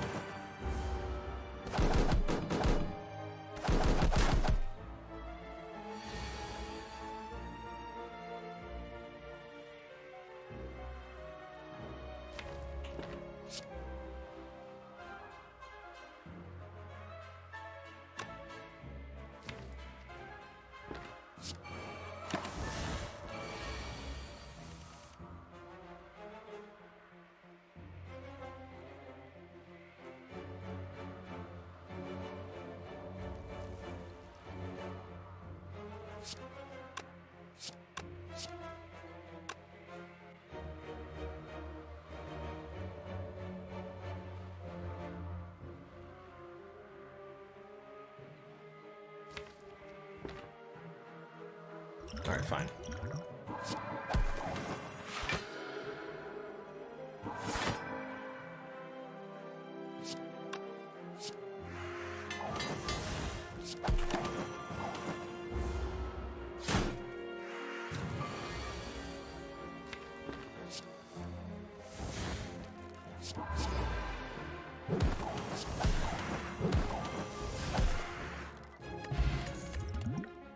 Good. Got our potion back. We get offered a relatively mundane third eye, but I think with the duality and with the lesson learned, it'll become very good very quickly. Also reasonable to take some of the other choices there.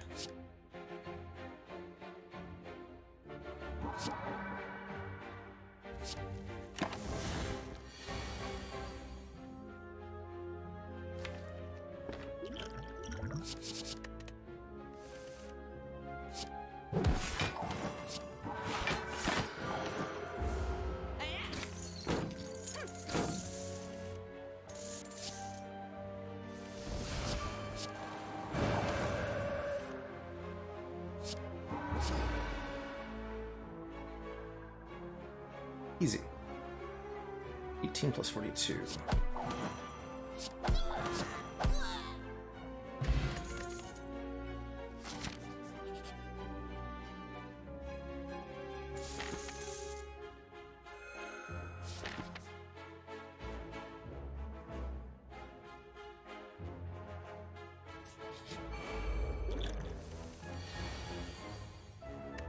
damn.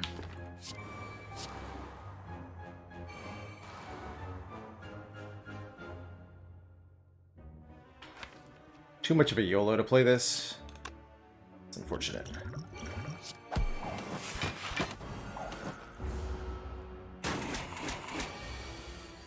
Ah, we would have drawn the vault too! Dang it. The cruelty that is forced upon me.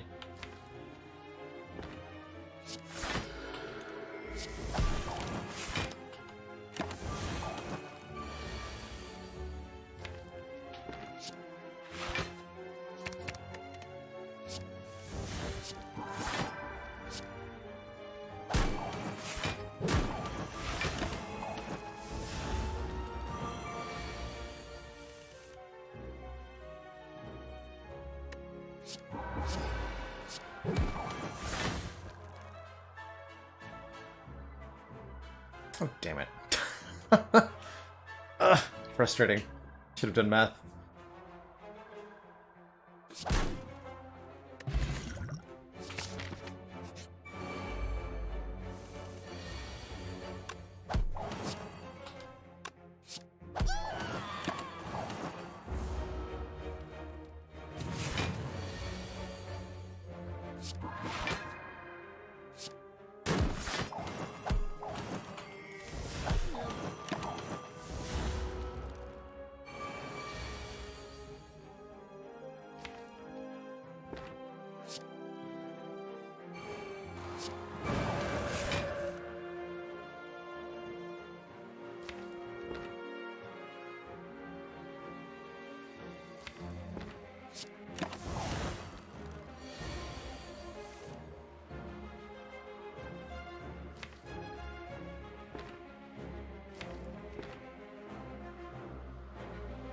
Hmm.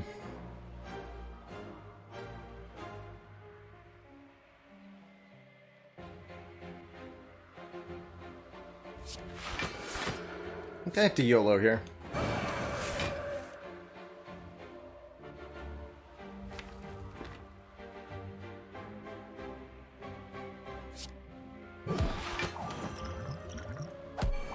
Nice.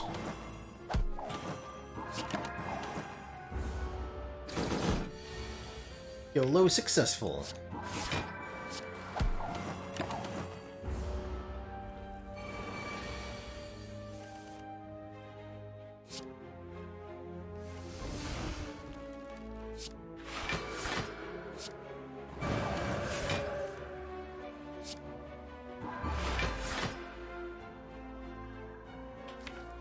Do have a lesson learned. Let's try to actually use it this time.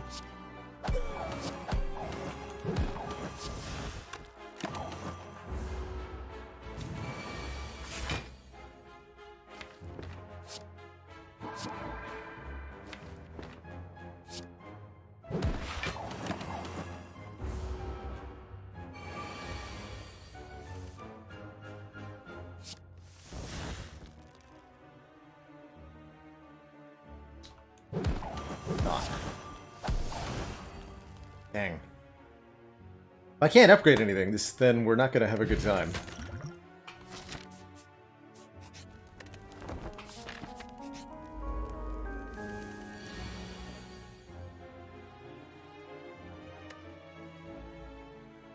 $47 damage, of course. Why am I not surprised? Just 1 HP.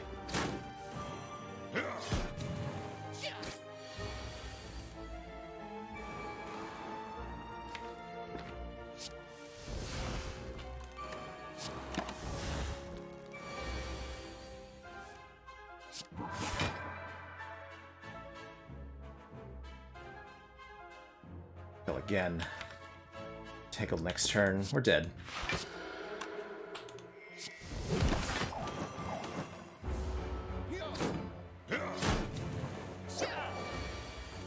I am playing a little fast. The answer is that I'm losing patience for this challenge.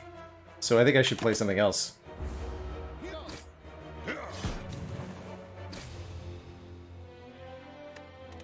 That's what I'm gonna do. I'm gonna play something else.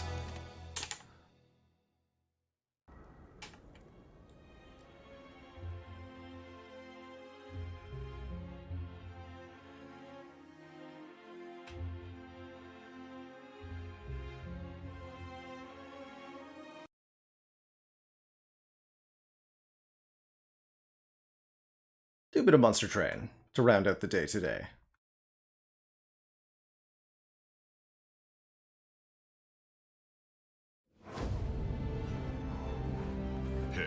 Hell.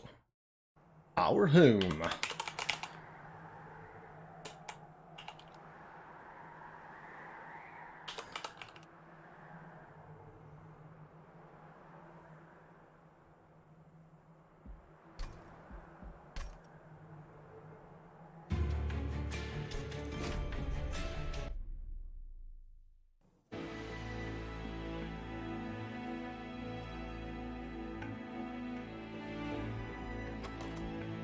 Actually, let's try some of the easier expert challenges.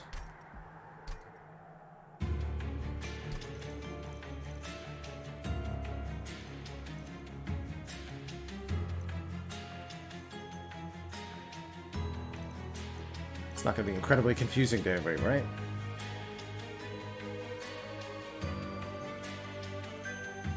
Sat 10. Should we draft a card, gain a second copy? That sounds kind of fun. Let's try this challenge. Reigns over Brawn.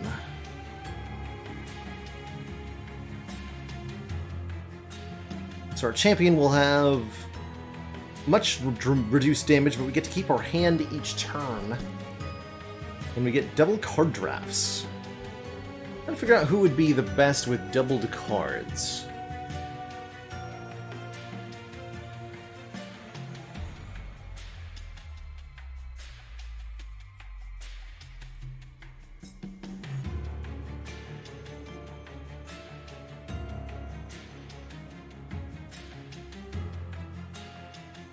We'll do random. What's a unit that's really good when fused with itself? I would have to imagine that... Actually, Primordium's pretty good here. Although, notably, we don't want to pass SAP 10 to the Fed unit. But I think that a unit that's going to be really good infused into itself is the Alloyed Construct from Umbra.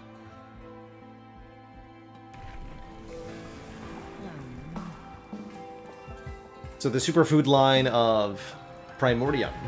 Add the unit's status effects to the Eater. If our champ has 10 sap, then superfood Primordium will pass the 10 sap to the front unit.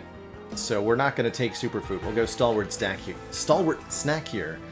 So that Primordium can be eaten multiple times. Double Gorge, my god. That sounds really helpful. Fossilized Fangs right at the start. So whenever a unit benefits from eating a morsel, it does so twice, essentially, or not, that's not quite true. But units with the Gorge keyword will trigger that effect twice, and that's very, very powerful. And we'll take another one. Cheater's Hand, less useful when we're retaining cards already. How about more capacity? Mindjacks gives bonus capacity in the middle floor, a capacity usually something Umbra is desperate for. So I quite like that too. This seems like an excellent start. And we're strong enough. Looks like our starter cards didn't get doubled. We'll take the 75 gold here. For Monster Train, let me update the command. For Monster Train, the command is !current challenge.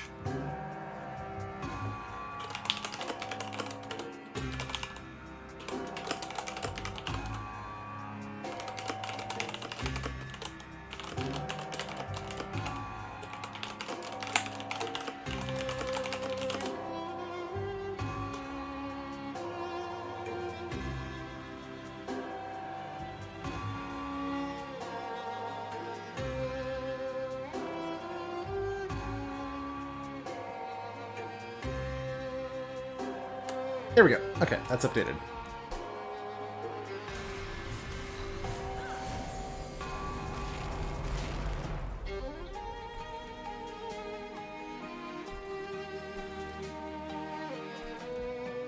So, Blinks are really, really good at this first fight, but they fall off in usefulness very quickly, unfortunately.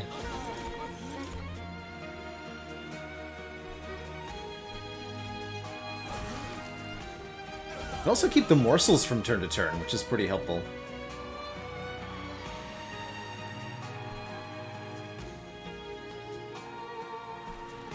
Primordium can't eat other morsels.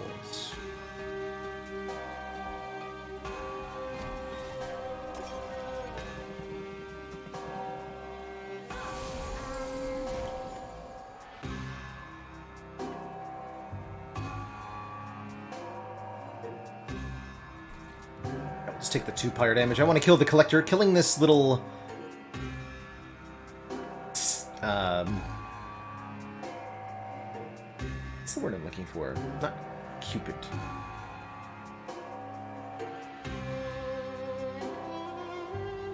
Something like Cupid. Sounds like Seraph, but isn't Seraph. Cherub, that's it. Thank you.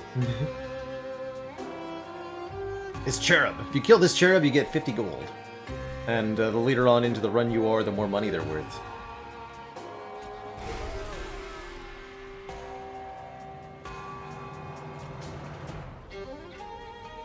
Alright, we'll start buffing a steward in the middle floor, I suppose.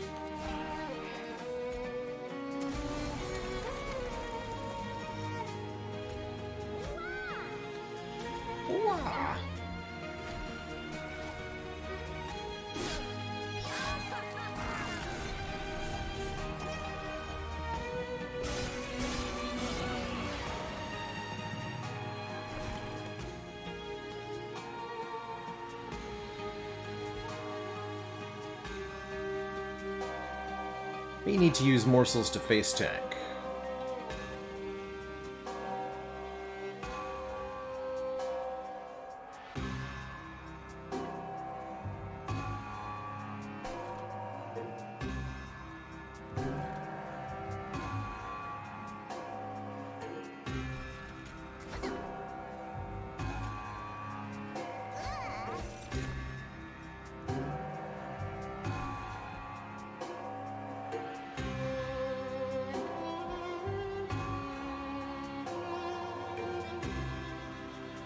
I do have a steward up top, okay.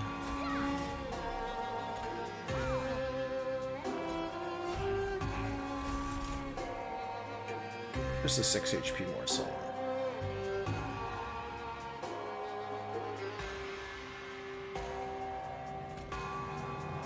You do have lifesteal, so you're healing anyway.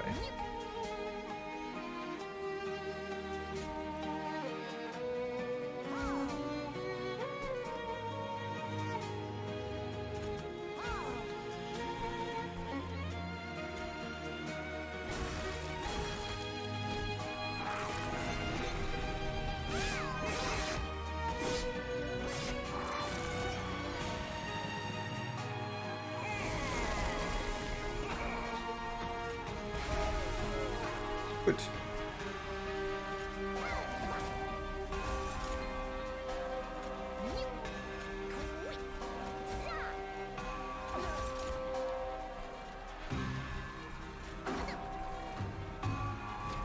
Just a Healy boy behind the boss, nothing major. Got a 3618 train steward. Our beefy boy. You get him, beefy boy.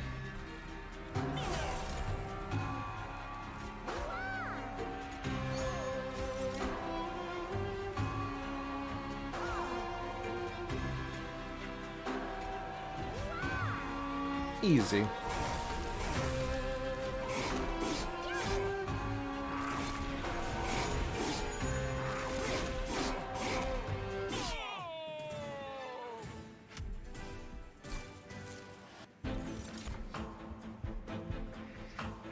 Appreciate that it reminds us we're doubling them. Grovel is very good.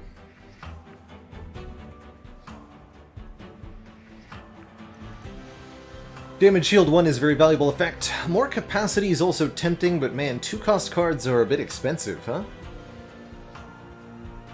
With the Runic Pyramid effect that we have. Okay, offering tokens will help a lot. Draw 1, discard 1, just like in Slay the Spire. The discard 1, not normally a useful effect, but is very useful here, allowing us to clear space in hand, particularly letting us discard deadweights. so that we can do something else. Yeah, as far as I'm aware, Primordium transfers their base health and attack, so they shouldn't be losing out on damage because of the sap. Big stone.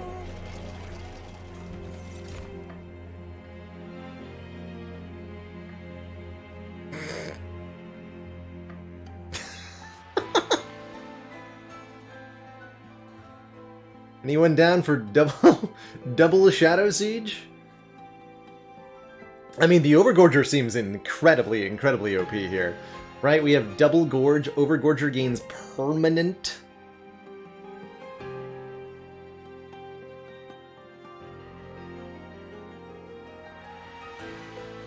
Permanent +4. And we can actually immediately infuse it into itself for permanent +6 per feed. Which is going to get out of control so dang fast.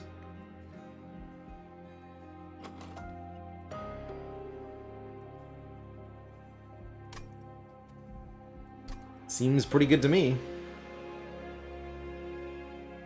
How do we play double Shadow Siege? How do we play single Shadow Siege? I don't have 6 Ember. We do have 6 capacity on the middle floor. But... you know.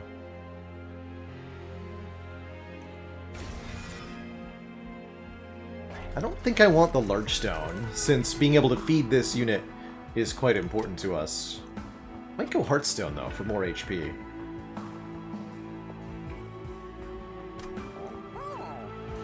And then either multi-strike or quick would be good. Ideally, multi-strike.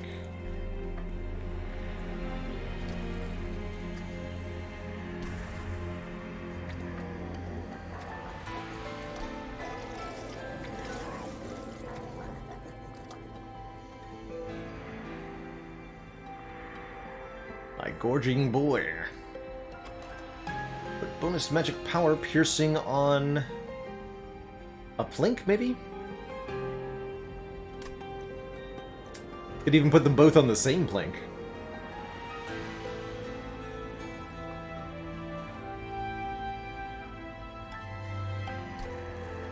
Definitely above one of the plinks. I think I'm gonna go for the True Stone.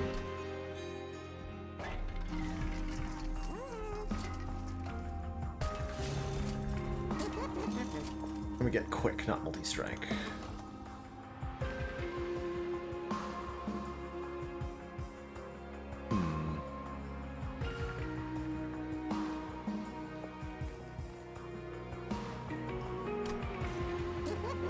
I'll take what I'm offered.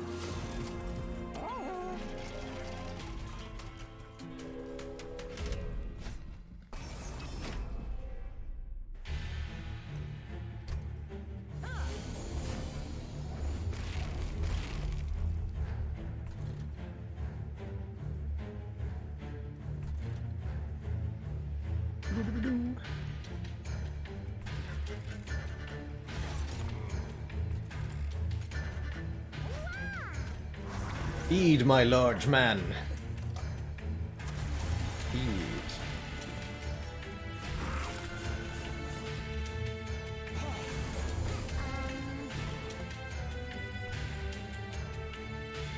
Sweep. How dare you?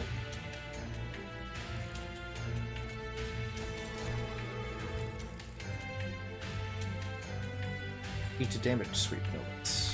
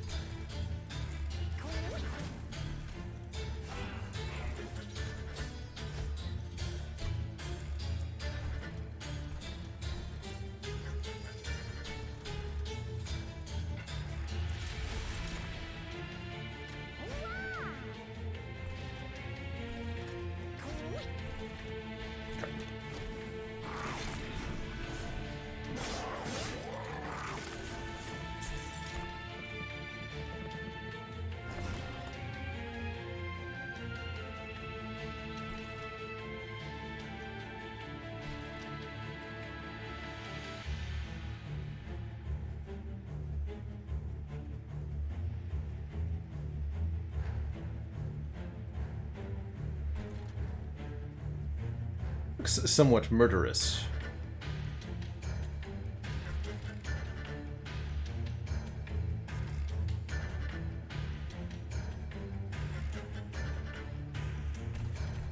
These double sweepers really messing with my ability to feed our Overgorger here. Really just need to make sure we don't die to this encounter.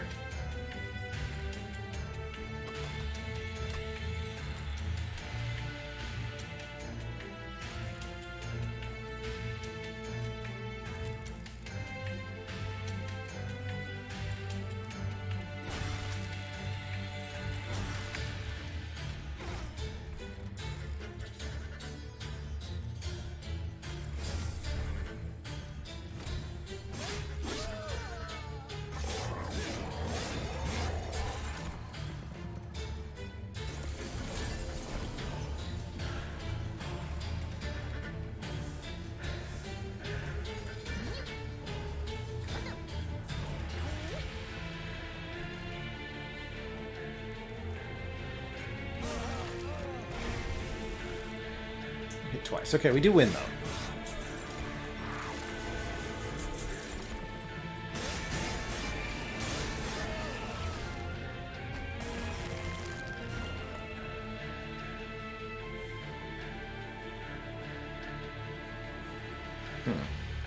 Right?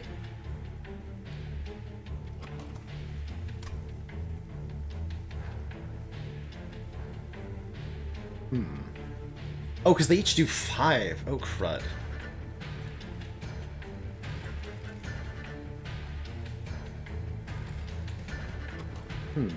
Wow, this was much worse than I expected with the sweep enemies. Oh, because I took Penitent Prayers. Oh, the trial killed me. I understand. Well, crap. How about this?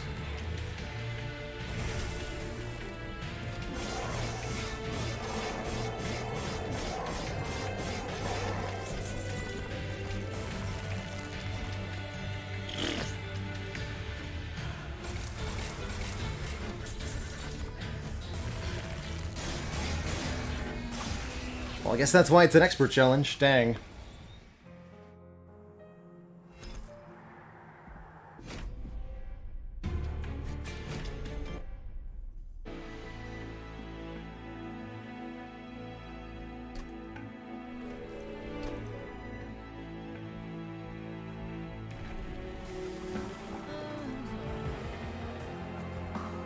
Wait, I got Melting, Primary... Ooh, this is the combo we need to win with. Perfect.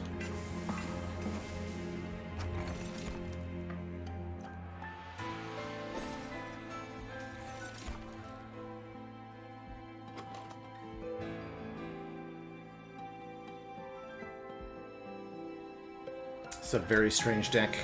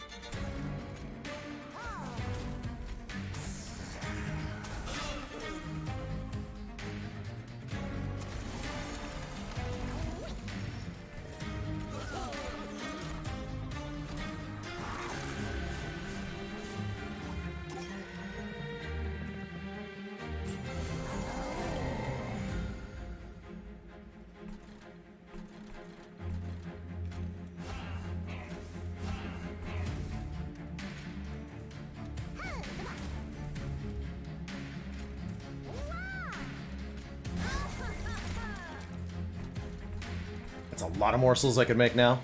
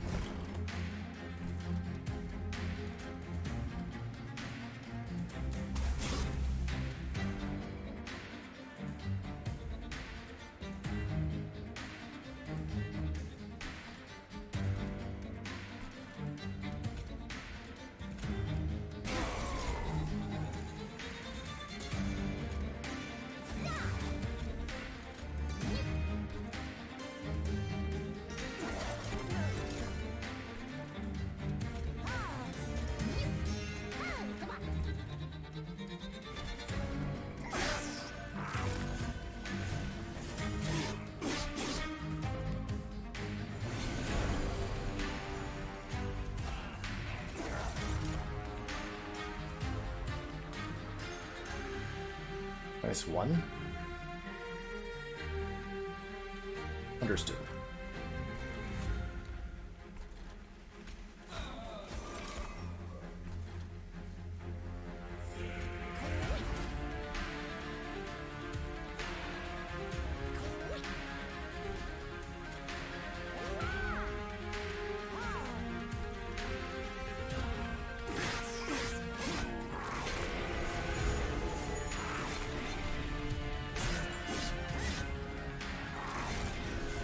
Oh, I see. He gets killed on the second hit before he can lifesteal.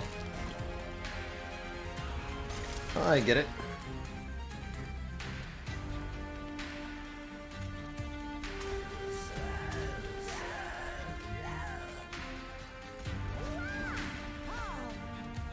Eight turns of burnout. Pretty good.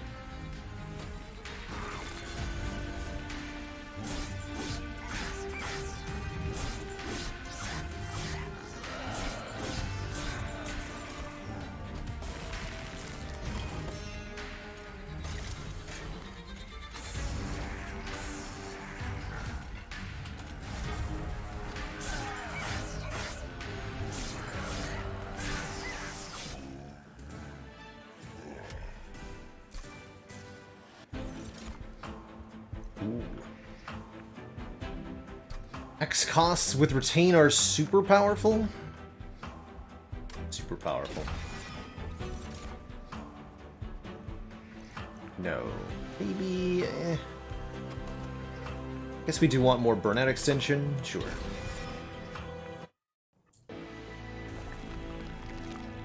Fighting Scourgefell, huh? It is.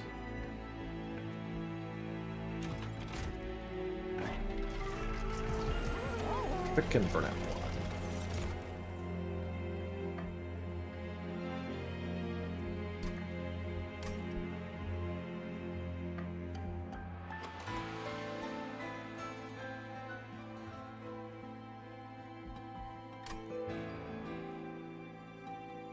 Big Sledge is too big.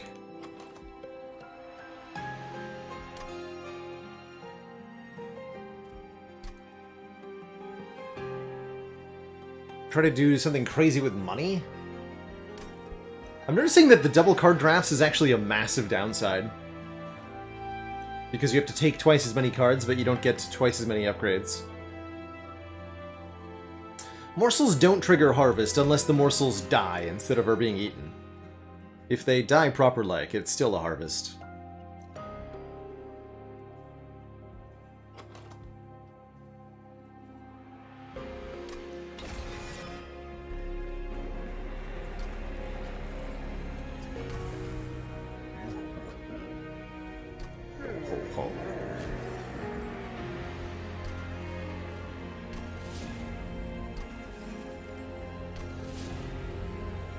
Maybe not take shards so aggressively, but here we are.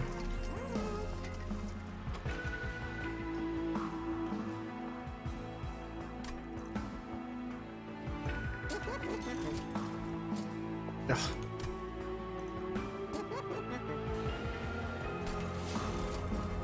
Atrocious.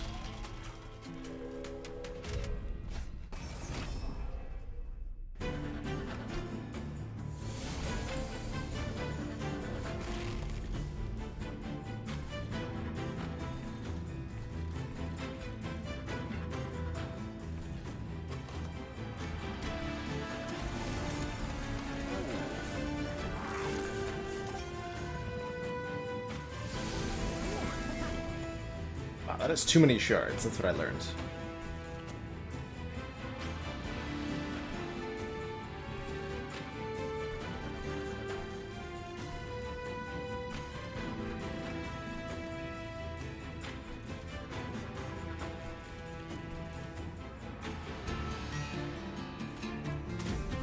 I died of burnout. How does that get counted?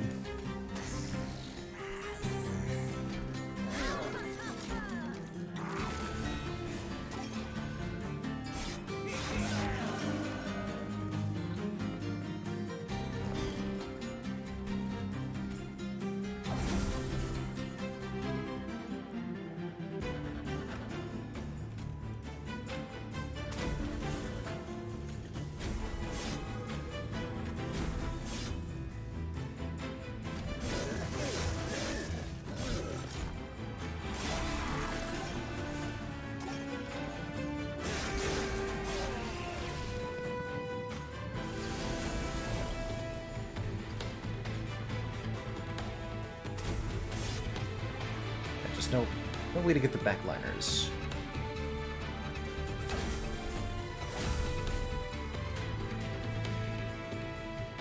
Rip. Well, that was a predictable outcome.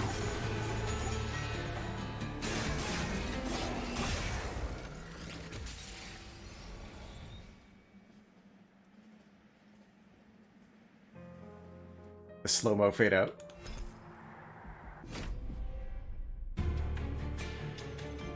This is definitely not an Umbra clan challenge.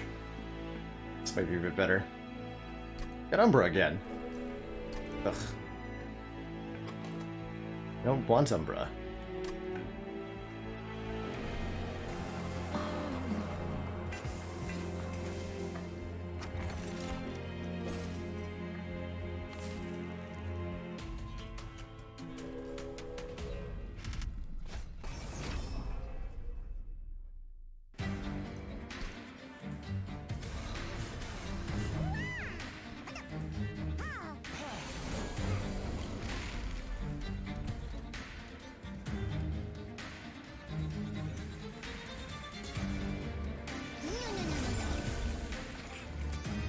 Etch.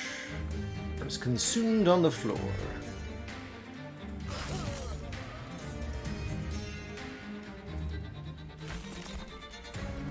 I should have done that slightly differently. That's fine.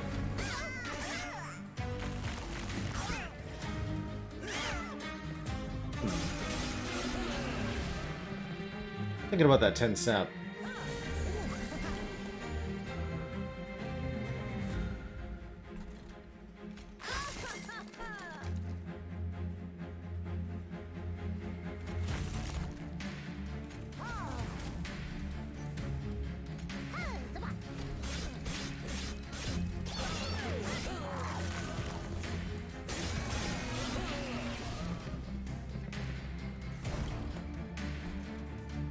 At least we have these mine collapses for the back rank now.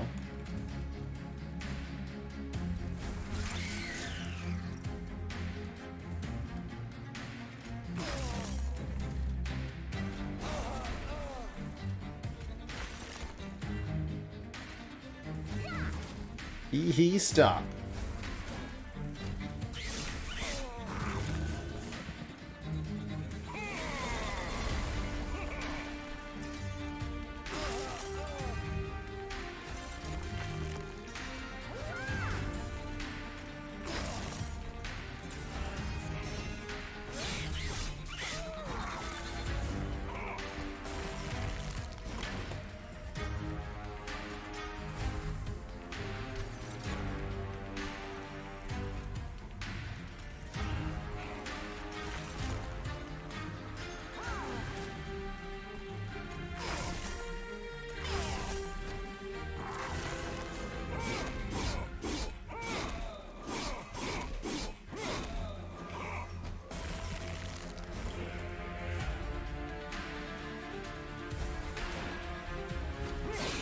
I have a feeling this run's gonna go a lot better.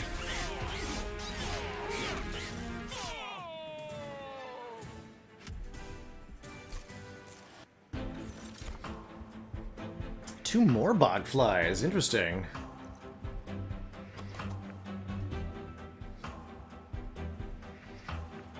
Kinda dig that.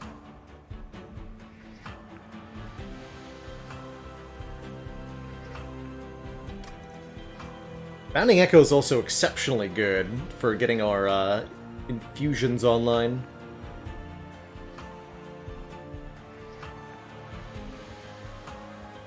That might be a lot better, actually. Let's grab these. This is going to be so strong, and oh my! Double infused Space Prism, I'm on board. Let's go. That means we'll have one very big floor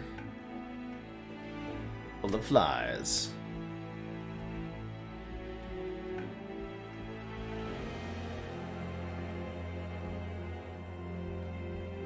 First Merchant of Steel. Kind of feels like you have to go Merchant of Steel first most times.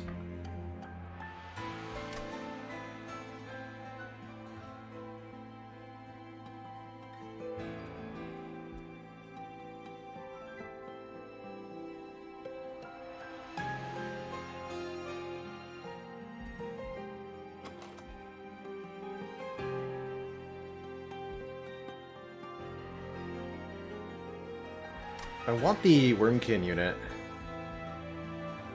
Okay. Frost not helpful.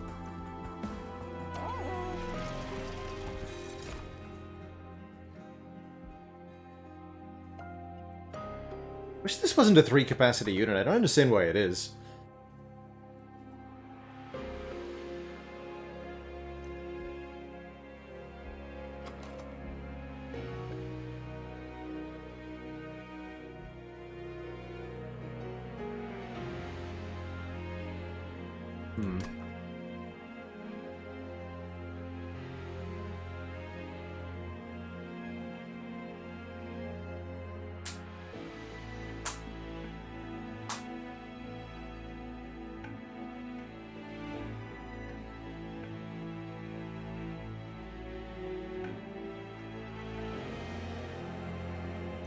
Spire is whenever we gain an echo on the floor. It's strongly worth considering, because we're very good at gaining echoes.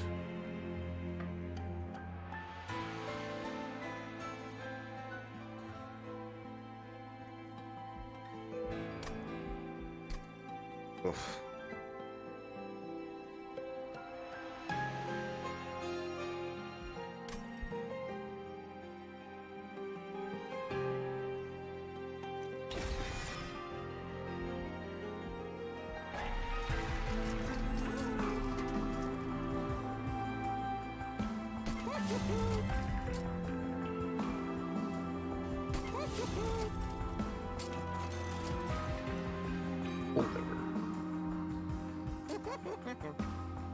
Do not want to hold over any of this.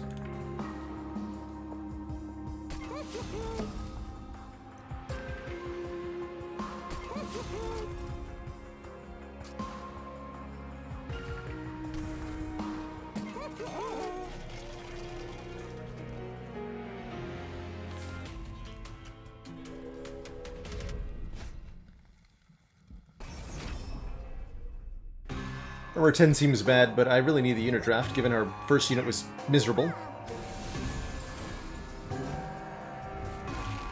Does mean that our little snipes don't work, though.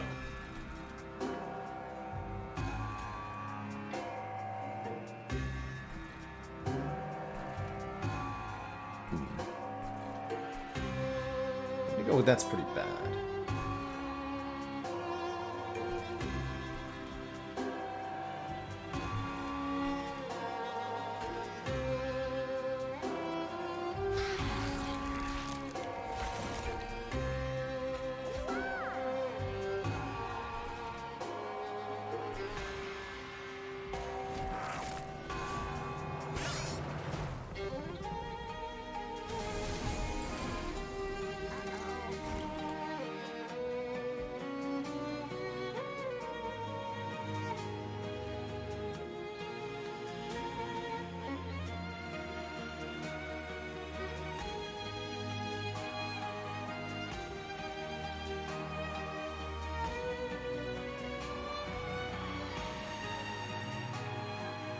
Double Carver.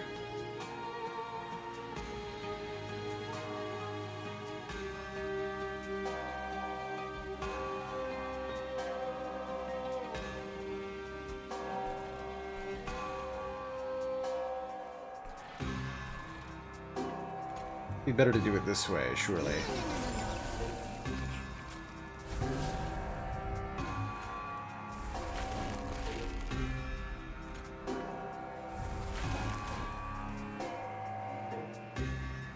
It's 4 plus 5? That's not enough to kill. Shoot.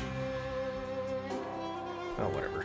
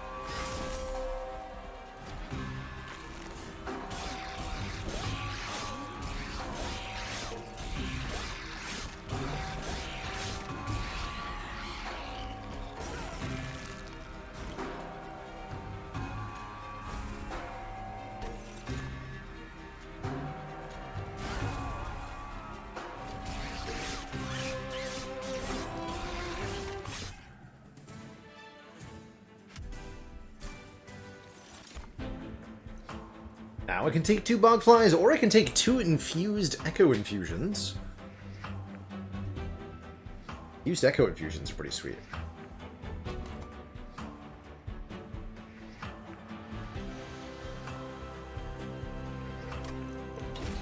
I'll take those.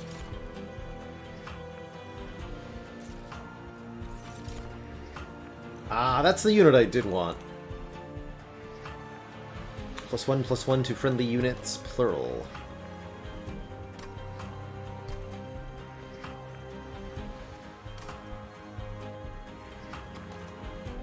Could be really fun scaling if I get them down in duplicate or triplicate. Though at 2 cost, it's hard to do.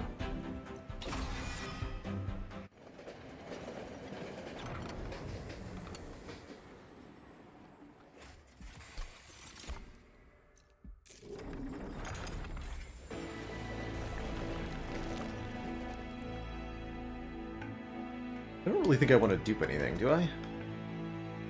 Hell no.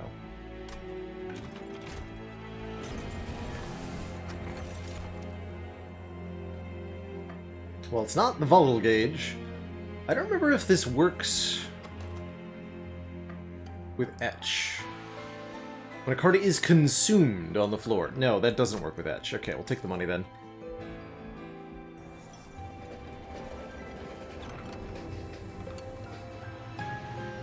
Hey, sup, dude? Ooh, purge a unit, get an upgraded version later. Would you like a Shard Soul Carver?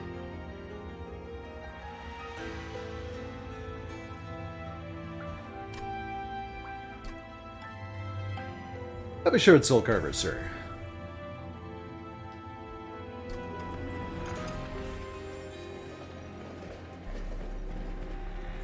And I gotta not take shards this time. That's what I'm learning.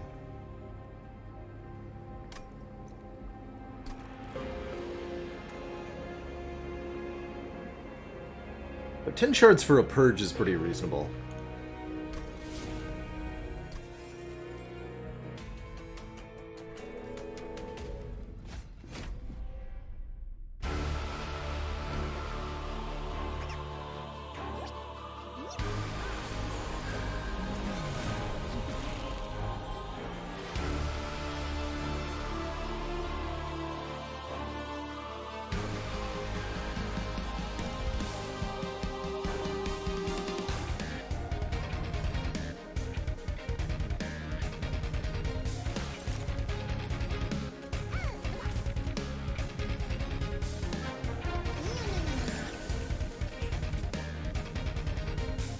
Can't remember if works.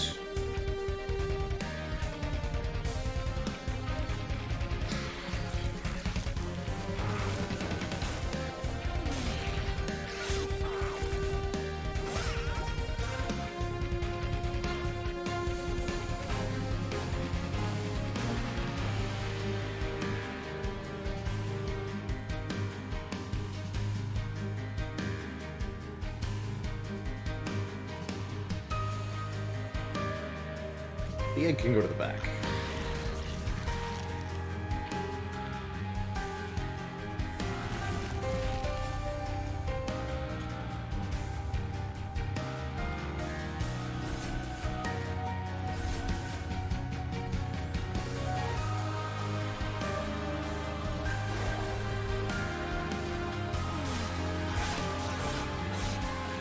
My Spirit Game, thank you so much for giving a sub to Carissa.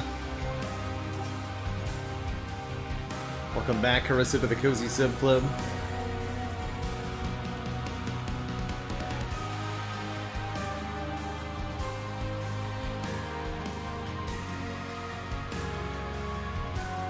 Two full years of gifted subs. That's pretty crazy.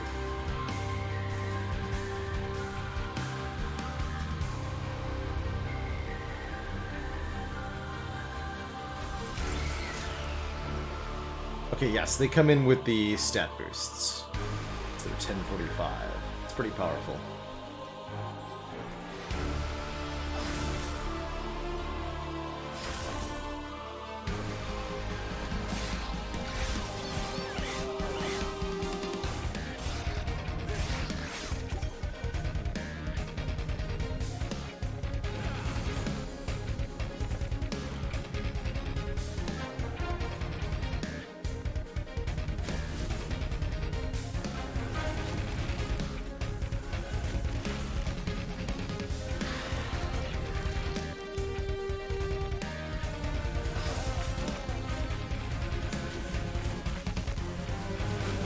So this is what the deck does now.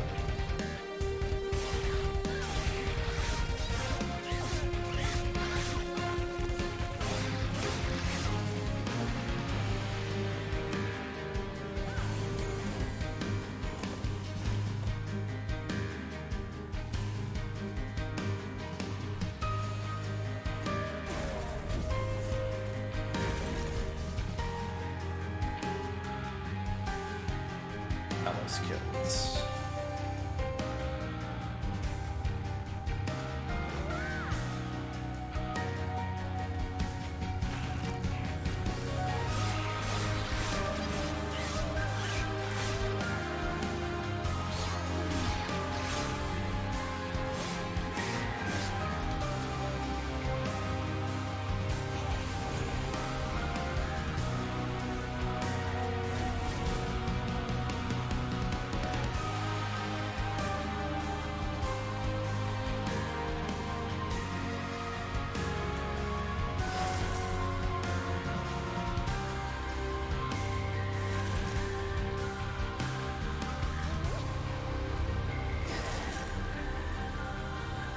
Live!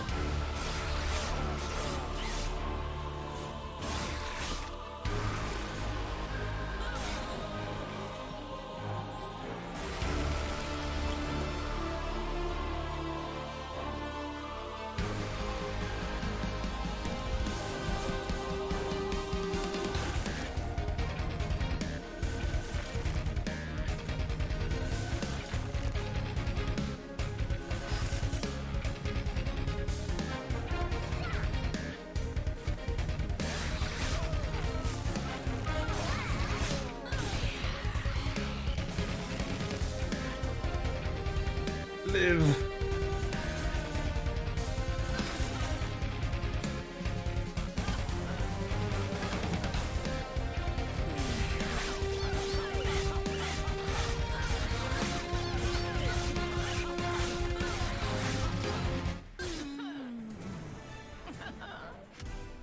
Yeah, it mostly feels like the deck wants more capacity. Oh my god, we got Trample Stones, or Shroud Spikes. Trigger feeding on a morsel unit 2x times? Interesting. This deck could certainly afford to play Perfect Insanity as well, if we want to hit a target for minus 666.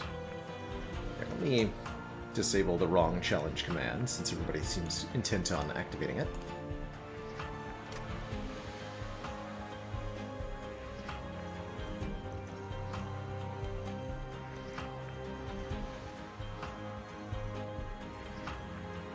If this wasn't 2 cost, I'd be more interested.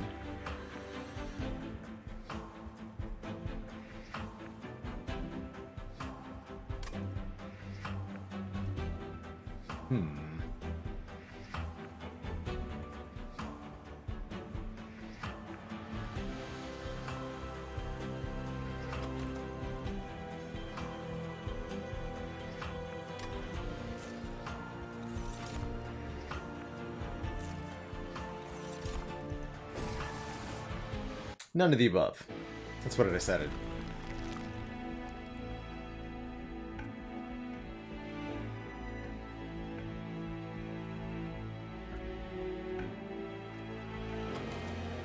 Definitely want some unit upgrades.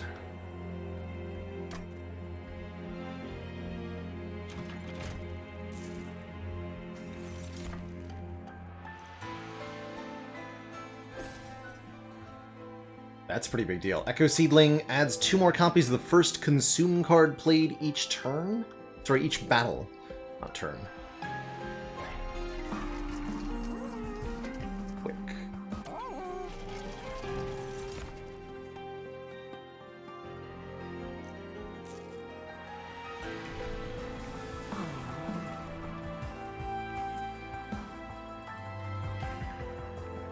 Apply armor 4. Ooh, cross-pathing Shellsmith seems pretty insane, actually.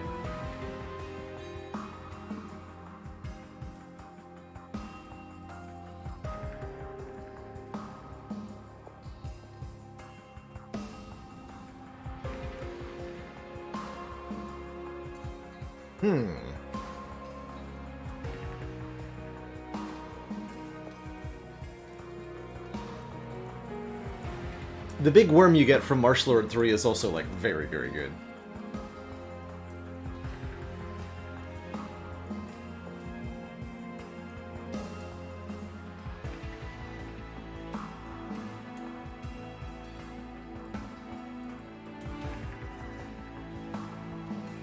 But this version lets me better set up a floor with double Keeper of Echoes and just activate those Inspire effects over and over and over again.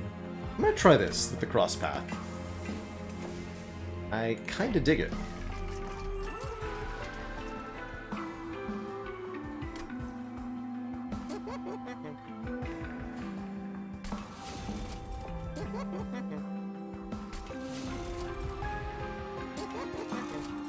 Not gonna bother with quick. Endless seems equally worthless.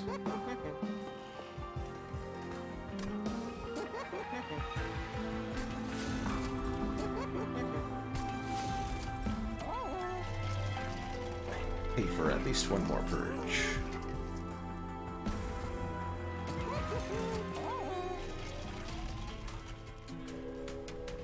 Miasma Plasma, thank you so much for the very generous 5 gifted subs. Welcome to the Cozy Sub Club, everybody.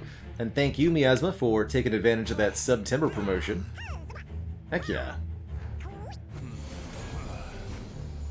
Hasty boys. God, hasty boys.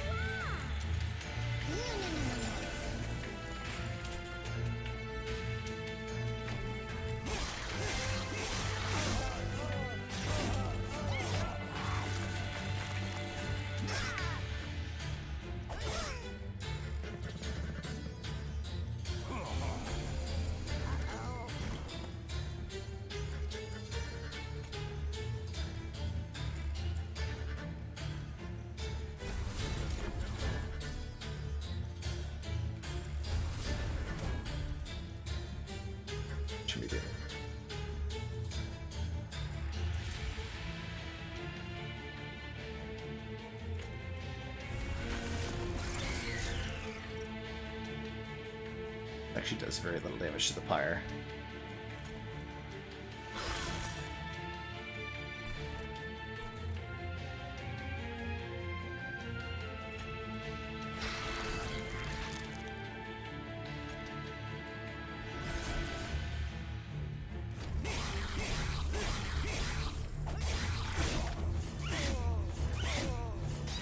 Wait a minute. Oh god!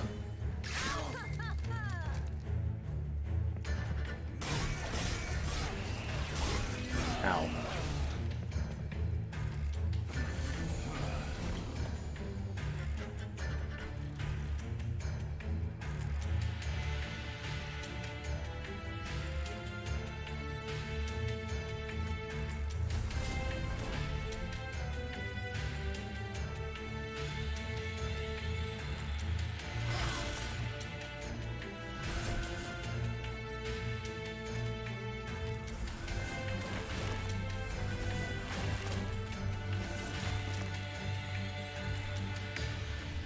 Ow.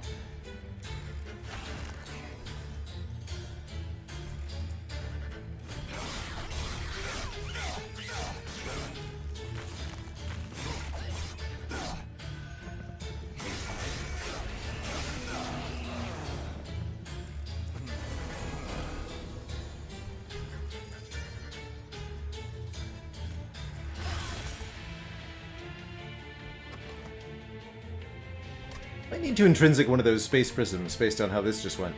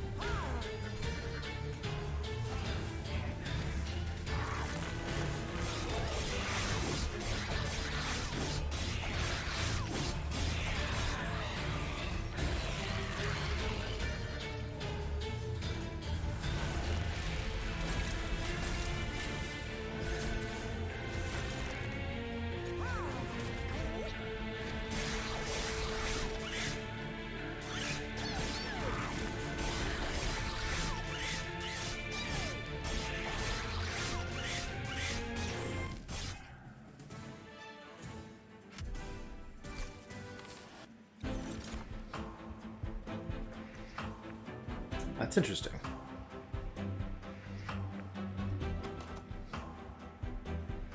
Forgotten Trade can make a lot of energy for us. I don't have a good use for the energy, though.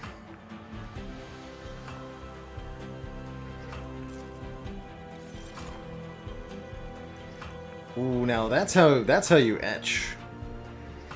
Consume, add 3 excavated ember cards to the discard pile.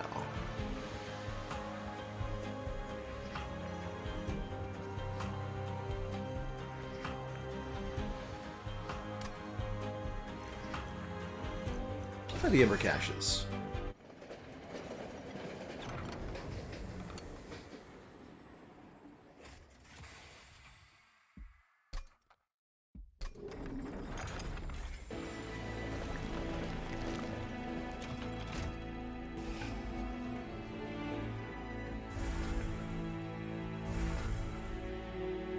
I could have gone Merchant of Steel there, but I really wanted the remove too.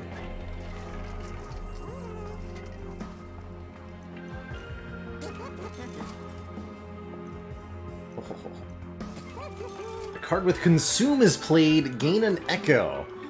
It's going to activate our Inspires way more often.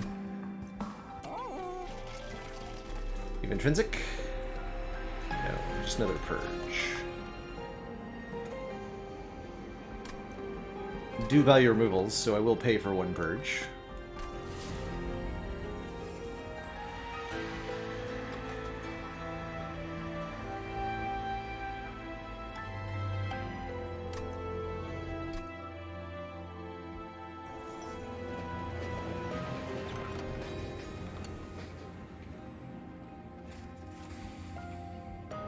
We have 1 or 2 of these. They're both Consume. Take the trap shoot because it's free. Send a unit to the bottom, apply dazed 2.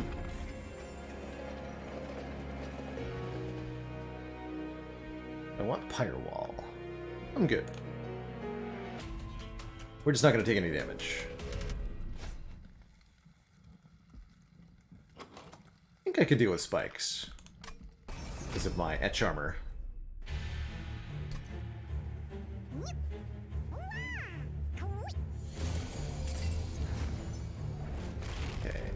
Correctly remembering the stuff this time.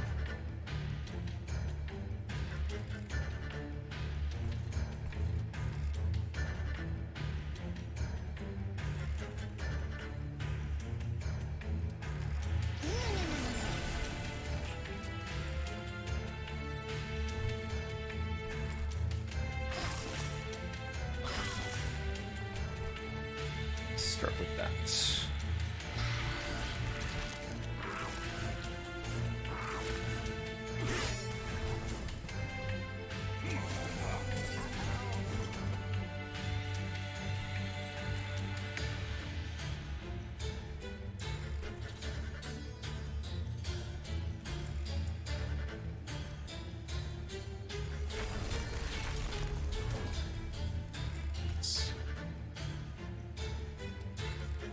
You go next turn, huh? I'd like to kill you.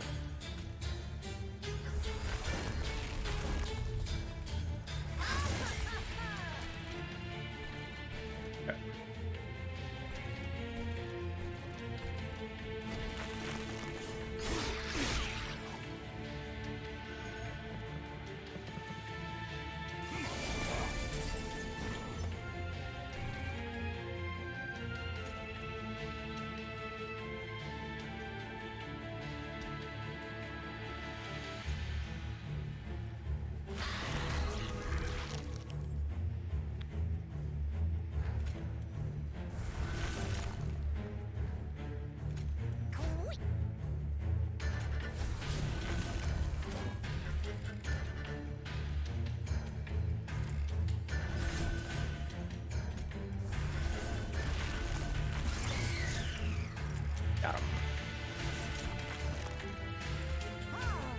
I've been able to do that in a slightly different order for even more, but I'm not going to worry about it.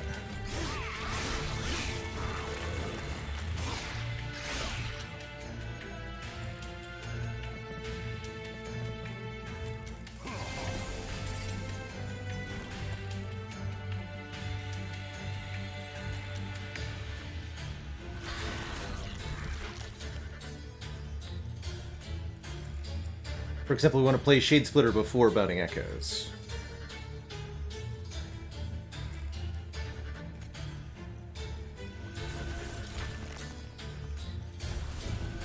The Immortal is infused.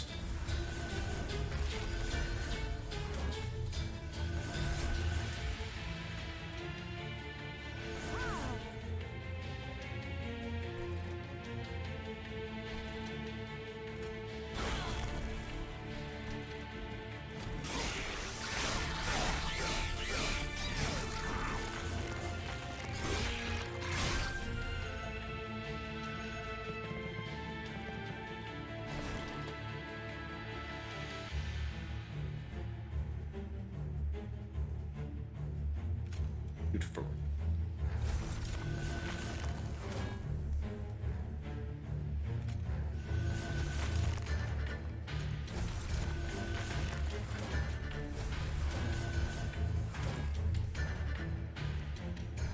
Very durable floors. This is cool.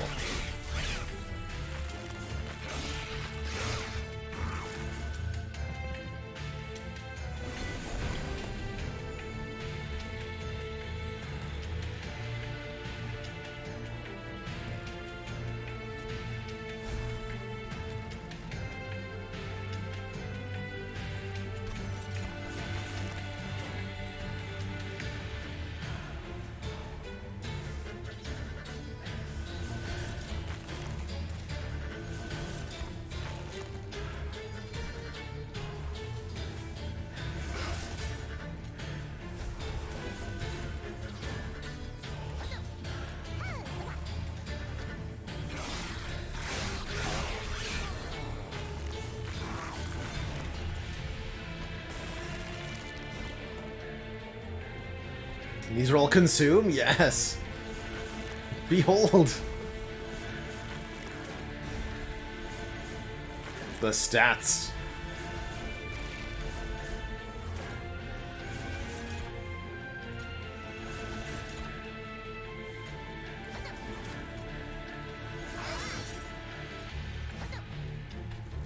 Beautiful.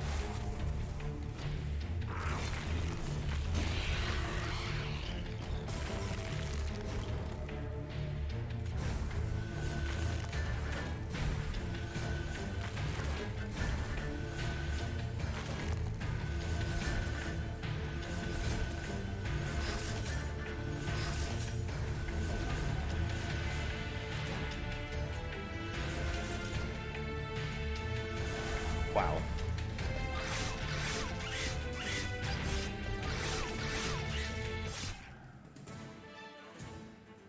Deck strong. When a card with Consume is played, all cards gain 1 magic power for the rest of the battle. That's kind of neat. That'll definitely happen. Which makes Revenge of the Damned decent, since it hits 2 times. Oh, Ancient Resonance. 5 damage to enemy units, plural per echo. Only problem here is the energy cost, really.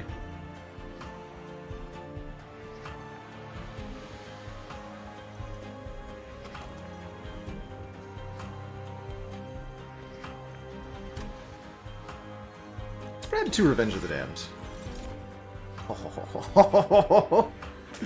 2 more infused Ember Cache. Kindle's not bad either, since it retains. But I'm going to take more Ember Caches. I think those are very breakable here. Alright, and we finally get our Shard Soul thingy back. Revenge, apply +1 damage to friendly units, plural. Thanks, I guess.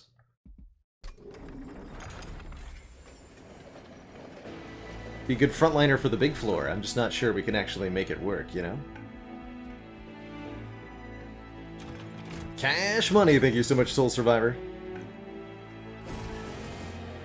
With 25 bits.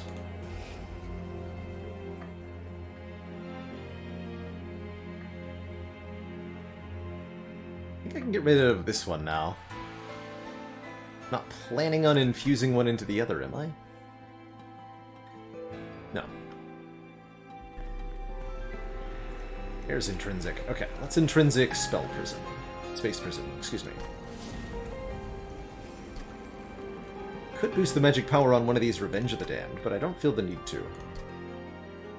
So yeah, let's remove... Well, let's see what's here first.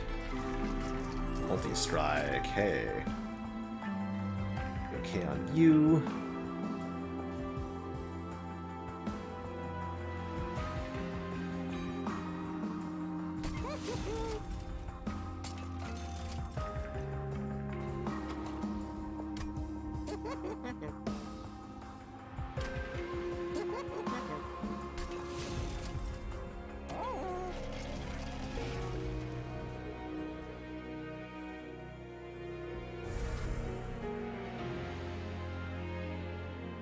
Shade splitters are not that good.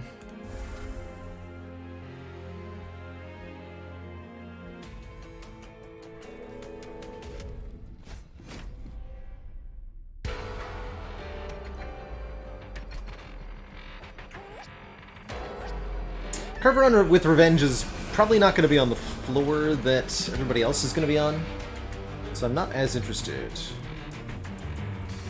Let's do all this next turn. Play units.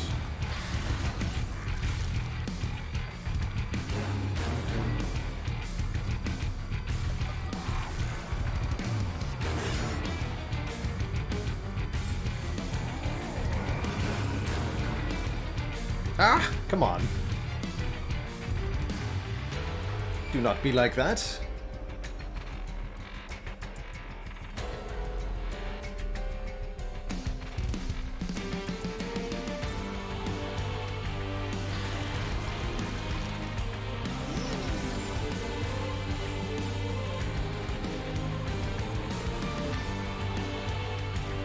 World's worst game of Simon Says.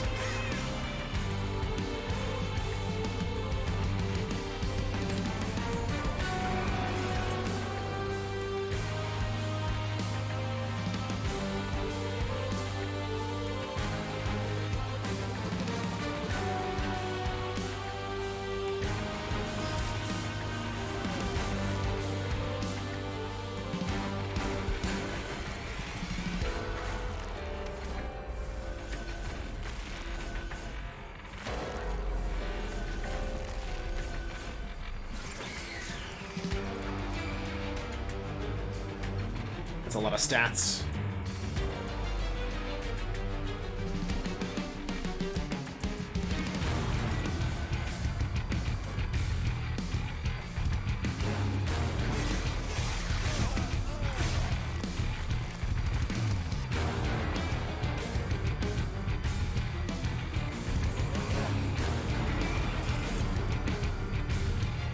Infuse it all.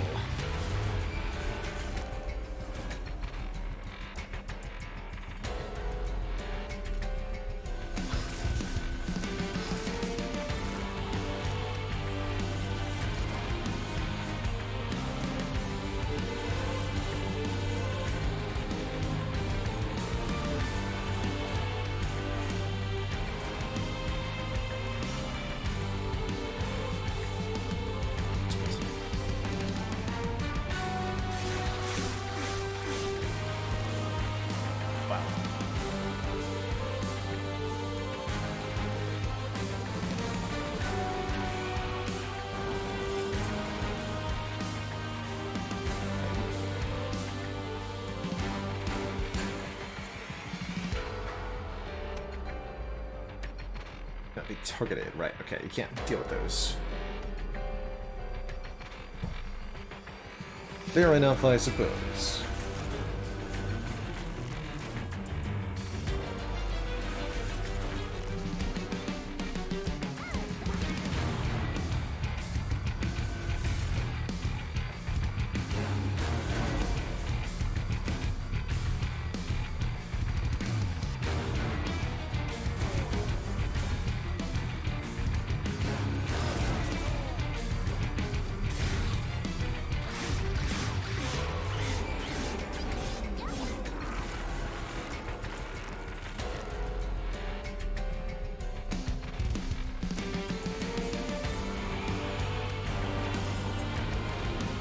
could have sworn that Arcus hit each floor 2 times during his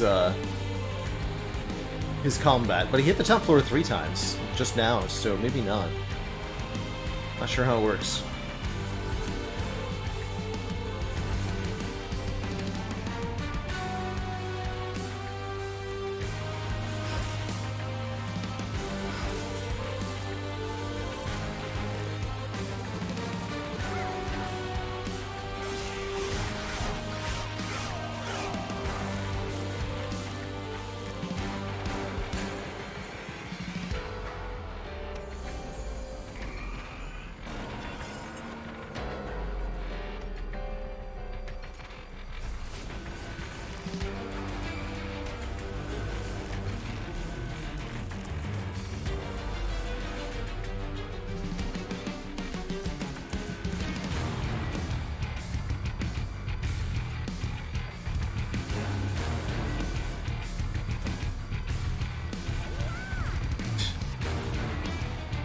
Well, we seem like we're pretty strong.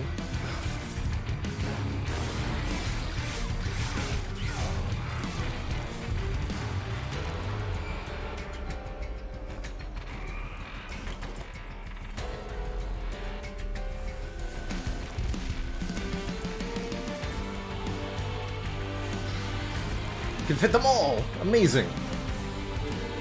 It's the ultimate floor.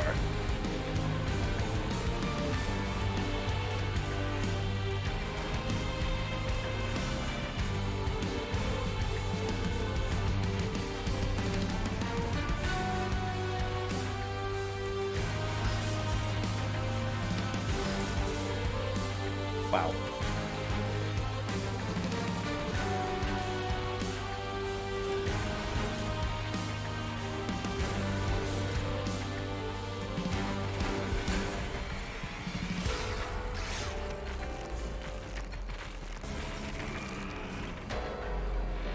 $138 from everything on the floor.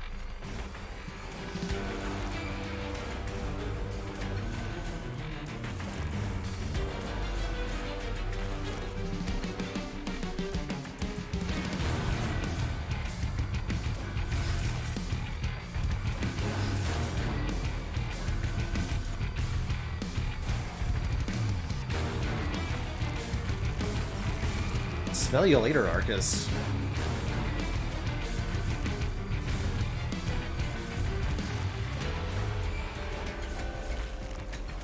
$31 damage twice. Wait, I'm not done.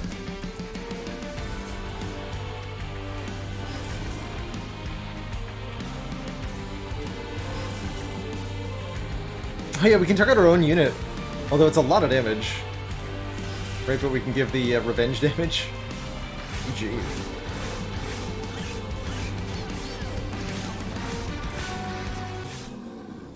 Wow.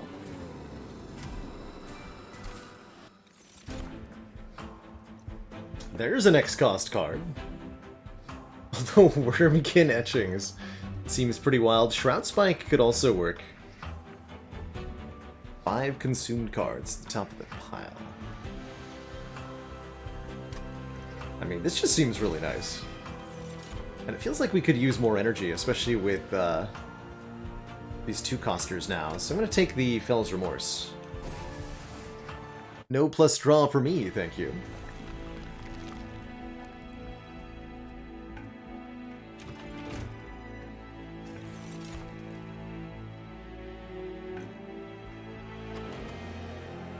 Bit late for Capricious Reflection. We're not applying any Reap at all, so improved Firebox it is. Even though I don't think it's very good. Double stack Shelter could be potent.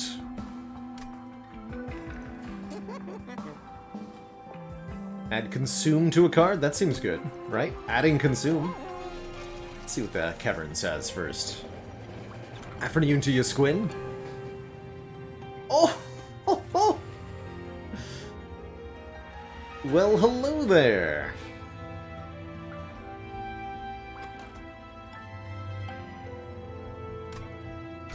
Alright, Shard Soul Carver. You're in front and you're tiny now. For a tiny spark of light and a faint squeak, your ally steps away from the crystal much smaller than before. So small, in fact, they're gonna bonk you. The large reflection can be legit the answer, if you've got a unit that scales really well with base stats, like Dante the Deceptive, for example, is a really good choice for the large refraction.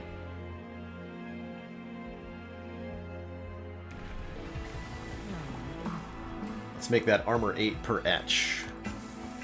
We're just gonna blanket the floor with defenses.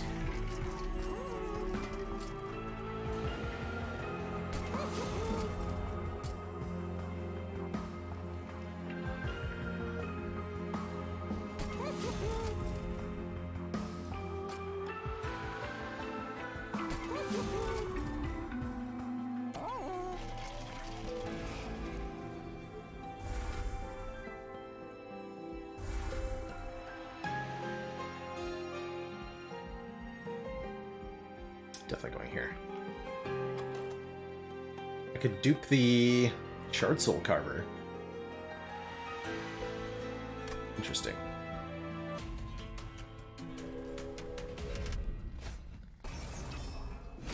Sure, I can deal with +8.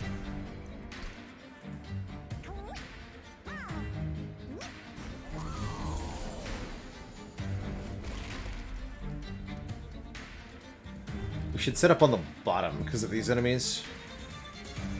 If I can. Although, I'm going to need a couple turns to set up here, huh? Not like I'd kill it. Okay, fair enough.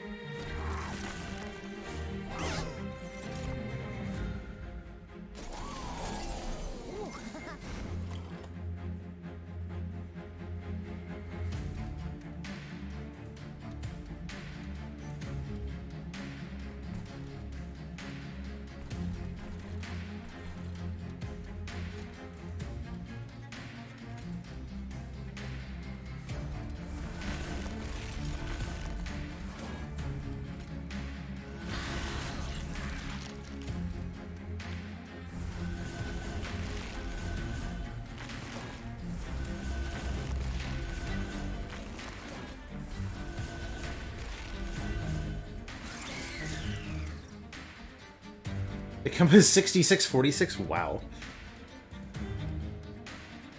Spicy.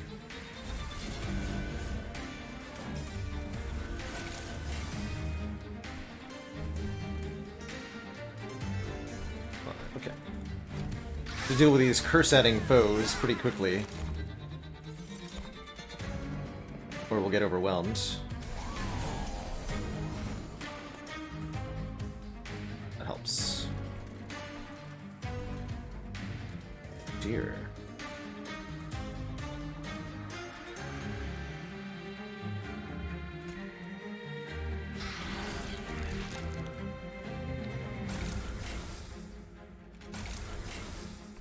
Target the bottom ones since they have the most floors to climb. Prevents the most curses if you do that.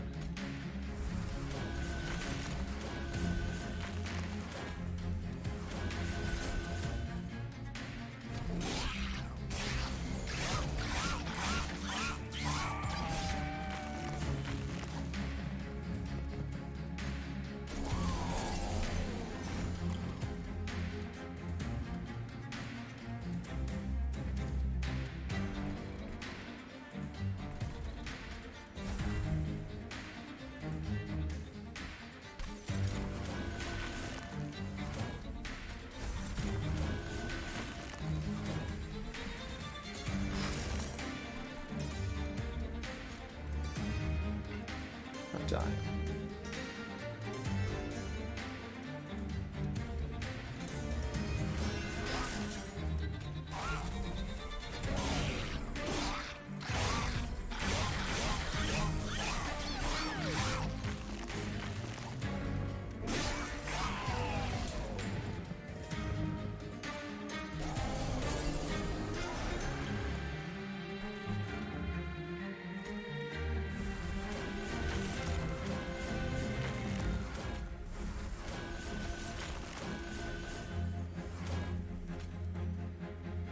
32 armor.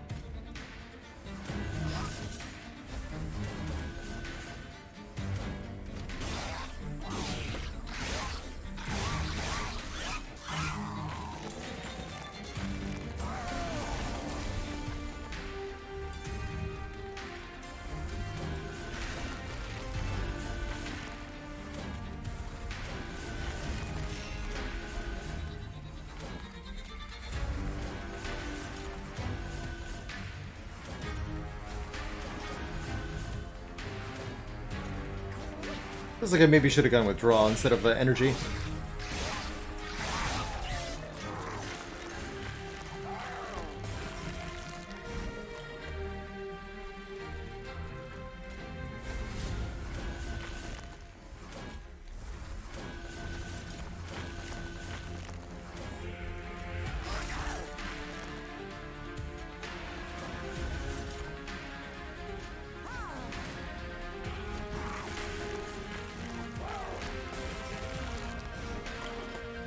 Yes! Commence the boost inning!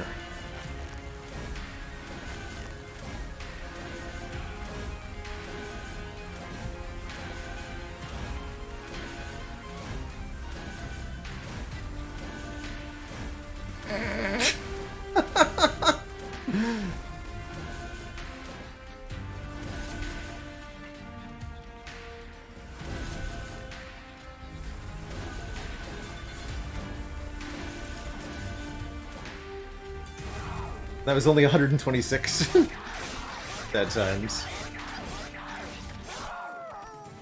Alright, well he's dead.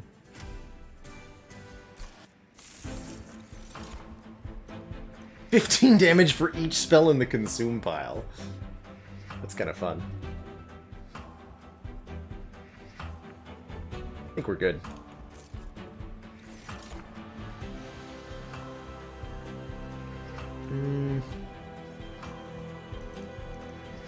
Also no.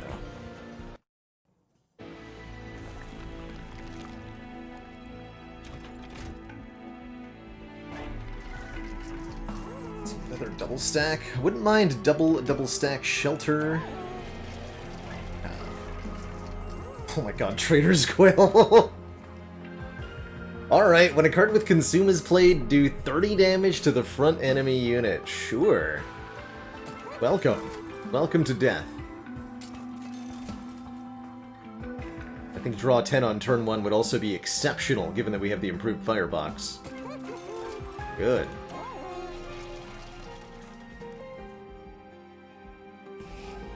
The luck.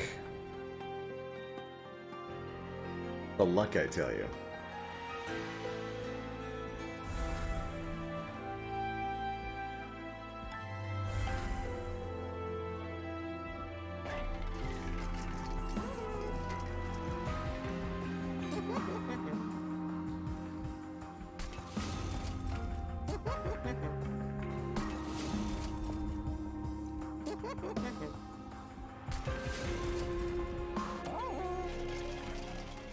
And the card that we're gonna dupe... Actually, don't mind duping Trapshoot. You can dupe the Shard Soul Carver.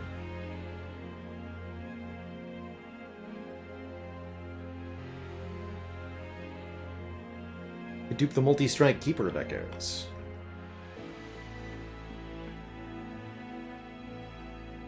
I also dupe an Intrinsic Space Prism, but I don't feel like I need that very much. Capacity has yet to be a problem.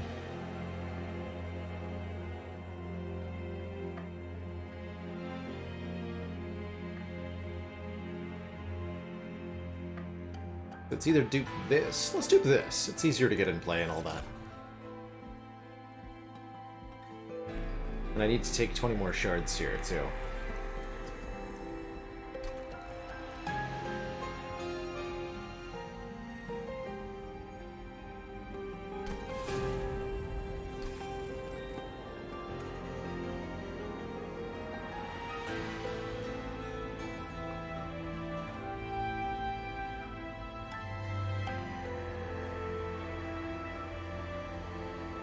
That could be a fun way to go about it.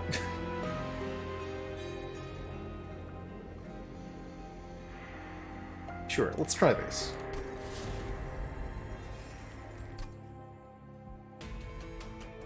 Sap Seraph, huh? That'll be a little bit annoying, but I think we just outscale the sap being applied each turn. And yeah, we're going for a TLD. We need to get TLD win for each of the expert challenges.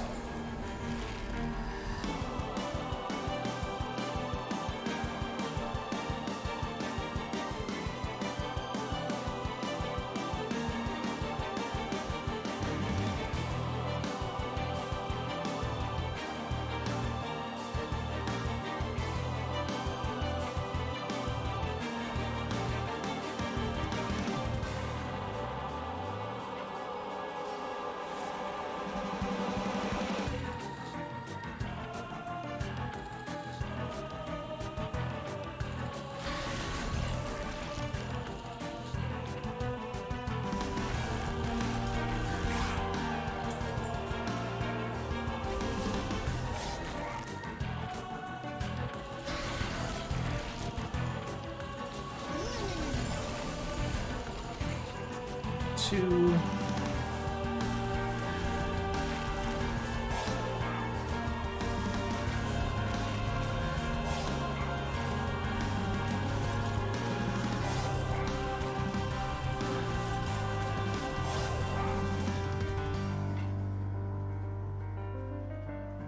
I'm still gonna draw, even though I just put 5 cards on top of the draw pile, I should still draw Keeper of Echoes or Shard Soul Carver because of priority draw, right? I'm actually not sure how this is going to work. Let's find out!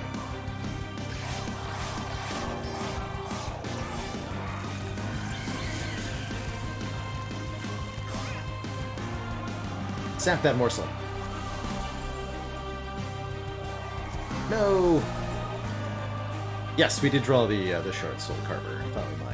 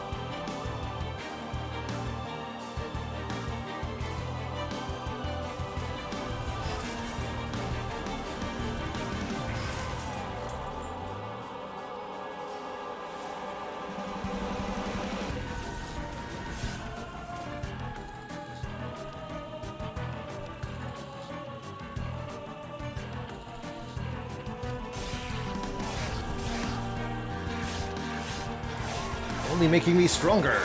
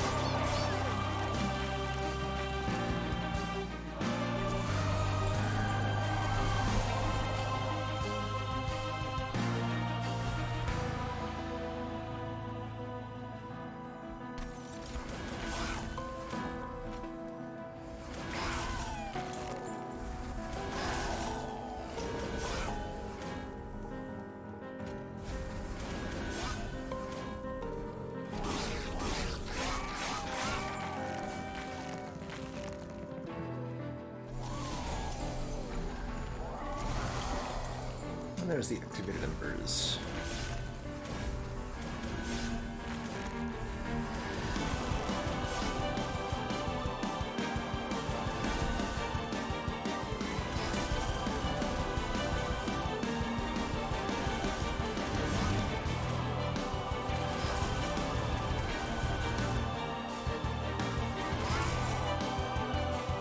Wow.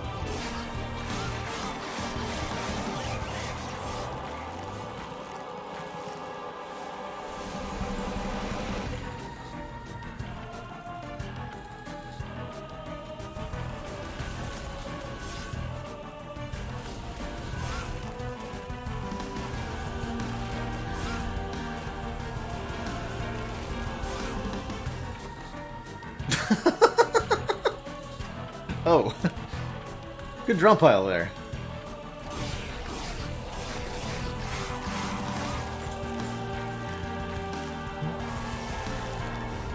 Well then.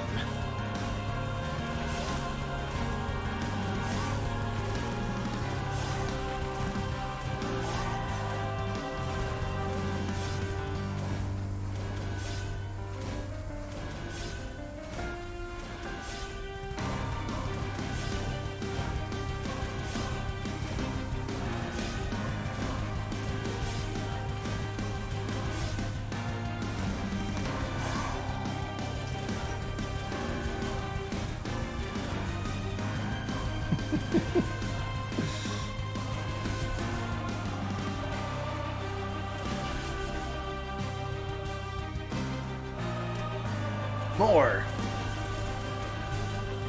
Yes! More! More!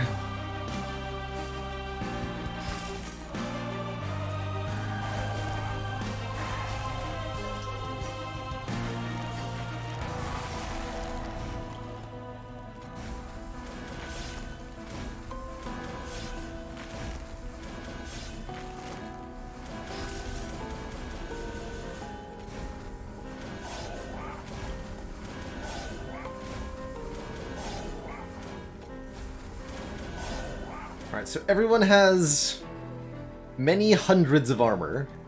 Like 500 armor per unit here. Good lord.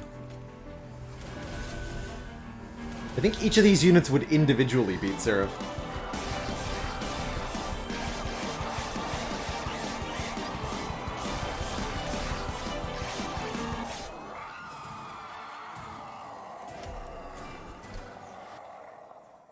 And now for Last Divinity. Against Last Divinity, we're going to set up on the top floor, which has Sweep hitting all of our units at the same time. But because we have all of that armor, thanks to our Etch version of Echo Rite, I'm actually really happy with the cross-pathing here that we decided to do. Really, really happy.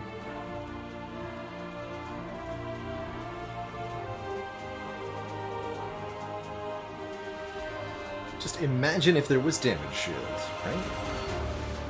Just imagine.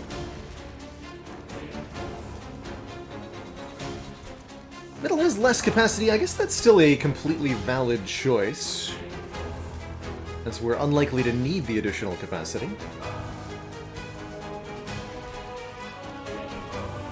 Scales is a little bit better with the Shard Soul Carver in front as well.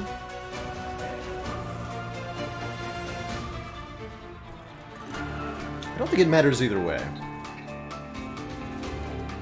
That much.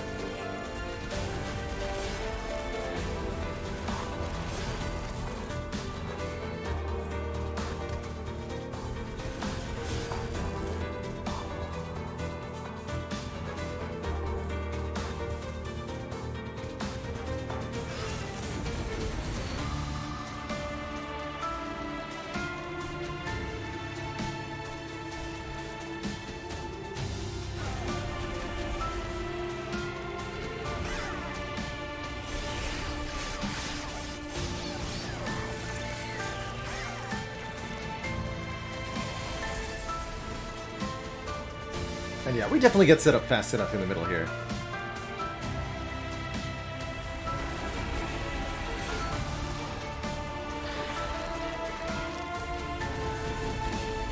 As you can see. I think we figured it out.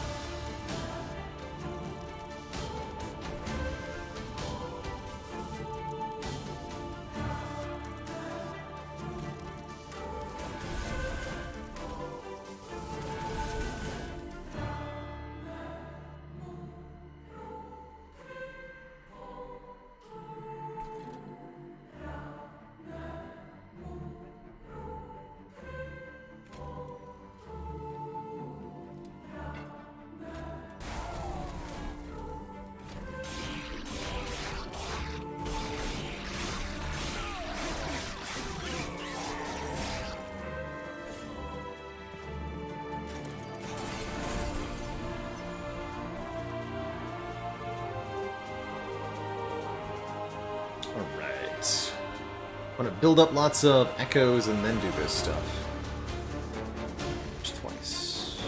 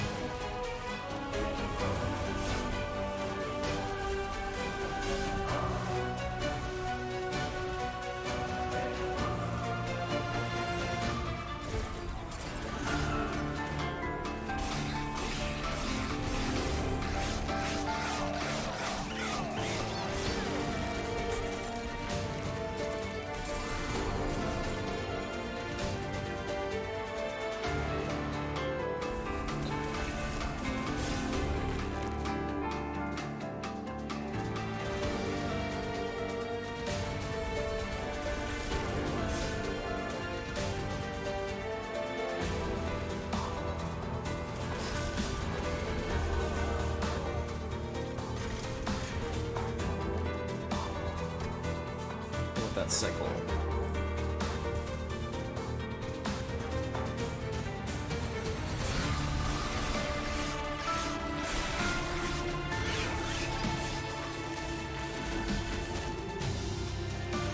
Looking pretty good now.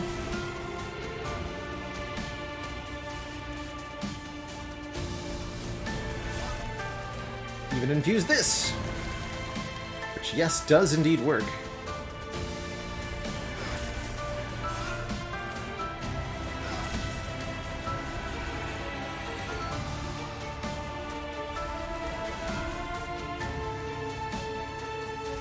I want this back.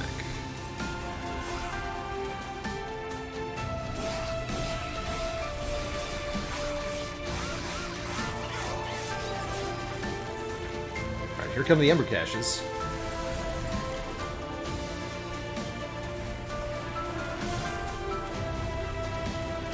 And I can infuse those.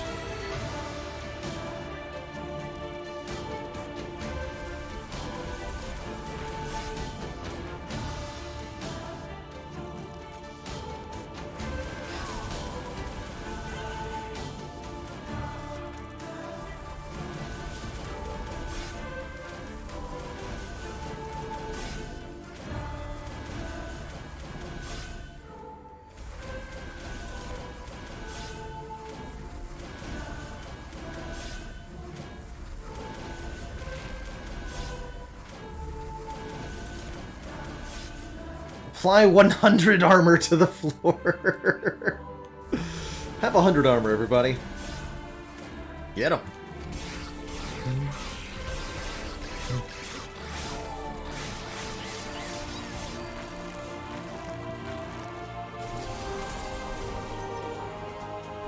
Incredible.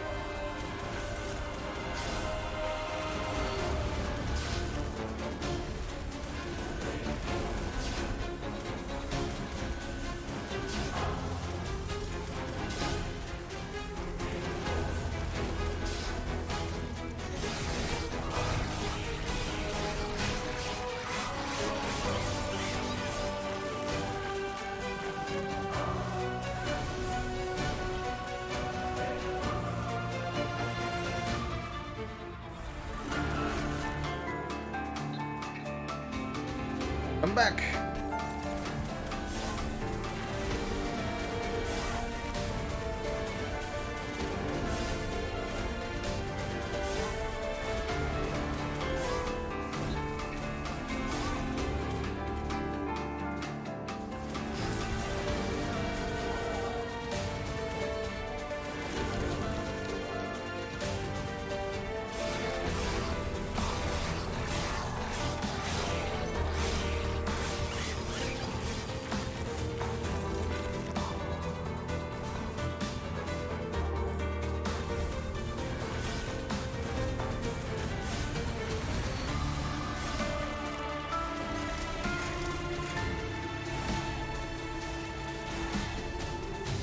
Gee.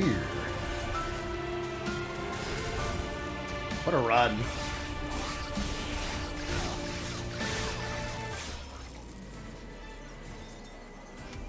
What a wild and crazy run. Don't think I've ever gotten quite that much use out of the armor on Echo Right.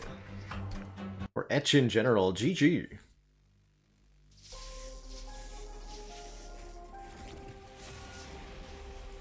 Scratcher the challenge off the list.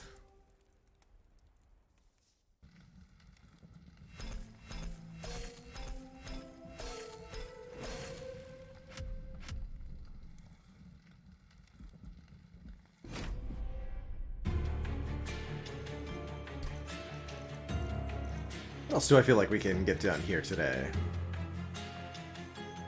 Oh, Dangerous Minds. This one's really fun. Friendly units count as all subtypes, including morsels.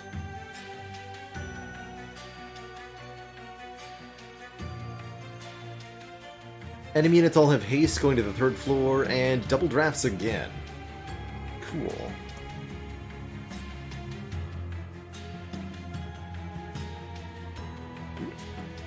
They also all count as imps, that's right.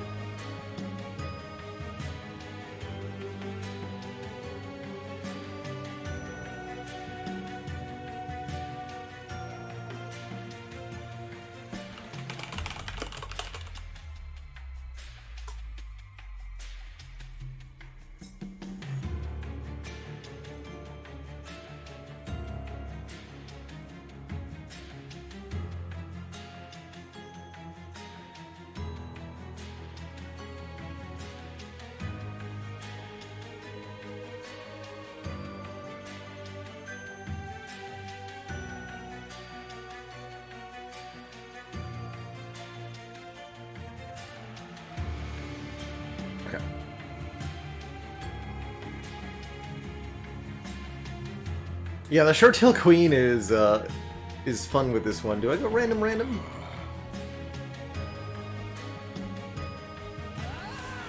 Feels like I want to be partially Hellhorned.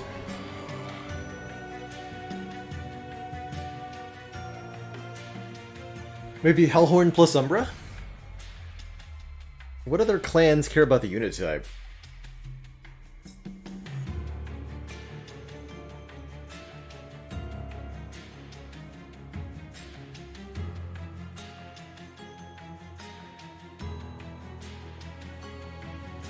Let's see. Do I have I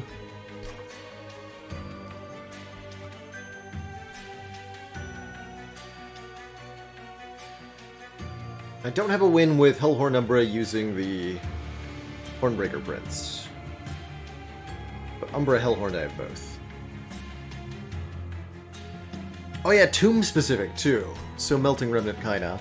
But let's do Hellhorn primary, secondary Umbra with the Hornbreaker Prince and see how that goes.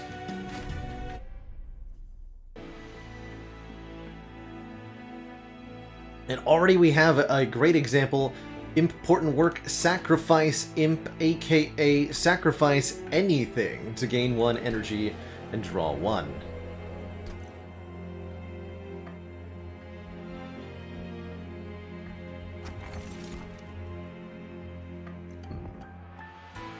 Soul of Return sounds pretty good. Looks like a Hornbreaker Prince plus Morsels could be an interesting strategy. Don't really find Rage 3 to be that good.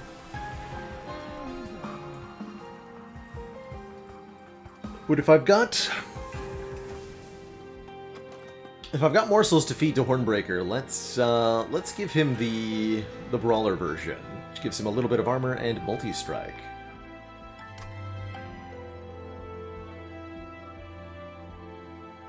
Yeah, I'll take that starting hundo. Ooh, Spikes is a little scary here, but I think with all our torches, we have what it takes.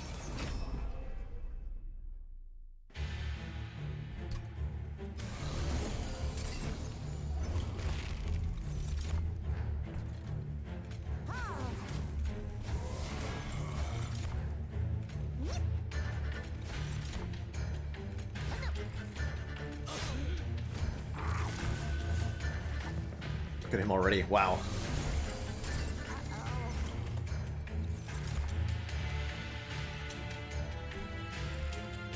Well...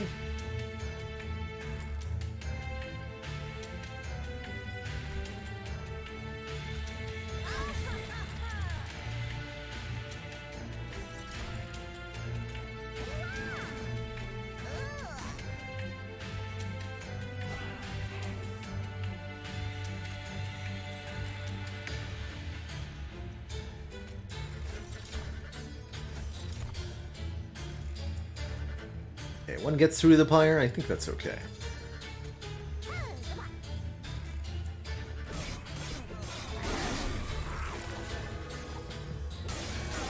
Steward's not going to get eaten like a morsel would, but...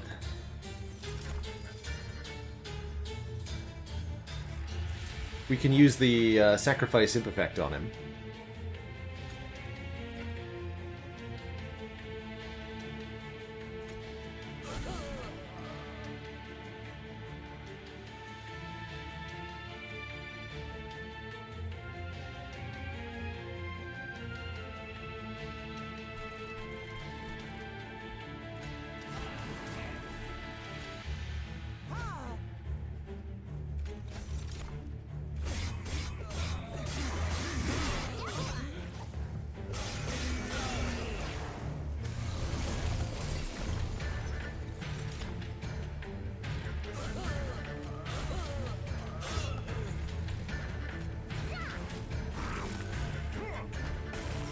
Oh god, that's right.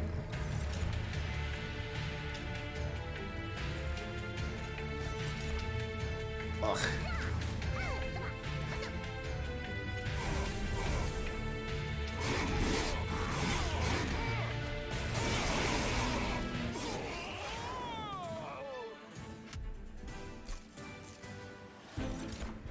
Ow.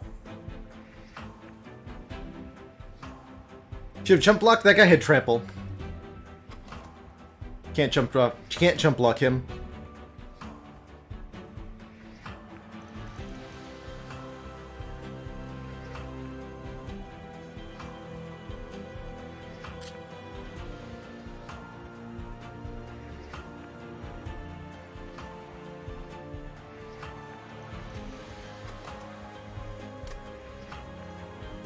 Let's try armor for the Hornbreaker Prince. Double space prisms again. I'm going with it. Umbra likes it. Umbra likes it real good. Quick. Alright, what do you got? Yo.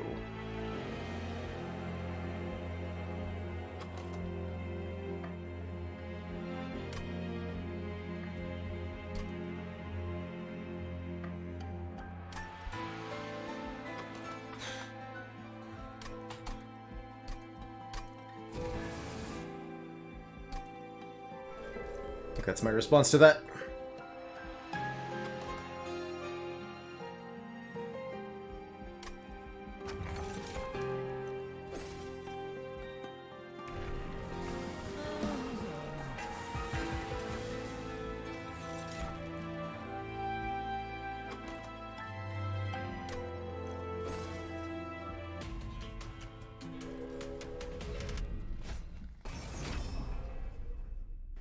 Wait, armor 10? It'll be fine. Right? The haste? This will not be fun at all.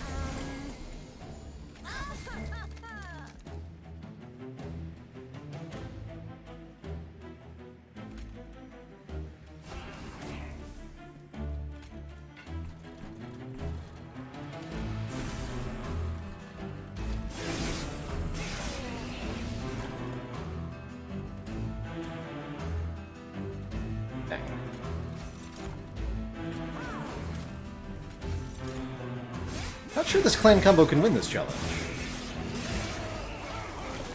Based on what I'm seeing here.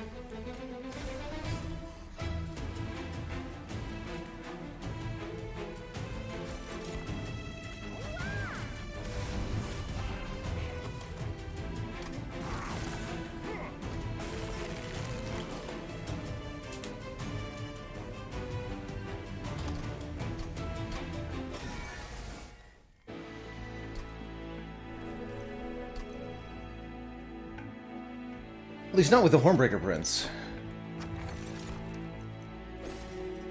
Okay, actually, we got Ashes of the Fallen and 3 Imps. That'll help. Double Gorge as well.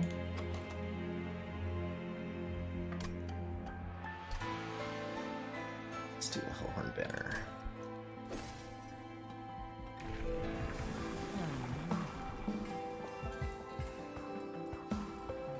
Restart to get advanced prototype. That's right, because it would apply to everybody, right? That is pretty hype.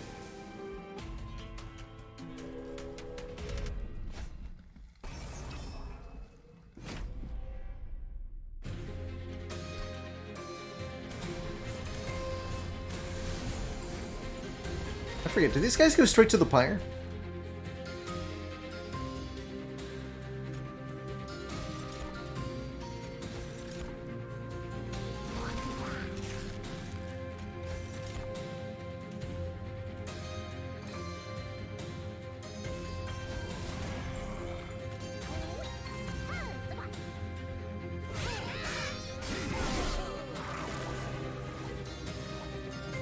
Yes, they do. Or no, they don't. No. They go to the top. We just overflowed the floor there. Is there any way for me to keep my my champ alive? Yes. Maybe. Yes. Sweet.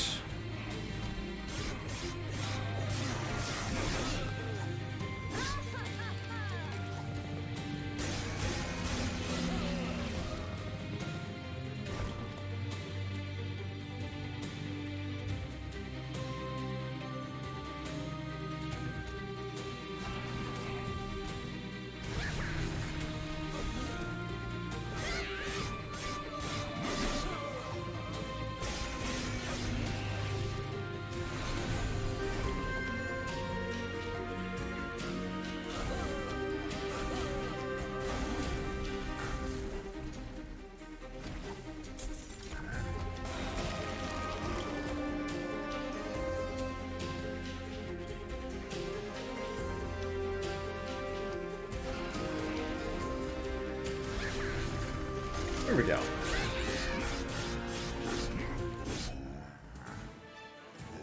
That's much better.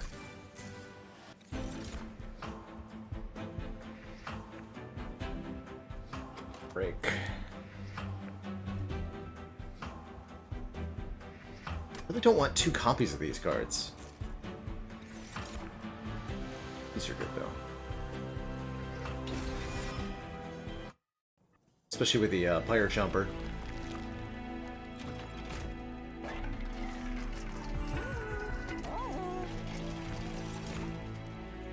Double Deranged Brute? My. Alright. Rage on friendly units adds more damage per stack. Sounds good to me. Cheaper units seems exceptionally good. Also minor. It could be helpful too, particularly to get the Hornbreaker Prince started. Problems with the capacity though.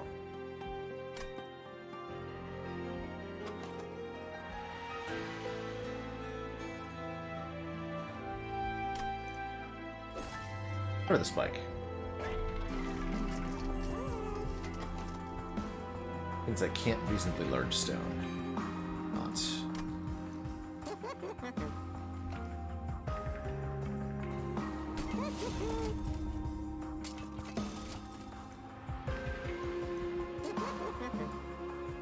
Endless Rage. That's gotta be the winning combo here, right?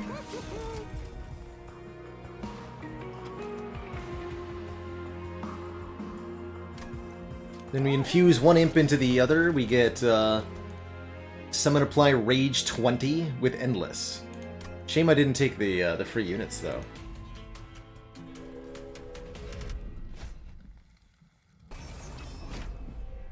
Would rather have multi-strike on the Deranged Brute.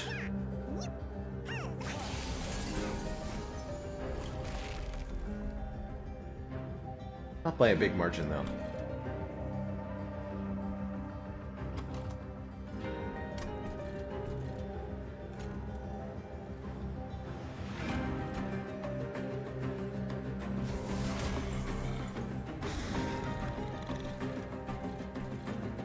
Spikes.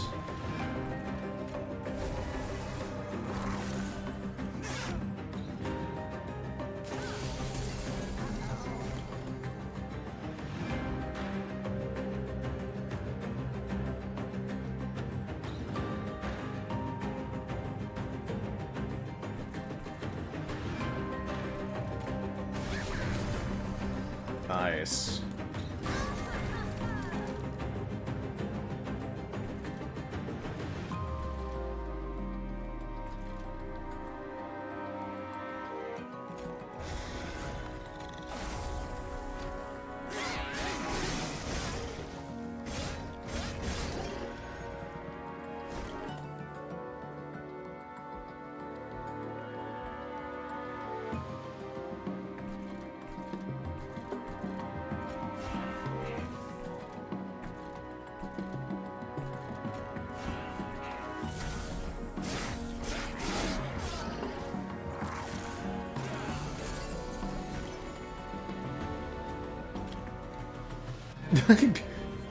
Steward goes from 5 to 55. Love to see it.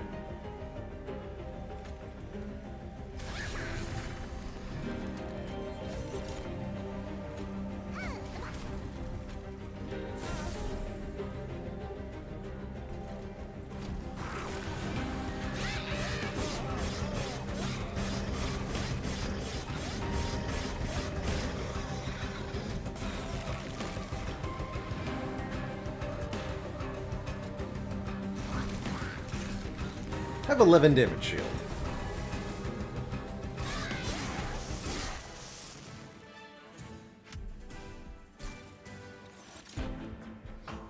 Got 2 more of them.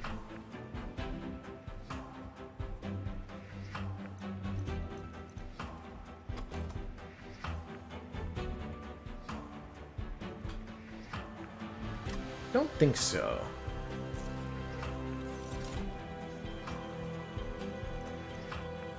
Space prisms are good,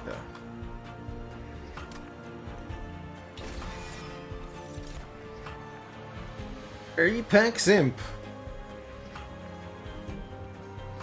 Gains rage whenever they gain armor.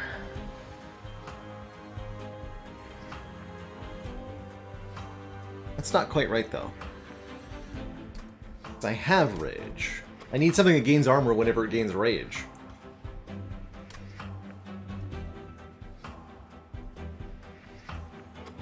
I'm not gonna be able to fit the, like, with the deranged brutes, right?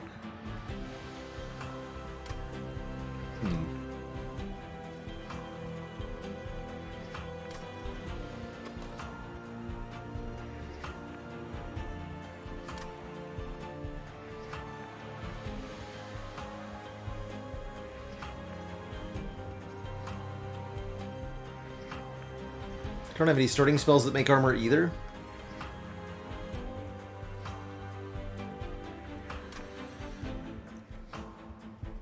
Wait, Morsel Master works with all units?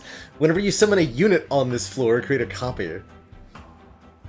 Oh, that's pretty funny. It sounds like a giant pain in the butt, though. At the same time. Skip. Skip, skip, skip. It's all trash, anyway. A double stack of Prismal Dust, maybe?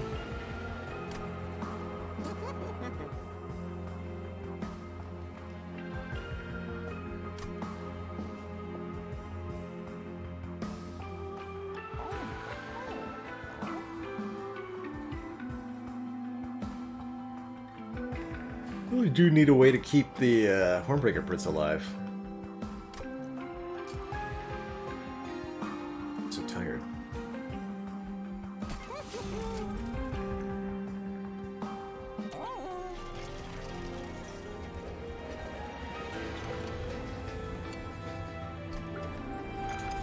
Nope.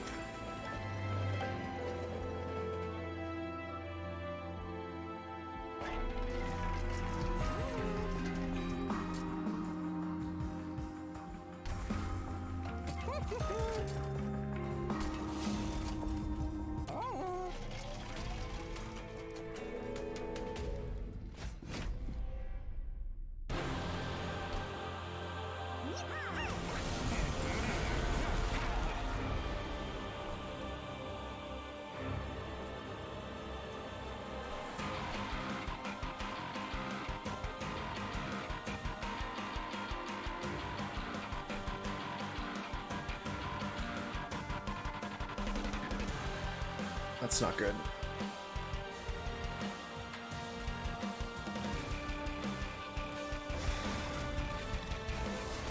That's the way to do it?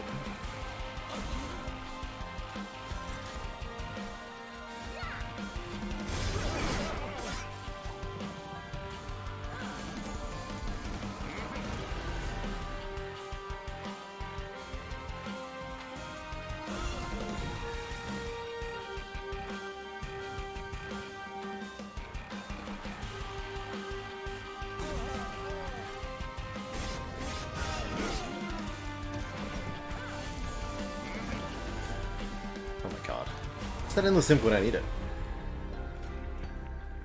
Hell, where's my rage when I need it? Hello?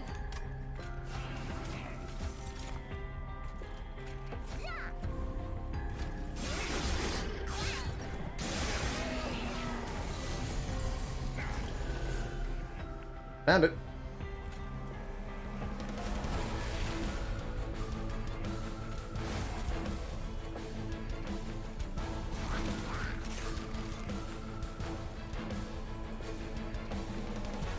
Granting something they already have.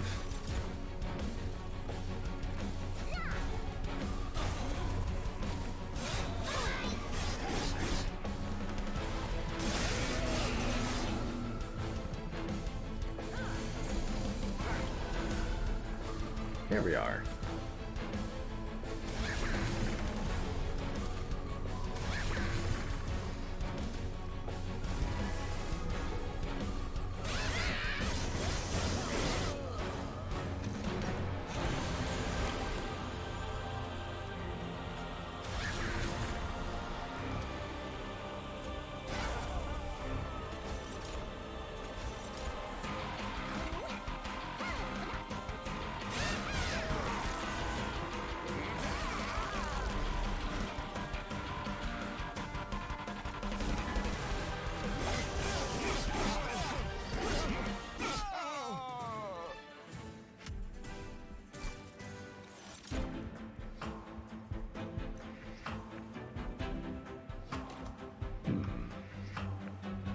I don't think so. This seems great, though.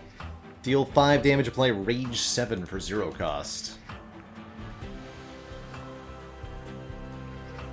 Just need some actual tankiness.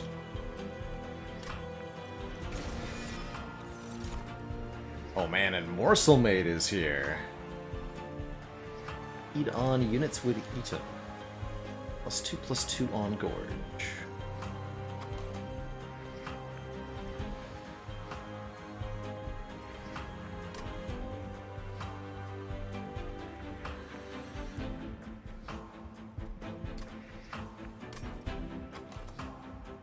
Temple is up next. You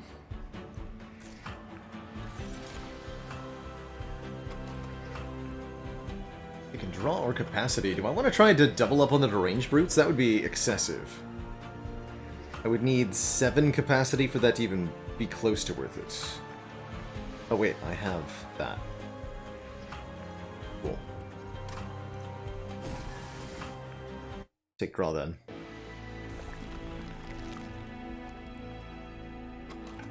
not a lot of money for the Merchants of Steel, unfortunately. What about next floor? Ew.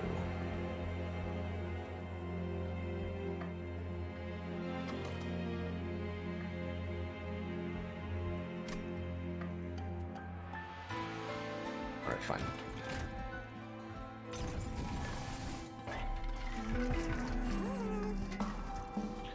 Quick is pretty potent.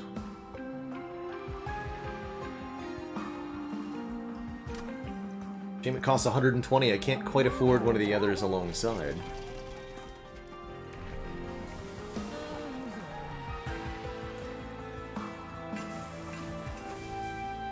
I'm gonna go full multi-strike here. Intrinsic. Intrinsic Prism. You do Spell Chain Prism for +2 capacity.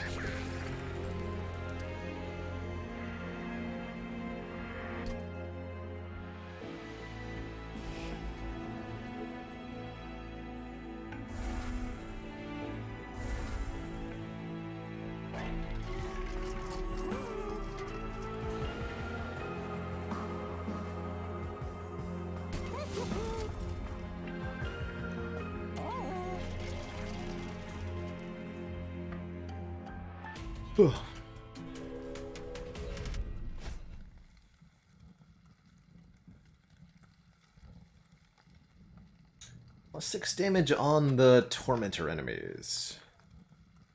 I think that can actually really mess with me.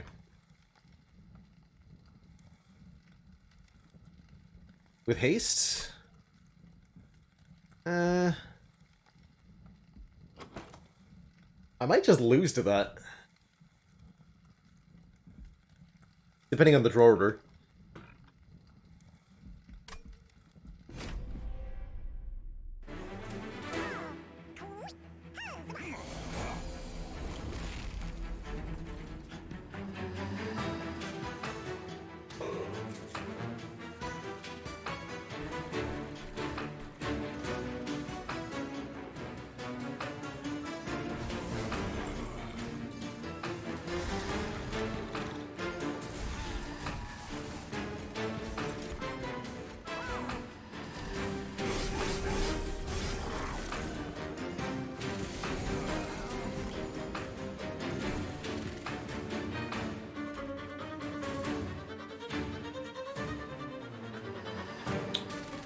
Right.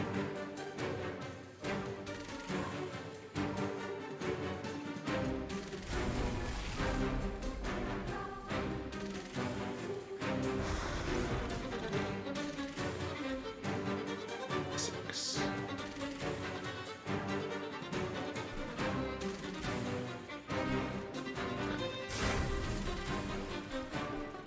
So we'll miss this too. Bummer.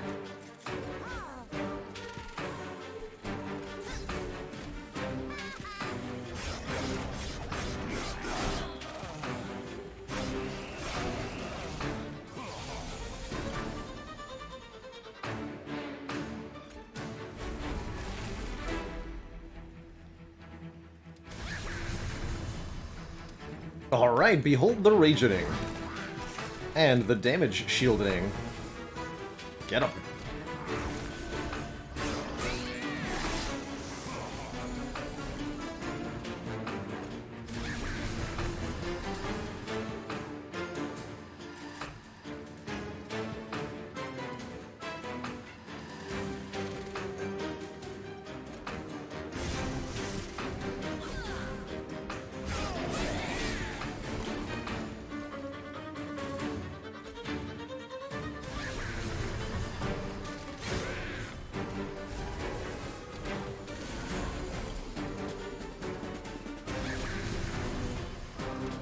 Angry mode.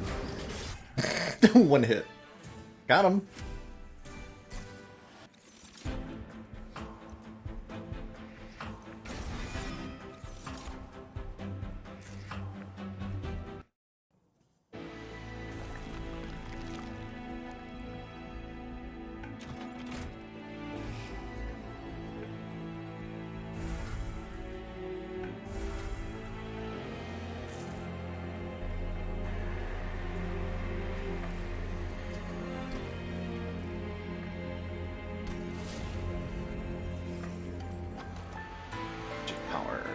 Put it on Dark Deal. I want to do that.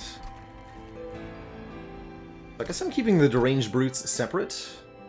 Thought I was going to infuse one into the other, but I get to have a much lower shard total if I do that. That's nice.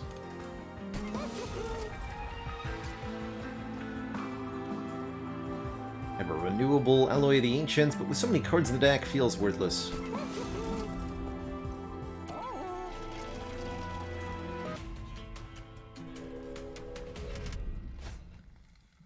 That I can definitely deal with. Armor 15, no prob.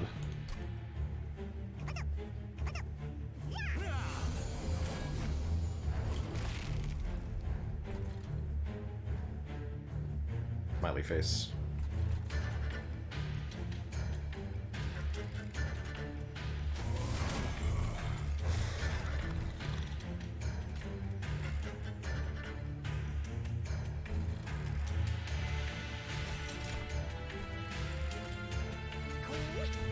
Better.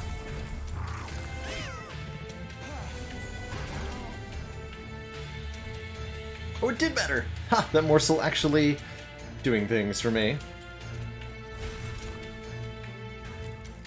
Cute.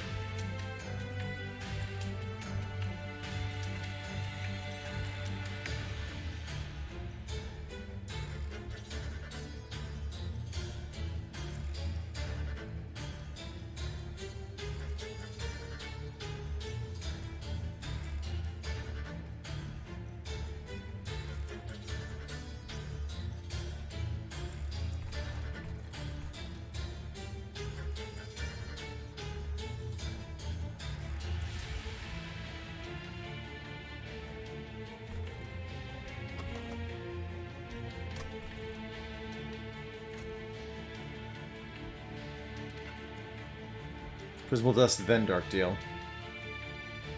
Seems to be the play here.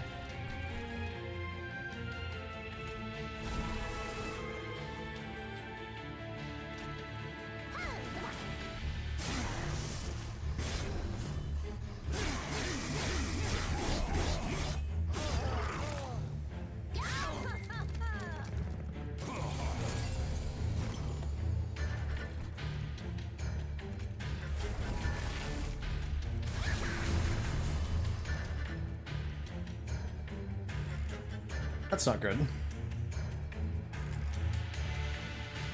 Don't think there's anything I can do about that.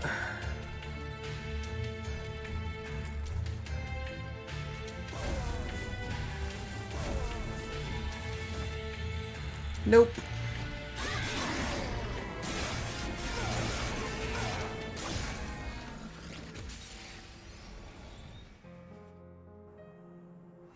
I guess I could in fact not take armor 10. Oh well. GG, folks. I think I'm gonna call it there. A lovely stream full of Spire and Monster Train. Some wins, some losses, and a couple big ol' Fs. GG, everybody. GG. Don't forget, we'll be back tomorrow, not later than noon Eastern Time. What are my wins with the various clan combinations? Take a look in the logbook here. There's our logbook page for you. If you want to take a look at it. The only actual combo we're missing is Umbra / Melting, which seems like an exercise in self-harm, mostly. Feels like the easiest way to get that challenge would be to cheat. And to get that combo, rather, would be to cheat by using an expert challenge with easier modifiers. Still down there at Cov 1. Got him. Got him. Oh well. Have a wonderful, wonderful night, everybody. We'll be back tomorrow with some more Slay the Spire action, and who knows what else.